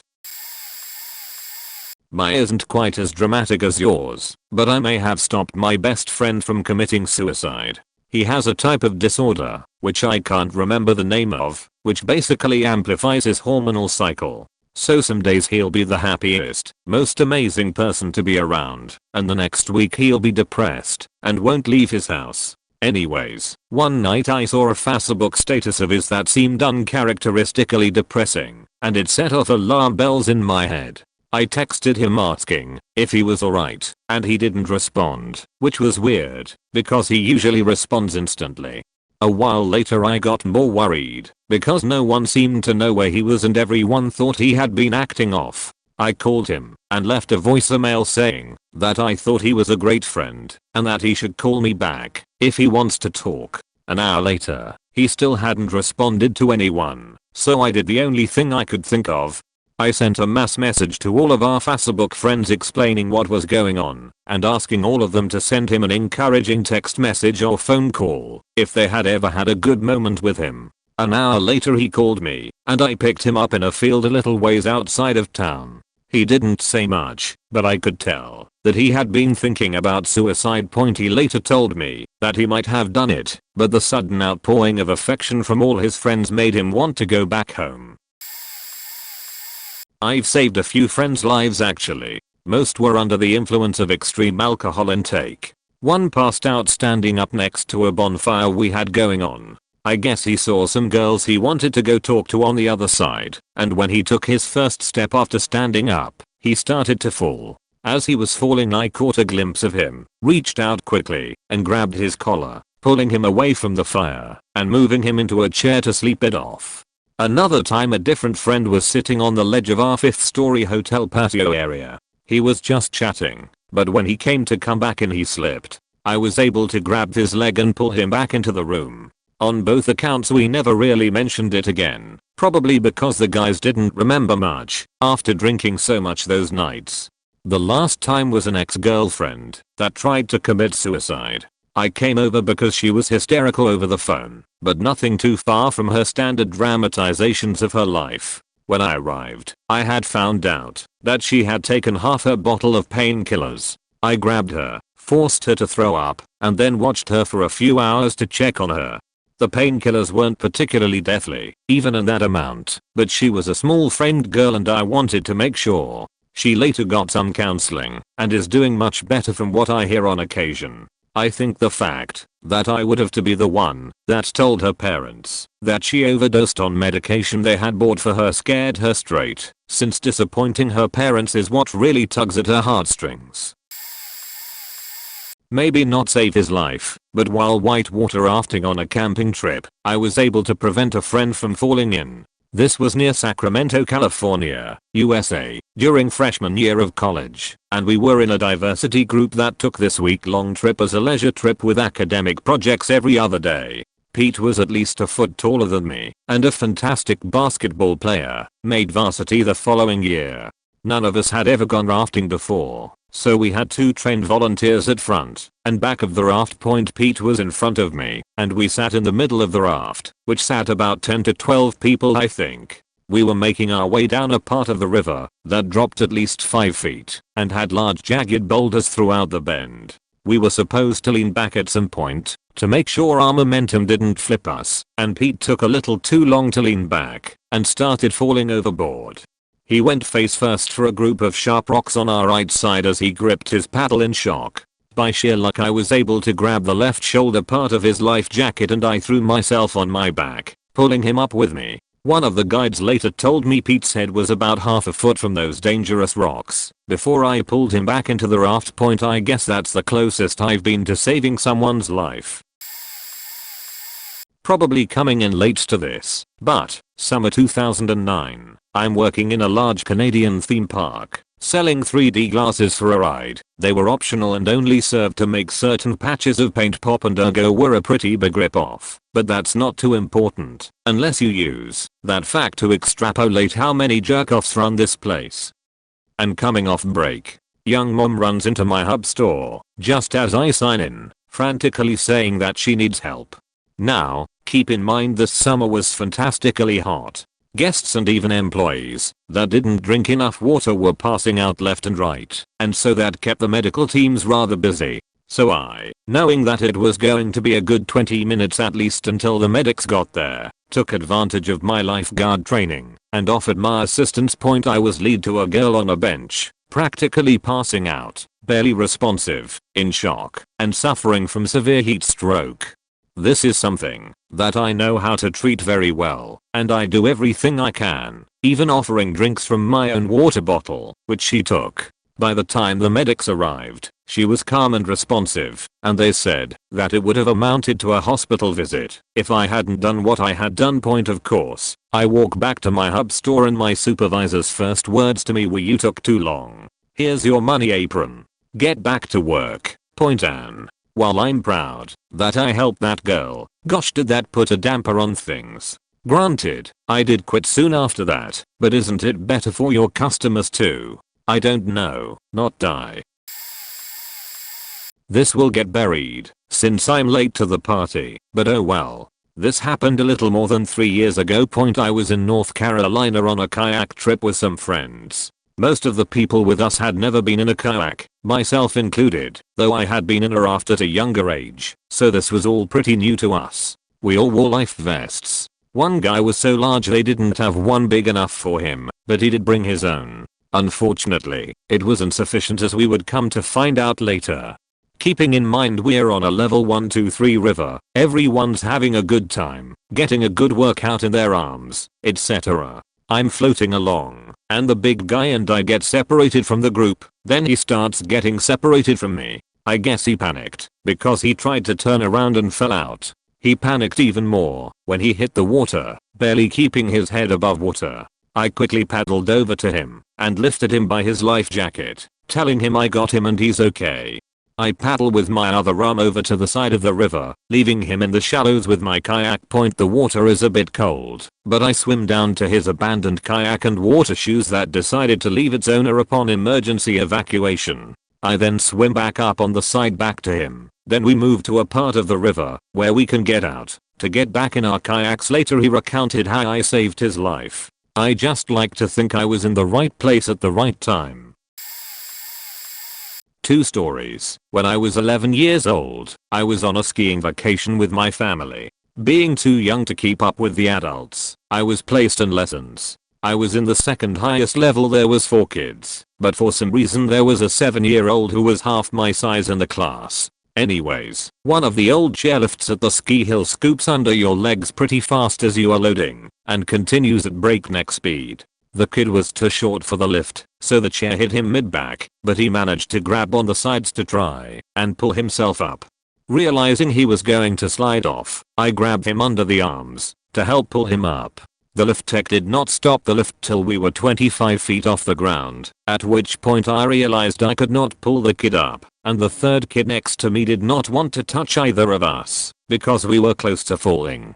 So we sat frozen, and did not speak for 5 minutes, while they found a ladder and carefully climbed up in order not to knock my balance off. It worked out in the end, and I got a free fleece jacket as a reward for the resort. Worked at a lifeguard for 4 years in undergrad. Pulled a total of 5 kids out of pools, and managed to get to them, before they inhaled water. 2 of the kids were under the age of 6 and the rules require an adult to be with them. Of course there was no adult in the area of either. When I located the parents, one response was, "Oh, that's just how he swims, and he is 6. Bullshit lady, he said he was 4, and he was the textbook example of a drowning victim. The second set of parents could not believe a 5-year-old managed to outrun her 80-year-old grandma to the deep end. Some people. Well, this is kind of a weird story for me, because I never really thought of it as saving a life. But here it goes. I was at a friend's college dorm on a relatively boring Saturday night when one of our friend invited me to smoke a blunt with him and his roommate. We proceed to make all the necessary preparations and merrily partake of a small amount of marijuana. After finishing our session, I begin to notice that one of the guys is acting rather weird. He is sort of slumped over in his seat, and when I call his name he won't answer. After realizing that he is not just really high, and that things are actually pretty serious, I jump from my seat and proceed to try and bring him back into consciousness, while the roommate calls 911. After about 15 minutes or so of sheer panic as we try to take care of our catatonic freak, he sort of comes back into consciousness. At this point he still seems out of it, and repeating his words and acting completely incoherent. After getting him a glass of water, I realize that something has gone wrong again. I take the glass from his hand and he immediately goes limp. We start to freak out all over again as we watch our friend's eyes begin to roll back into his head. Another 15 minutes pass, and the paramedics arrive. After great effort they manage to hoist his limp body onto the gurney, at which point he begins to projectile vomit while still remaining unconscious. He is whisked off to the hospital with us, and the rest of our friends close behind. Much later in the night we are informed that the friend has an undiagnosed heart condition that can be triggered by many substances such as caffeine and other drugs. The marijuana had caused his heartbeat to fluctuate, and he had actually gone into cardiac arrest. The doctor informed us that he could have actually died if he had not gotten medical attention as quickly as he did. The worst part about the whole thing is that the cops that had arrived with the paramedics along with the building staff had been watching him being put on the gurney and were laughing because he was just too high. I had been smoking for a while before the incident, and I knew for a fact this was not normal and that this sort of thing doesn't happen when you get too high. This pissed me off to no end. TDL, our friend's heart stopped after smoking weed and I had to call 911. Been a lifeguard for 5 years. This summer was my last. I loved every minute of it, but not until I actually did some real lifeguarding. Started at pools, which was somewhat of a joke. Occasionally had to jump in and grab a kid or extend a rescue tube, but nothing major. But then when I started lifeguarding on the beach, the game completely changed. First impressions are often it's a cake job. You chill on the beach all day and get a tan and check out babes. This is true to an extent, but the times you are doing work, you are doing life or death work in some situations, can be incredibly intimidating. You need to be on your toes with a level head at all times. If you fuck up, somebody could die. Let's say I took the job without this in mind. I was just a good swimmer, so could pass the physical requirements. Well, I learned real fucking quick. Have done quite a few in water rescues, CPR a few, dealt with many unconscious people, seizures, a heart attack, boating accidents and various first aid emergencies. Every day was different and sometimes super exciting. The adrenaline accompanied with saving somebody's life is unparalleled, and I loved going home from work on days I did, knowing that I literally prevented a potentially fatal situation. I have huge respect for anybody in the medical and emergency response field. Lifeguarding was an incredibly valuable experience to me. Definitely changed the way I react to a lot of situations. Always take action. Don't stand around and wait. You could be the difference, and it's a great feeling. TLDR was a boss lifeguard who saved lives on the reg. In the 2003 wildfires that plagued San Diego, my house was one of the houses that was in the path of the fire because we lived in the Botanies. Needless to say, the night before, we saw the fire and heard about it on the news, so decided to call 911 to see if it was safe to stay at our house. They informed us that the fire was completely under control and we had nothing to worry about.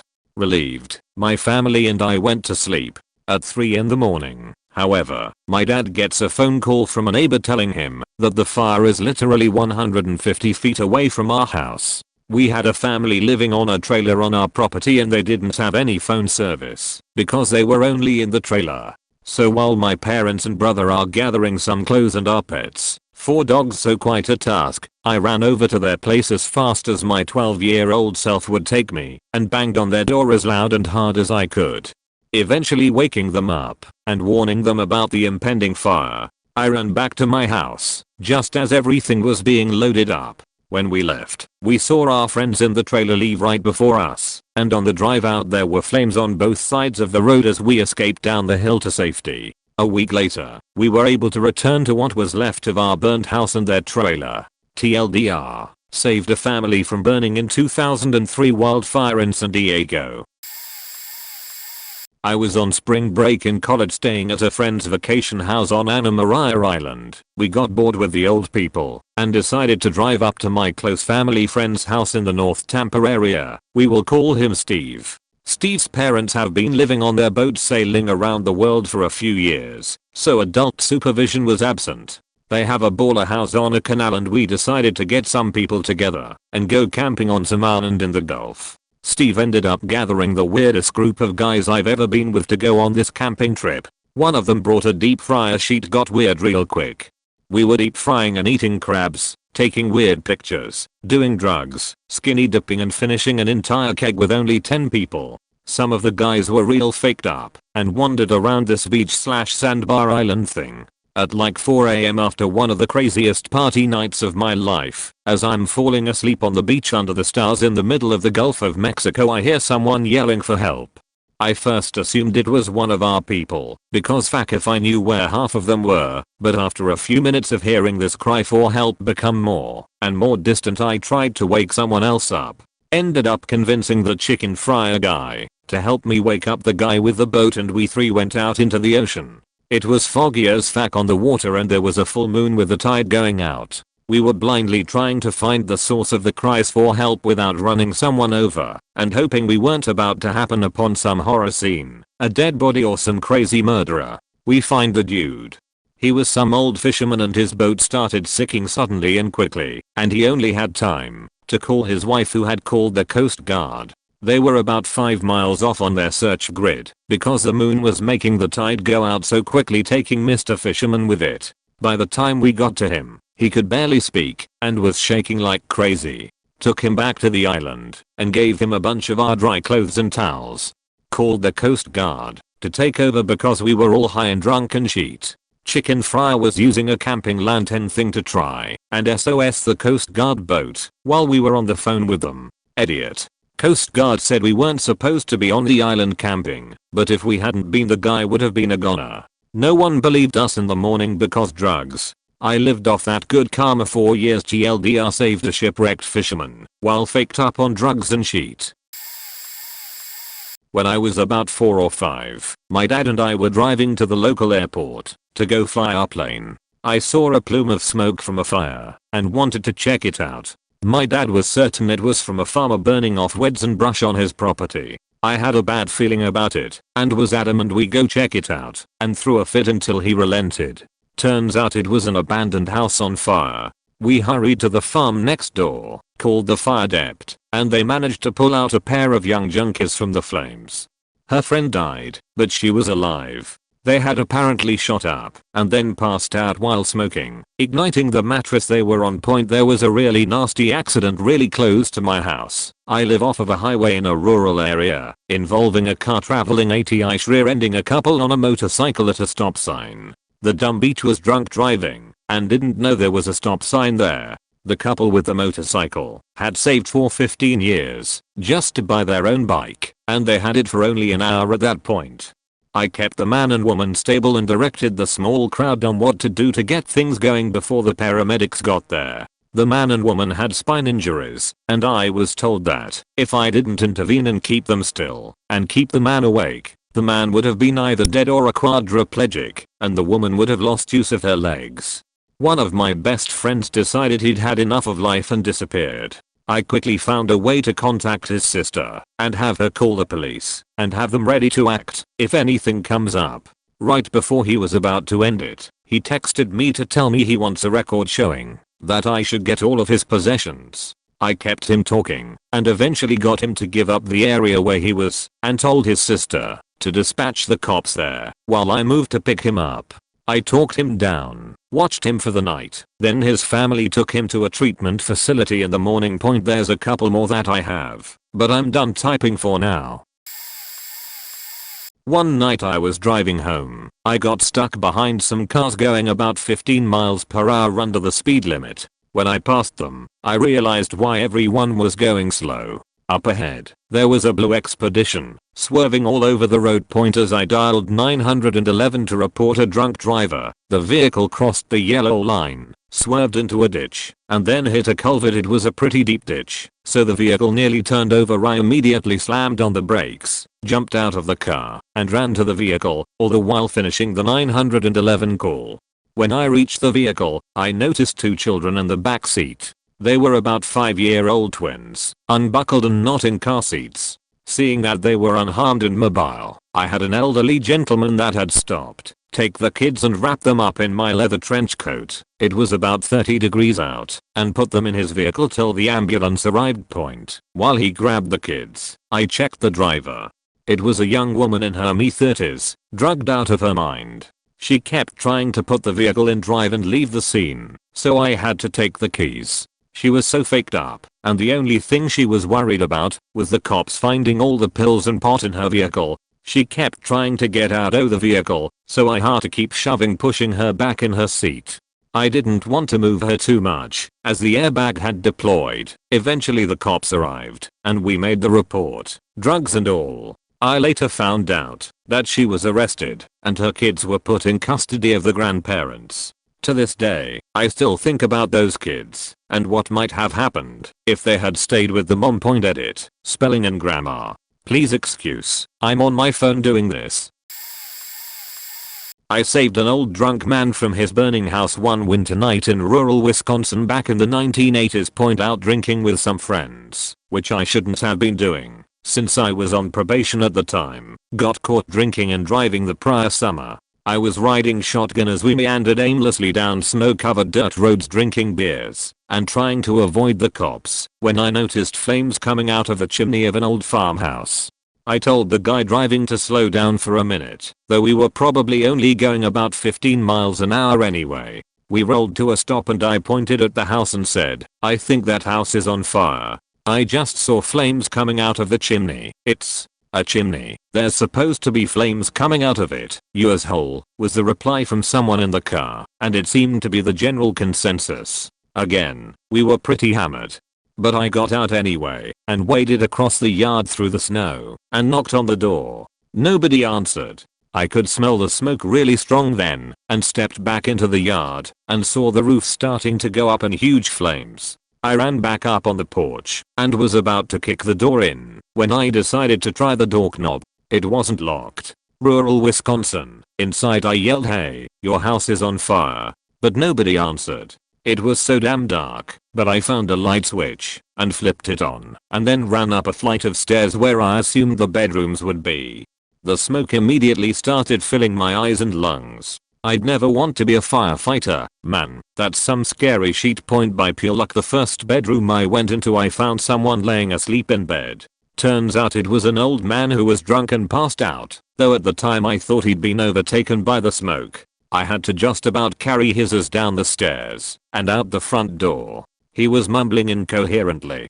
I dragged him across the front yard and deposited him into the hands of my equally drunk friends, and they dragged him farther away in the snow, and then I turned back to go see if there was anyone else inside, but by then it was too late. The house was literally engulfed in flames. I never could have imagined that fire could spread that fast point, and then we didn't know what to do. We didn't want to leave the old man by himself, passed out in the snow, in case the fire and police wouldn't see him when they arrived.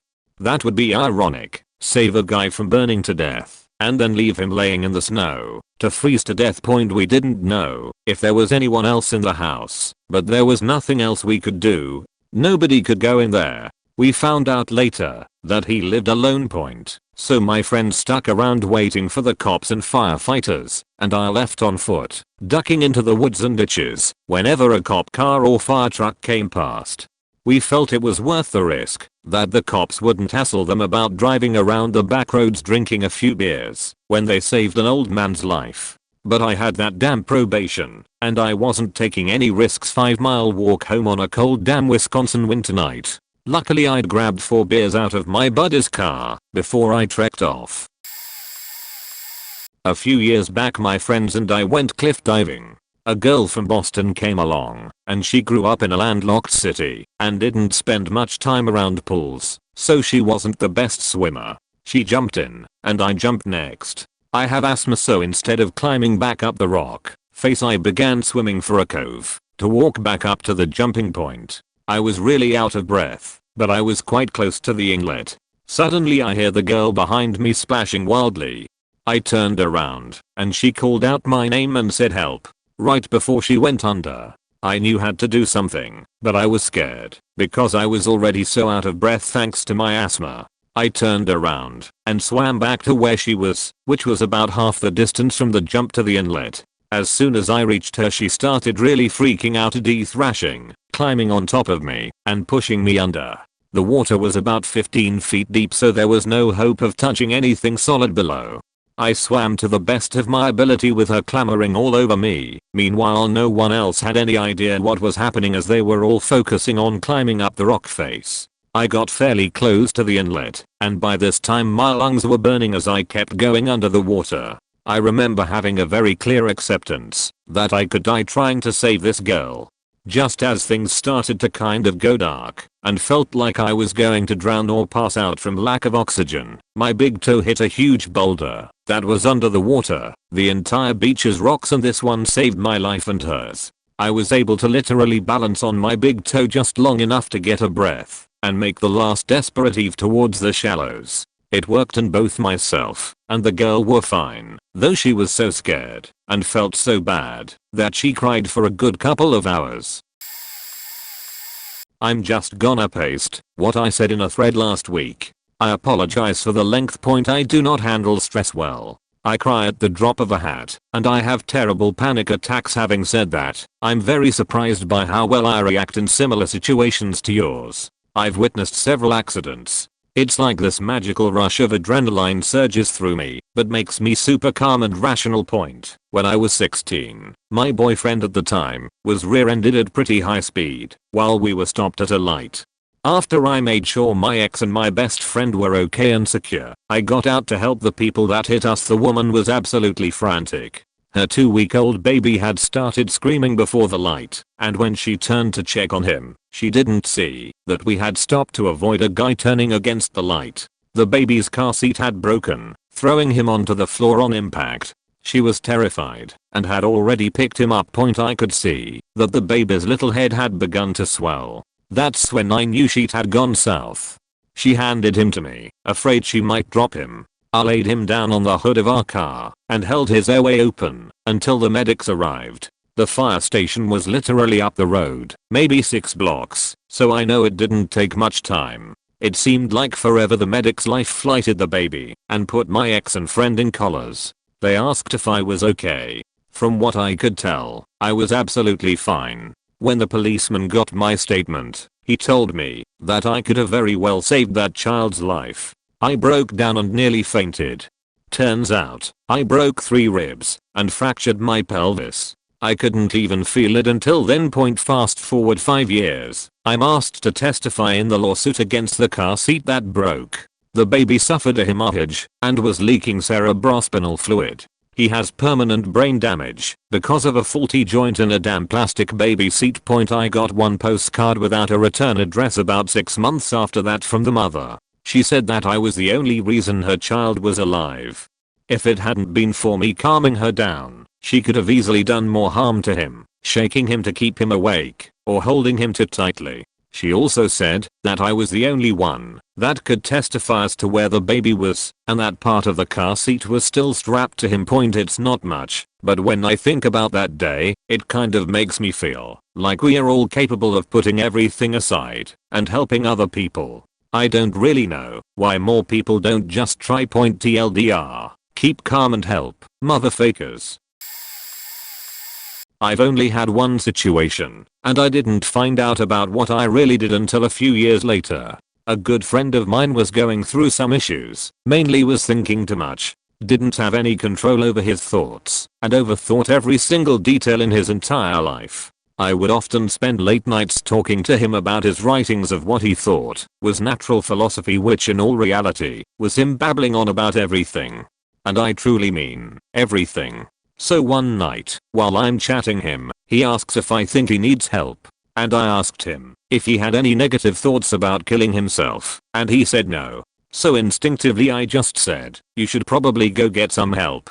I didn't really think much of it, because we had talked about death plenty of times before. Later he checked himself into a mental hospital, and we stayed best friends since. Like, he was cool and everything, but he was always talking to me after that, never letting too much time pass, but not in a creepy way or anything. 2 years or so later he told me, while in the car, that when he asked if he needed help, he had already been considering taking his own life for a month and a half. And if I would have said that he was fine or something to that nature, he was going to do it that night. Never thought I would ever affect someone's life so strongly. I lived in a house with about 4 roommates. People came and went. I was around 20. A girl who one of my roommates had met at a bar and hooked up with weeks prior had come over with a couple of her friends, one being a very naive and already drunk 18-year-old who really shouldn't have been drinking. We were all hanging out and drinking around the fire on the deck. The little one got completely sloppy drunk and was put to bed on a cot in a friend's bedroom. We were always pretty adamant about taking care of people who were drunk and not letting people fuck with them. Her 2 friends kept insisting that none of us take advantage of the drunk passed out one, even though nobody had ever implied it was a possibility. Fast forward a couple hours in the night, and I'm walking inside to take a piss. While peeing I hear this horrible noise that I can't really describe. It sounded like vomiting, but without the heaving, and a little bit of gargling. So I went into the bedroom to investigate the noise, and drunk girl was passed out laying on her back. She had shit herself and pissed herself, but what's more is that she'd thrown up, but was still laying face up coughing on the vomit and choking, struggling to breathe through her mouth and nose full of puke. I immediately turned her on her side, spilling vomit all over the room. I ran out to tell her friends what was going on, thinking that they would be worried about their friend, but I was met with a resounding meh. She does this all the time, just leave her. I was absolutely appalled. Another roommate and myself kept going inside every 5 minutes or so to check on her, occasionally having to tilt her back on her side to keep her from drowning in her own vomit. I kept insisting her friends go inside to check on her and call her an ambulance, but they refused to even take a faking look. Eventually I was shouting at them to take care of their faking friend and calling them shitty cunts, but not a faking feel was had between the both of them. Eventually I got fed up with the girl, who could easily die in my house, who was laying in her own piss and shit, and told her friends if they didn't go check on her I would be calling 911 and they could explain why they weren't caring for her. After much rolling of eyes at my melodrama, they finally came inside, saw the state she was in, then started shouting at me saying they were going to call the police and tell them I'd done this to her. I immediately called 911 to report a possible alcohol poisoning. EMTs came, checked her vitals, said she was okay, and were about to leave. I stopped one of them on the way out asking if it was safe if she were to be left with people who were not caring for her. He shrugged, didn't care too much, and left. We tried to get them to clean her up in the shower so she didn't have to walk home with cold piss and sheet caking her pants, but they refused, insisting on leaving right away. Was a faked up night. I returned from a doctor exam post shoulder reconstruction by a week. drain taken out of wound, to find my mother wringing her hands looking quite anxious. She informed me that 2 people were swimming in the river we lived adjacent to had gone down and not come up. 911 had been called, but response would be at least 20 minutes. We were in a very rural community with only a volunteer fire company, and as dedicated as those guys are, it still takes time to get them together. And judging the situation, I took off the sling I was wearing, and I began swimming for them back and forth across the current, searching the bottom. After 15 minutes a couple other folks were also swimming in different locations, and the fire chief, whom I knew very well, showed up with a canoe and located the first one. Around 20 feet down he was slowly rolling down into an even deeper hole.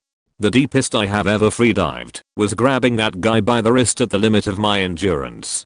Got him to the surface, held on to him and the canoe while Chief paddled us to shore, where we were met by M's ugliest sound I had ever heard was them trying to suction his lungs out. Shortly after, the guy's girlfriend was found, and I did the same thing, dove for her, and dragged her to the surface. He did not survive, she did, but with permanent brain damage.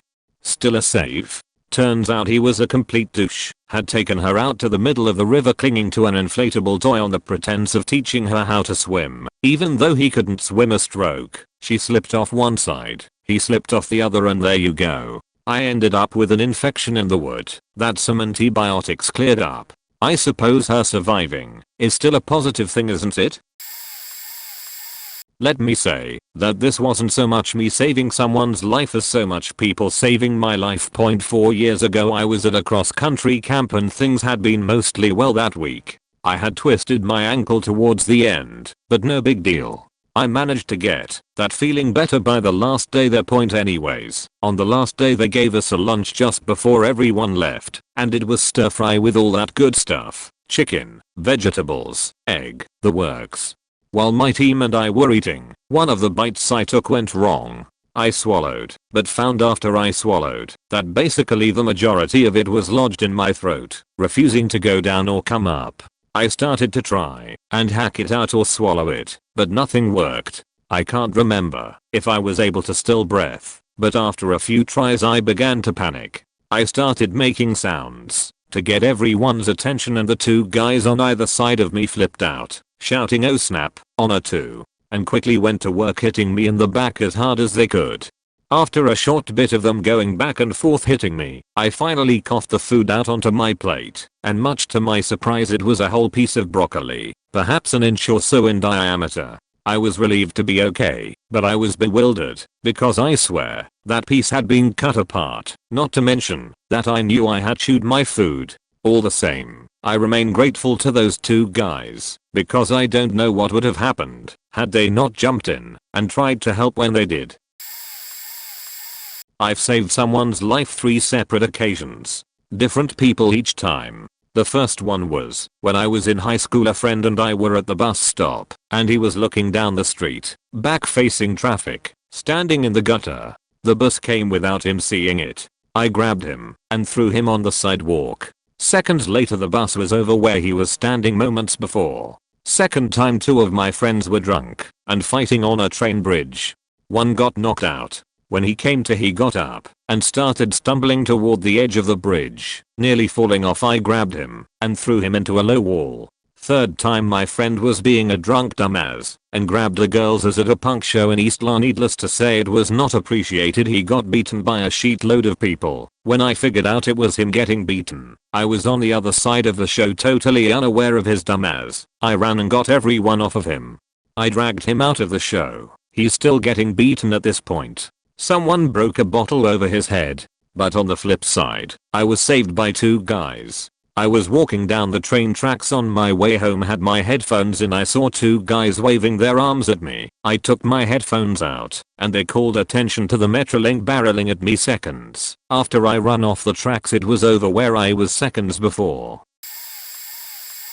I was a volunteer camp counselor a couple of years ago, and I basically had to take care of about 12-year-old boys. First night at the camp, they brought everyone in, about 200 kids, into the lodge area to buy concession and relax before bed. One of my campers who had already made his purchase was standing next to me, and I'm just doing my thing, watching the lodge like a hawk, trying to keep track of my kids and where they were. He's standing next to me munching on some Skittles, when all of a sudden he starts frantically hitting me in the arm. My first thought was, what on earth does he want? But once he started motioning to his throat and opening his mouth gasping for air, it hit me. He's choking. I thought, fuck. I've gotta get him to the nurse. I took about 3 steps with him before I realized I'd never get to the nurse's cabin or find her in time, so I just grabbed him and said, hold still.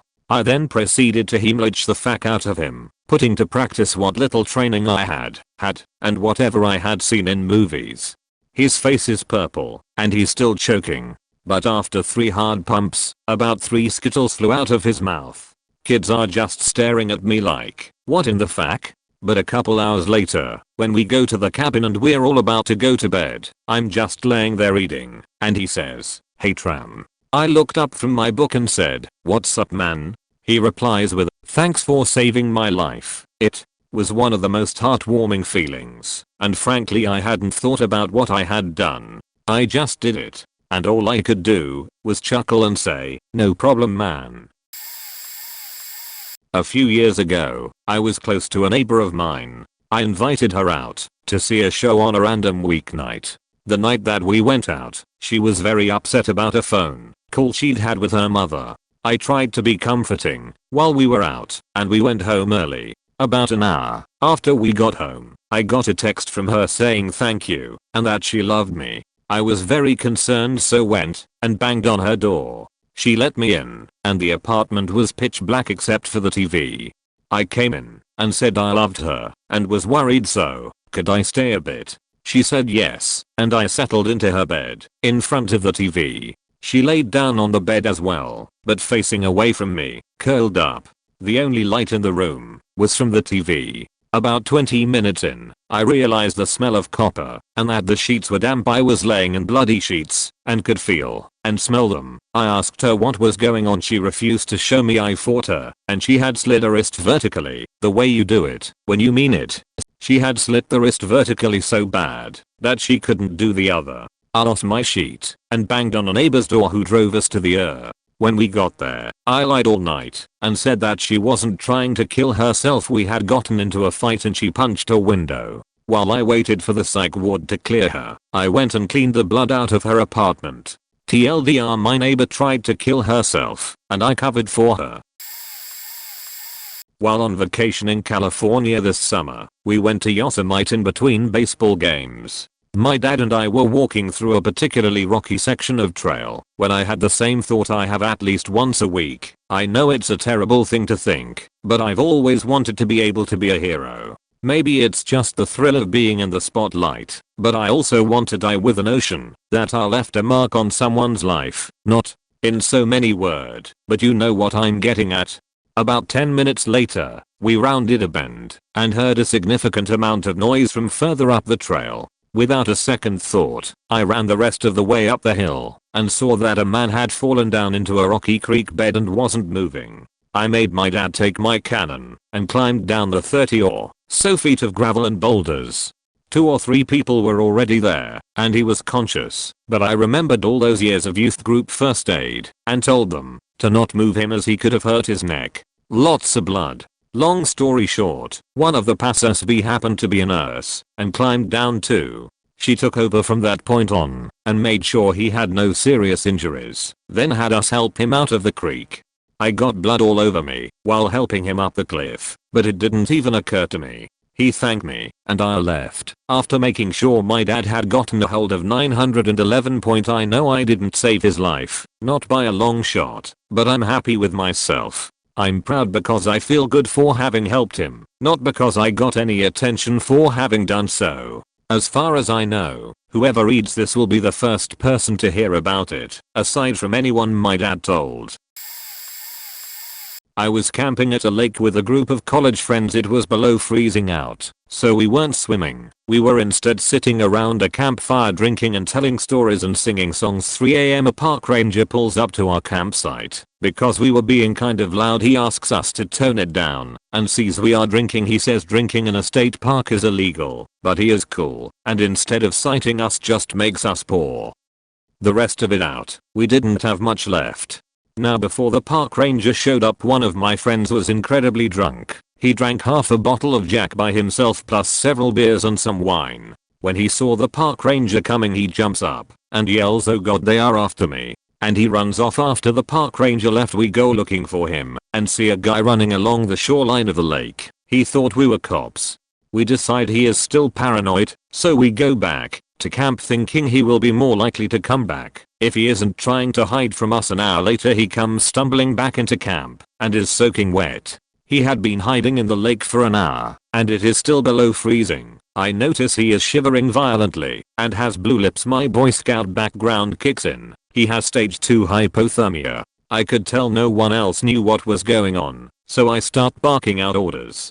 You go into his tent and get his spare clothes. You go get your towel and blanket. You help me carry him. We take him to the public bathrooms, strip him down naked, and put him in a warm shower. He is still dazed and confused, so I keep talking to him and explain what is going on. After he starts to warm up, we get him dressed and get him in his tent. TLD, our drunk friend tries to hide from the cops by jumping in a frozen lake. I save him from hypothermia.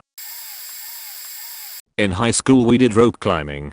The teacher set up ropes hanging from the outside of the gym, which, I don't know how tall a HS gym is, 100, 200 feet. Anyone, you had a belayer, and in some cases an anchor. Everyone had to do both, and was graded on both climbing and belaying. If the belayer was lighter than the climber, you had to have an anchor. So, I was an anchor one day for a particularly light kid. Like, seriously small for HS. Probably 5 feet 4 inches and under 100 point. Unfortunately, the context of this story kind of lets you know something is going to happen.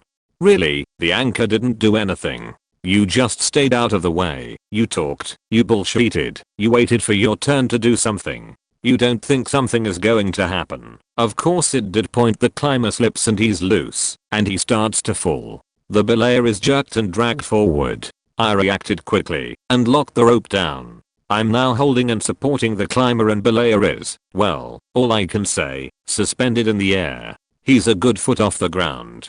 The teacher comes over and points to me. Keep doing that. Good job. And looks and points at some other kid. Get behind Shatona mime and grab the rope just in case. The teacher then starts making sure the climber and belayer are okay. It never occurred to me that I saved any lives till later when the climber was back on the ground and said as much. Thanks for saving my life. I don't know that he for sure would have died, but if not, he could have been seriously injured. I actually think the belayer was more at risk of being dragged and pulley system style killed, since he weighed half as much as the climber. I personally did not save anybody, but a close friend did while I was right next to him. I have been doing skydiving for some time and we finally got together to do a jump together. We did each other's buddy check, which is where you check each other's packs, straps etc. To see all is in place. Afterwards we lined up for the plane and got in. On the way up, which takes maybe 10 minutes, we all sit very cramped in 2 rows facing each other, so close that your knees are between the legs of the person sitting in front of you. I sat next to my friend. About 5 minutes into the flight, my buddy taps the person in front of him on the chest with 2 fingers. It's a young kid, maybe around 20 years of age. He responds by nodding a thanks and fixing his chest strap. I did not think much about it, because on a flight up you are pretty focused on the task ahead of you. We did the jump and had a great time. We land pretty close to each other and meet up, and high fives and hugs are exchanged after a great jump, and we start walking back to the hangar.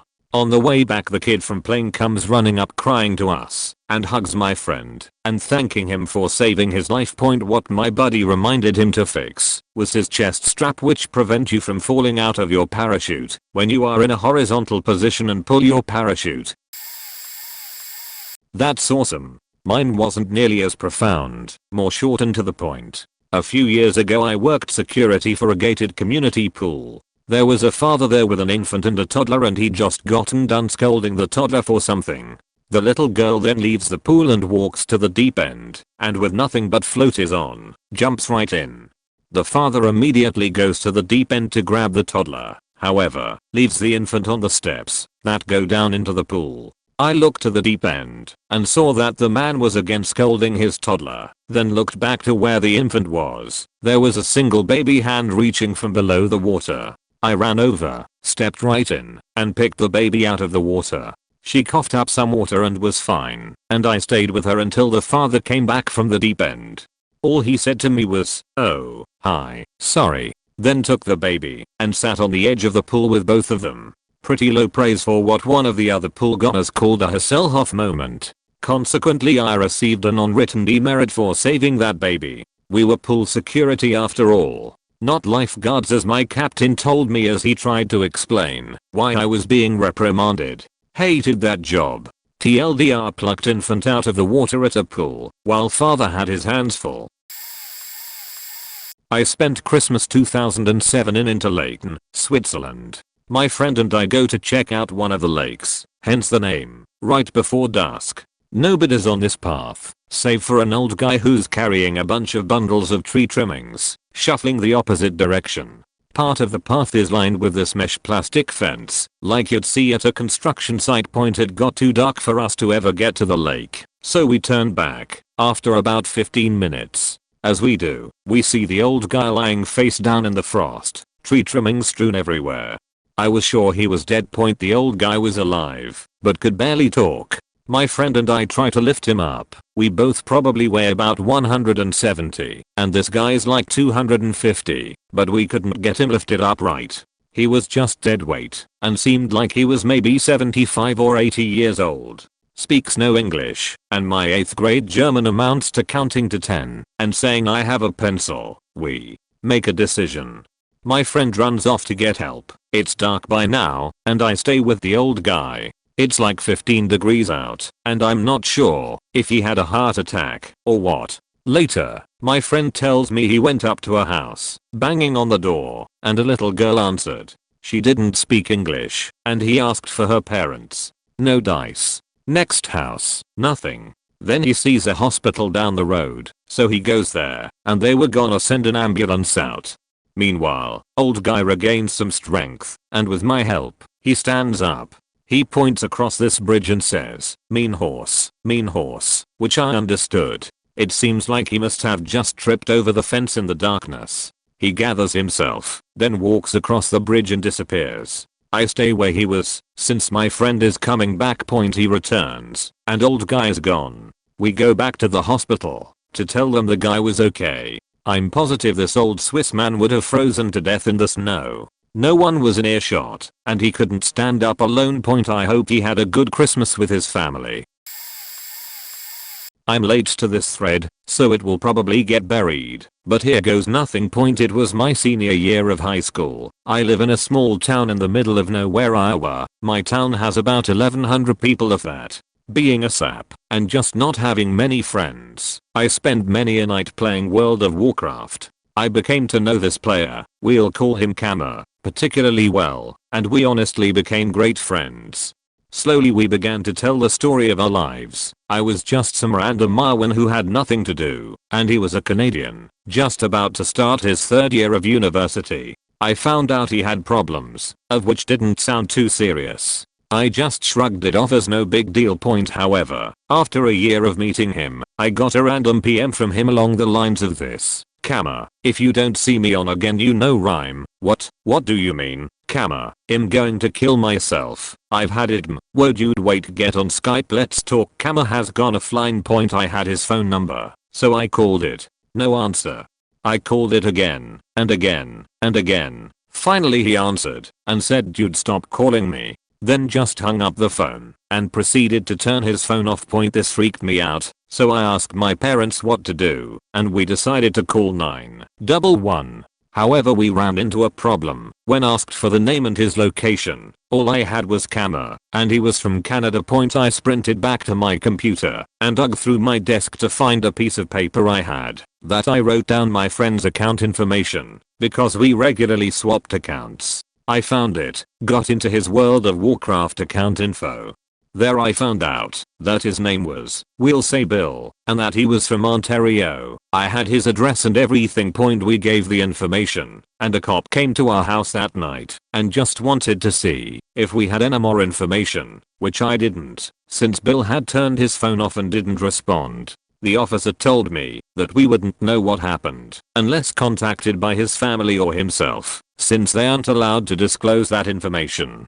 Fast forward 2 weeks, I had been worried sick. Figured my best online friend had committed suicide simply because I had taken too long to debate on telling my parents. I stopped going to school, went into a depression, and wouldn't leave my room. The thought of playing WoW made me want to throw up. I would only log on to see if he had been on. 3 weeks after the event, I received a phone call from him, and I was so relieved. I can't even describe the weight that was lifted off of me. It turned out that he was minutes from doing whatever he planned to do, and the Canadian police knocked on his door. They said that some teenager from Iowa said a man named Bill told him that he was going to commit suicide over a video game, and we had to check it out. He told them everything, and he went to a mental ward for 3 weeks. TLDR. Saved my best online friend from committing suicide because he told me through World of Warcraft. In 1997 near Hamilton, Ontario, while on a hike, my scout troop at the time was hiking alongside a 40-foot escarpment near a place called Mount Nemo. While on our way back to the campsite, we passed between a tree and the escarpment. The fifth member of the lineup of hikers was not as lucky as the first four. Due to the vibrations in my feet and my 3 other companions who passed through first, a 3,000-pound piece of rock which had been eroding for a long time, and I'd assume as this particular area is part of the Canadian Shield, came loose and fell on our fellow scout, an 11-year-old kid no more than 5 foot tall at the time. The only thing at that moment that saved his life was the tree we had passed between, as it lodged the rock from falling farther down the hill and crushing his whole body. While he was safe for the moment, after collecting ourselves and realizing what was happening, the rest of the troop quickly found that he was suffocating and slowly being crushed by the boulder. A team of scouts, including myself, spring to action and, after trying in futility to move the rock, a friend at the time and best friend today looked around to find a 30 feet fallen spar. Grabbing this and getting some strange looks from our fellow scouts, we lodged it underneath the rock and start to pry back towards the rock face. Meanwhile, our scout leader had been on his cell phone at the time getting a hold of the emergency service, gradually getting more worried as he saw the victim slowly start to roll his eyes back and lose consciousness. Seeing us move the rock only slightly, as there was a few younger guys trying to move this boulder, he drops his phone. To this day I will never forget his words, "Hold on, we are getting this boy out." He joins the rest of us, and collectively we heave together to lift the rock just enough to pull him free. Yada yada yada. We meet the Governor General, grab a sweet medal, get local awards and news stories and the whole 9 yards. Most important lesson learned from everything was to keep a cool head when facing a crisis. I don't talk to the victim anymore, but every year on the 7th of December I remember for a moment that day and how much differently it could have gone if the actors hadn't remained calm in a crisis. I'm not sure if they would have died, but they very could have come extremely close to it.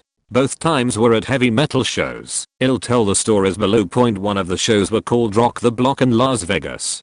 Basically our entire city block is turned into a huge concert, or a giant mosh pit I should say. A mosh pit of this size is almost never seen. I was very close to the stage with the giant mosh pit behind us. It took up the whole block.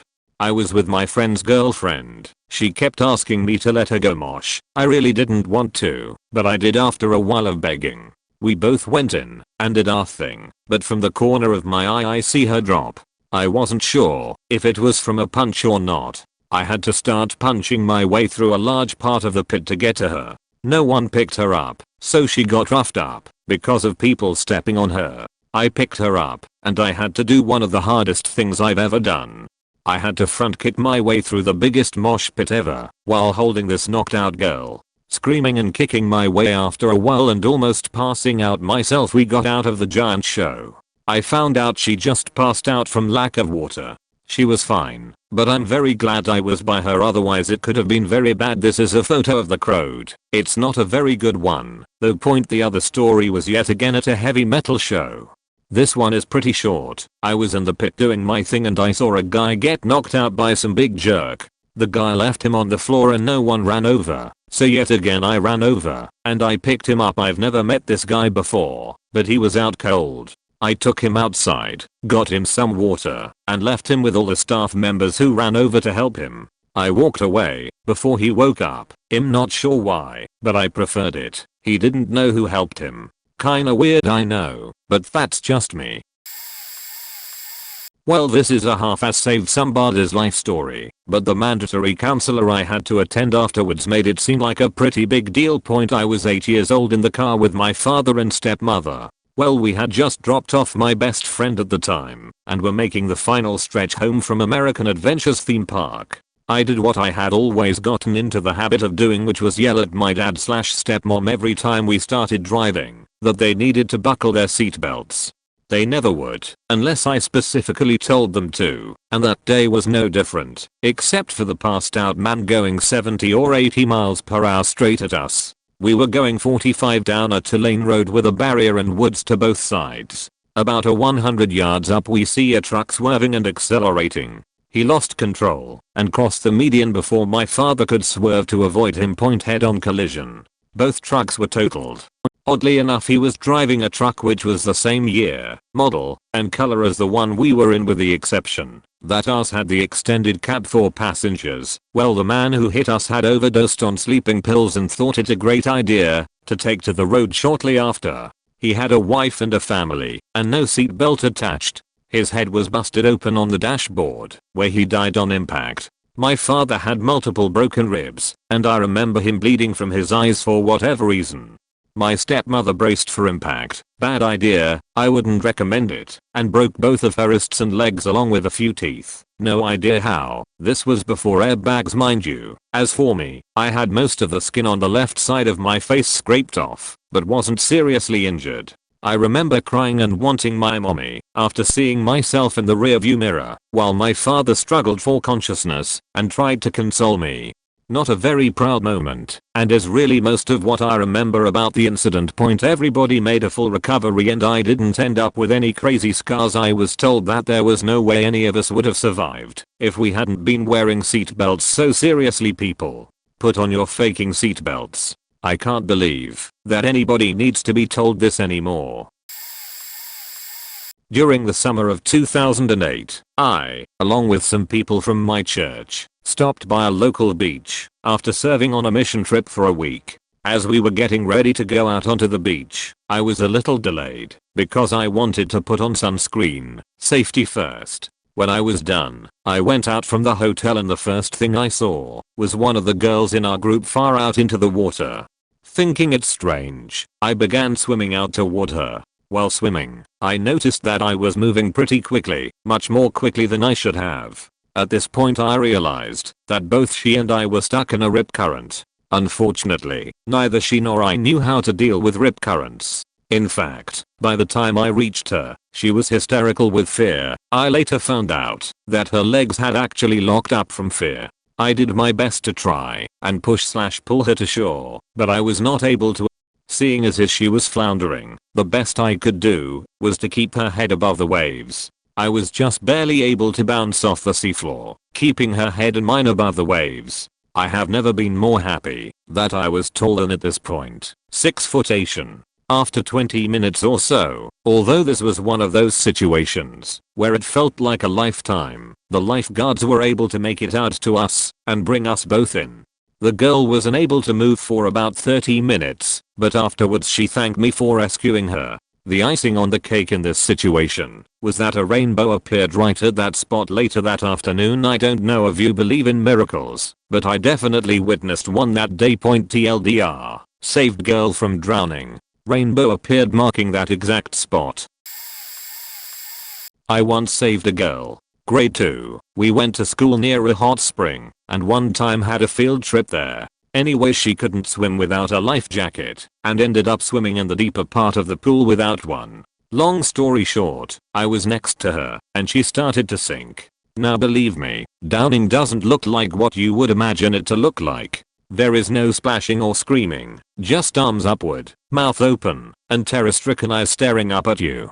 Anyway, so there she is bubbling her way to the bottom, staring up at me with these dark, panic-filled eyes. I ended up swimming below her and pushing her to the surface, then over to a ladder. I then attempted what was probably the sloppiest CPR ever seen. Some water came out of her lungs before an actual lifeguard knowledgeable adult came over and helped point. Lucky for her and me, I was always a good swimmer. My mom threw me in the water as soon as I could walk.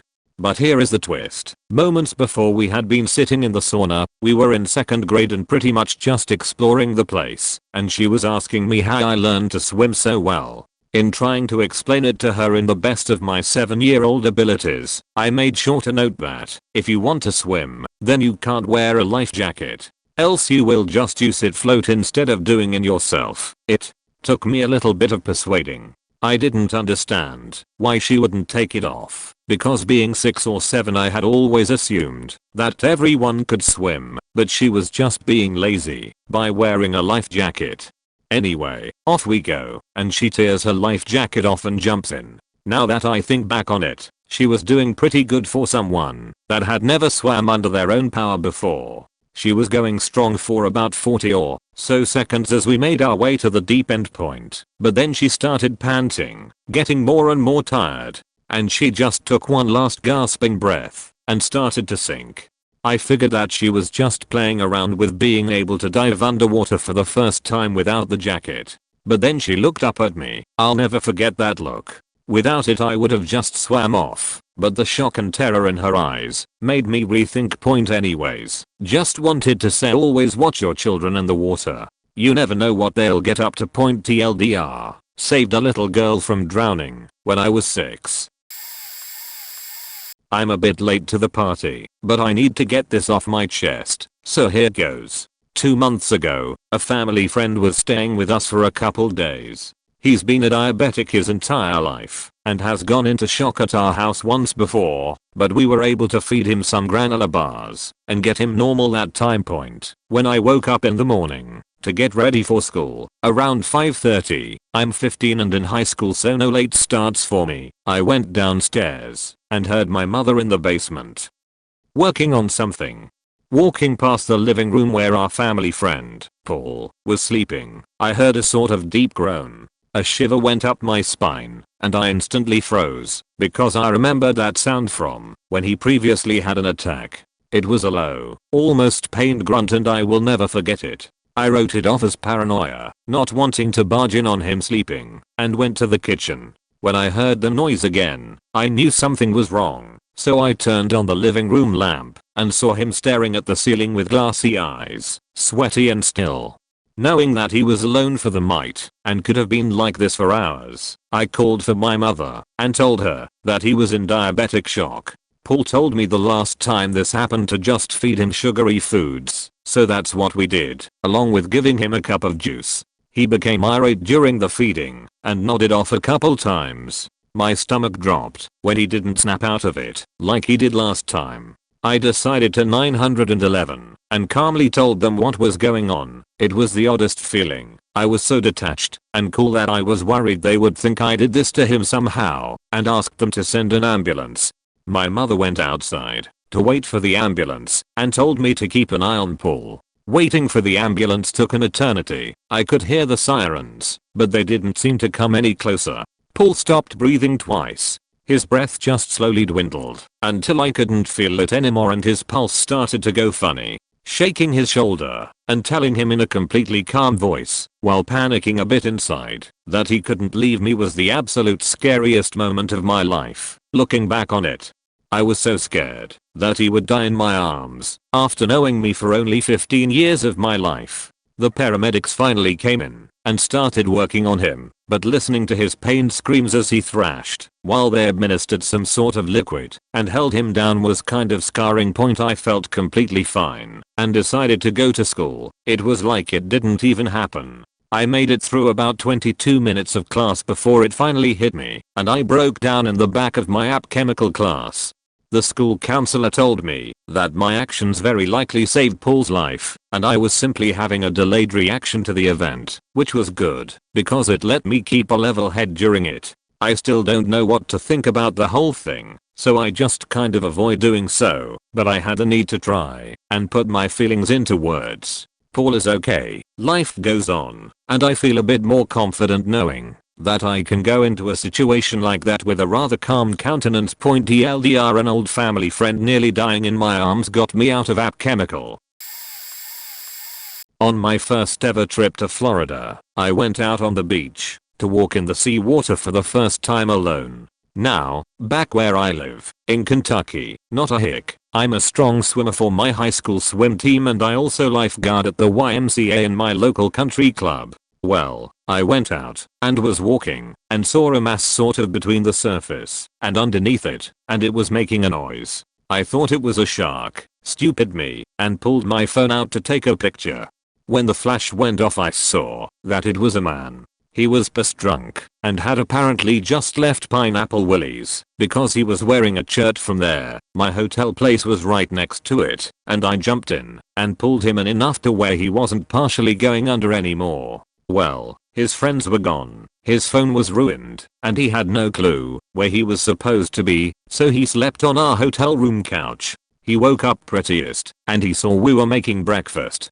We asked if he needed anything, and he was welcome to use our phones, and whatever. Well, it turns out that this guy is the son of a major American construction company and he wrote down a number to call him for where he works, and if I ever move to where the main headquarters I guess you could say, then I should call him, and he will give me a great job for a while. It's amazing to this day that it happened. If he had blacked out, he did later shortly on that night, then he would have been dead. I caught a girl who fell from a cliff. She was trying to climb back down the side of a gorge and the rock she was standing on gave out. I still have a small scar on my wrist from where I was stabbed by a rock. After catching her later on I pulled a man out of frigid water. He had jumped in after being dared by his idiot friends, and there's an area that you can climb up a waterfall to get out, but it was running too fast that day. He was trying to climb up, but it was clear his hands were numb from the cold, and he kept slipping back into the water, being pushed by the waterfall the whole time. He was mouthing help, but only a pathetic breathy sound came out. I'm guessing it was a combination of the cold and the roaring of the falls. I'm shocked as his whole friends didn't go to help, but I quickly clambered down into the gorge and grabbed his hand, laying flat so as not to fall in myself. After some effort I managed to clasp my other hand around his forearm and pulled him up out of the rushing water.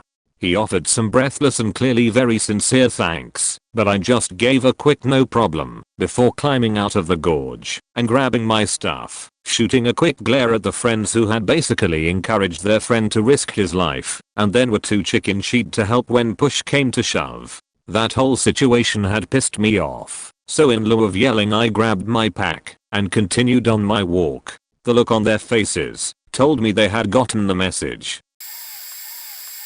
Nobody in my family knows this, but my entire family went on a Disney vacation when I was about 10ish, and when we took our trip down to Florida we made a stop at a hotel for the night which had a sweet indoor pool. I mean this pool had a waterfall that you could go through and just chill out behind it and no one could see you. Well, this waterfall was also really powerful and my 7-year-old cousin was constantly trying to get through it.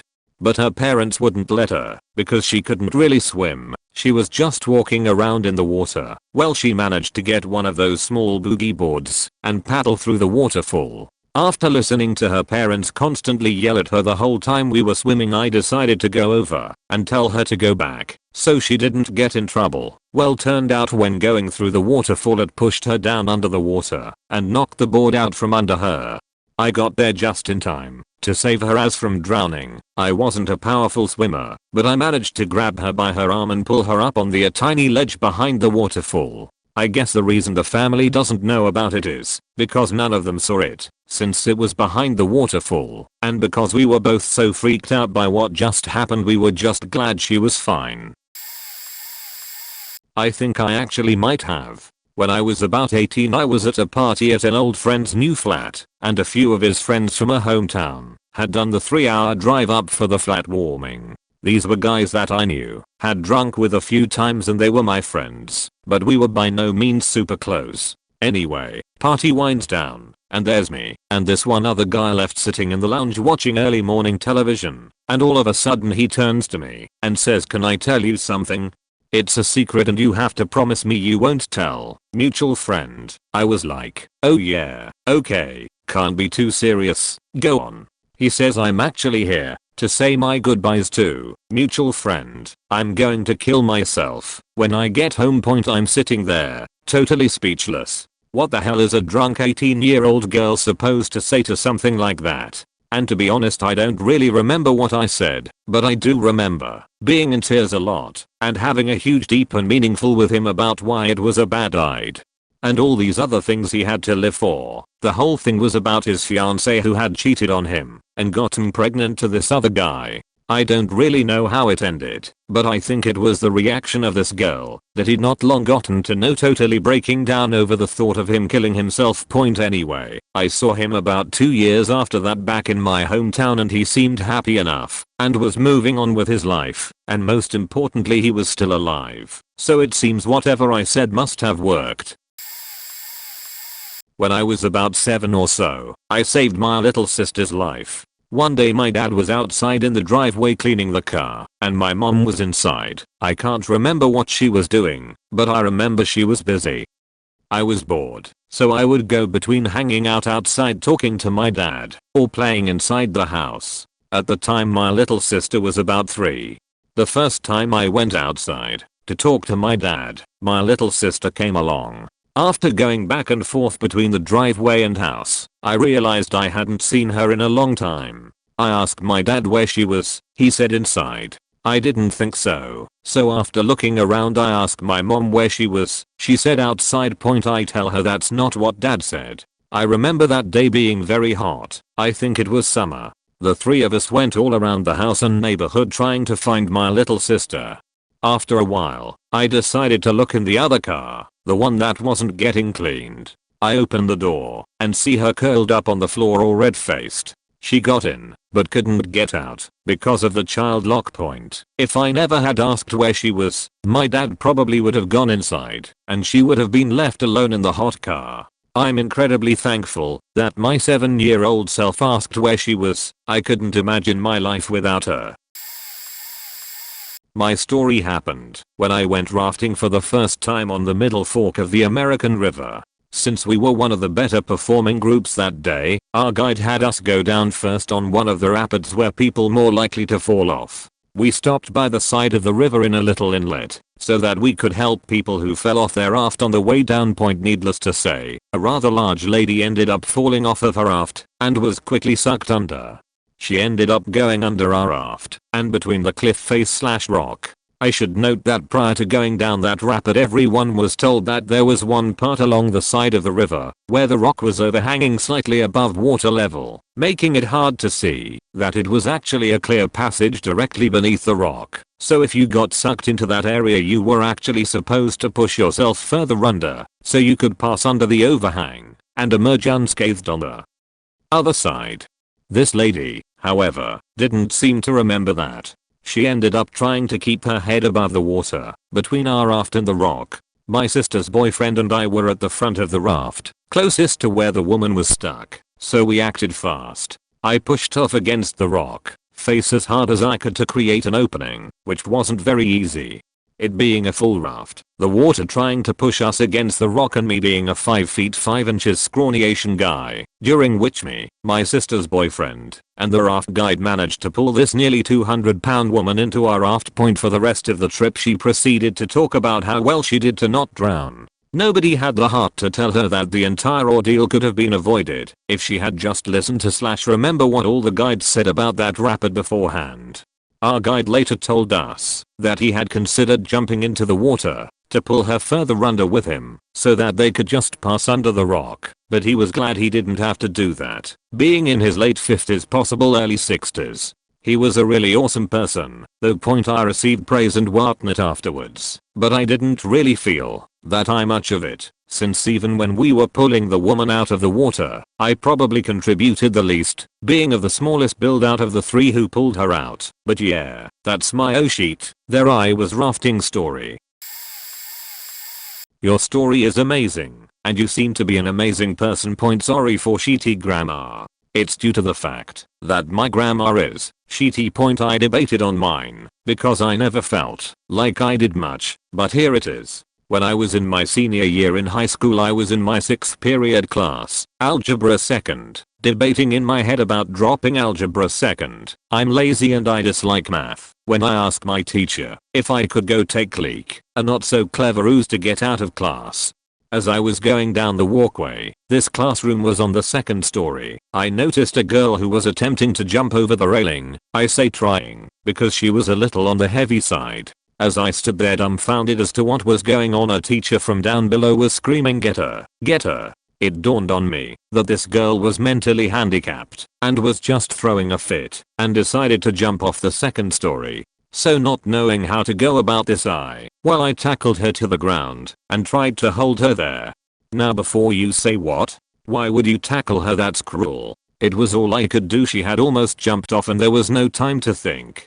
If you still think that is bad, then this will make you feel better. She punched in the faking stomach so hard I couldn't breathe. I mean, I was in martial arts and boxing and sparred quite often, but I have never been punched that faking hard. After this resolved and security came, all the teacher said to me was, "You cold bean faster. Get back to class, TLDR." I tackled a handicapped girl and got punched in the stomach and scolded as reward. I was driving westbound with my wife as my passenger at 65 miles per hour in the right lane of a 4-lane highway. There was a wide median separating east and westbound lanes. At an intersection, an unlicensed teenager attempted to cross all 4 lanes without stopping in the median and pulled directly in front of me. Neither the driver nor his passenger brother were wearing seatbelts. He was going particularly slowly in the old junker he had just bought to fix up. I swerved as much as I could, and when I hit him, I was mostly off the road, but sheared off the driver's side of my car and about a foot of the front of his car. Where his car stopped, the passenger door was about lined up in the center of the right lane where I had been driving. If I had not swerved, I would have driven right through the passenger door, where his brother was sitting. By the time we collided, my speed still probably was over 50 miles per hour. In spite of my braking point, I had just instinctively hit my brakes enough to keep control while I swerved to the side of the road. If I had just hit the brakes, I'm sure his passenger would have been killed, and maybe the driver also, and my wife and I would have been seriously injured too in spite of wearing seatbelts and having the airbags go off. I remember thinking, when my car came to a stop in the grass quite a distance down the road from the impact, that at least I'm still alive. It seemed that after the initial impact, my car was driving itself, and I had no control other than to keep pushing the brakes. Other than bruising from where the airbags hit and my wife's sprained wrist, nobody was physically hurt, but the emotional upset lasted for months. I couldn't get it out of my mind that, if I had not swerved successfully enough to avoid a major impact, my car would probably have killed someone. That was 12 years ago, and occasionally I still think about it. I don't think of it as saving someone's life, but more as avoiding killing someone, and looking back I do feel somewhat proud that I instinctively made the right choice in that split second. I've got one story. During beach week of my senior year in high school, I went up to Rehoboth Beach, Delaware with my best friend to meet up with a group of kids from school. The first day we got there, we rolled in about 12 noon and my best friend and I were pretty damn eager to start drinking. So we walked in, and one of the kids who was staying in the house and I knew very little about greeted us and explained he stayed behind to start drinking and settle in while everyone went to the beach.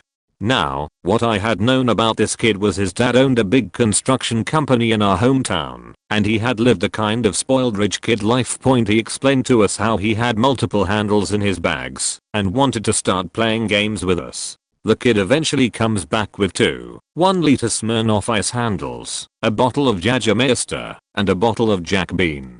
This is where the trouble started. We arrived at 12 p.m. By 2 p.m. this kid was already 7 Jägermeister shots in. By 4 p.m., when everyone had come back from the beach, he had down at a 6-pack and a half, give or take. By 6 p.m. we had started playing Kings, BP, Flip Cup. By 10 p.m. he had finished half of one of his Smirnoff bottles, and soon after someone dared him to take a sip of some tequila that was just made. What does he do?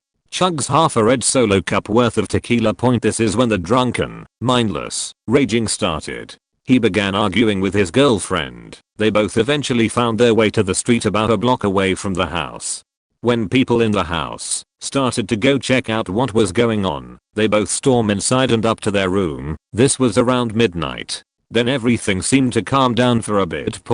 But an hour later I got a really bad feeling that the super drunk kid we had been drinking with wasn't upstairs with his girlfriend anymore. His best friend and I went upstairs to check, and lo and behold, he was gone, while his girlfriend was sound asleep in the bed. At this point I started freaking the fuck out, because I felt partly responsible for letting him drink so much. So this kid's best friend and I and a few other housemates got some cars together and scoured the neighborhood within like a 5-block radius. After 2 hours of looking we couldn't find him. We went back to the house, and then I suggested everyone go on feet. We split up into teams of 2 and started going through people's yards. About 15 minutes after starting on foot, I found this kid blacked out on his stomach, lying in a puddle of his own puke, in a random person's side yard about 1/4 of a mile from our house. My best friend and I grabbed him by the legs and head and carried him all the way home. I didn't end up sleeping at all that night, and he ended up waking up at around 1 PM that day. After his friends explained to him what had happened, he pushed me aside to a room and looked me square in the eyes, shook my hand, and thanked me for saving his life. He vowed to stop drinking because he was leaving for the Naval Academy after we got back from beach week and wanted to make amends for being given a second chance. Haven't really talked to him since, but I can always feel somewhat good now, knowing that I helped prevent another kid dying from choosing to do something as stupid as binge drink as hard as he did during beach week. I wouldn't say I saved a life, but I did do a good Samaritan act. Left a party one night at college with a buddy. Walking down the road we see a bunch of guys a ways down screaming and being rowdy. Our school had a reputation for rowdiness, so we decide it's best to take another alleyway to the bus, but we notice they seem to be pushing a guy around. I ask my friend if he can tell if they are joking or not. He says he cannot. Then we see a guy full on punt this dude in the face and he pretty much is KO'd in the middle of a typically busy street. There must have been at least 3 seconds that we stood there in silence figuring out our next course of action. My friend insisted we take the alleyway as he didn't want to mess with the perpetrators. To this day I always leave this part of the story out when I tell our friends because I don't want to sell him short on what we did. I, probably because I was drunker, insisted we couldn't just leave the guy unconscious in the street. He relents and we begin walking towards the scene. The attackers begin walking towards us, but they are so hyped up they pay no attention as they passed us. We reach the guy and pull him to the curb and call the cops. Poor kid is clearly concussed. The cops take statements from us. My friend recognized one of the attackers and gives the cops the kid's name. Cops pick up the kids only 3 blocks away. They drive me, because my friend knew the kids, down to identify the attackers, and then drive us home. Apparently what happened is this poor guy was actually just walking home from the library with his headphones on when he was randomly jumped by some drunk thugs. They stole his backpack and left him in the street. When all was said and done I was subpoenaed and had to testify in court. Sheet was a huge hassle. I never regretted helping, but the whole court thing became a real nuisance.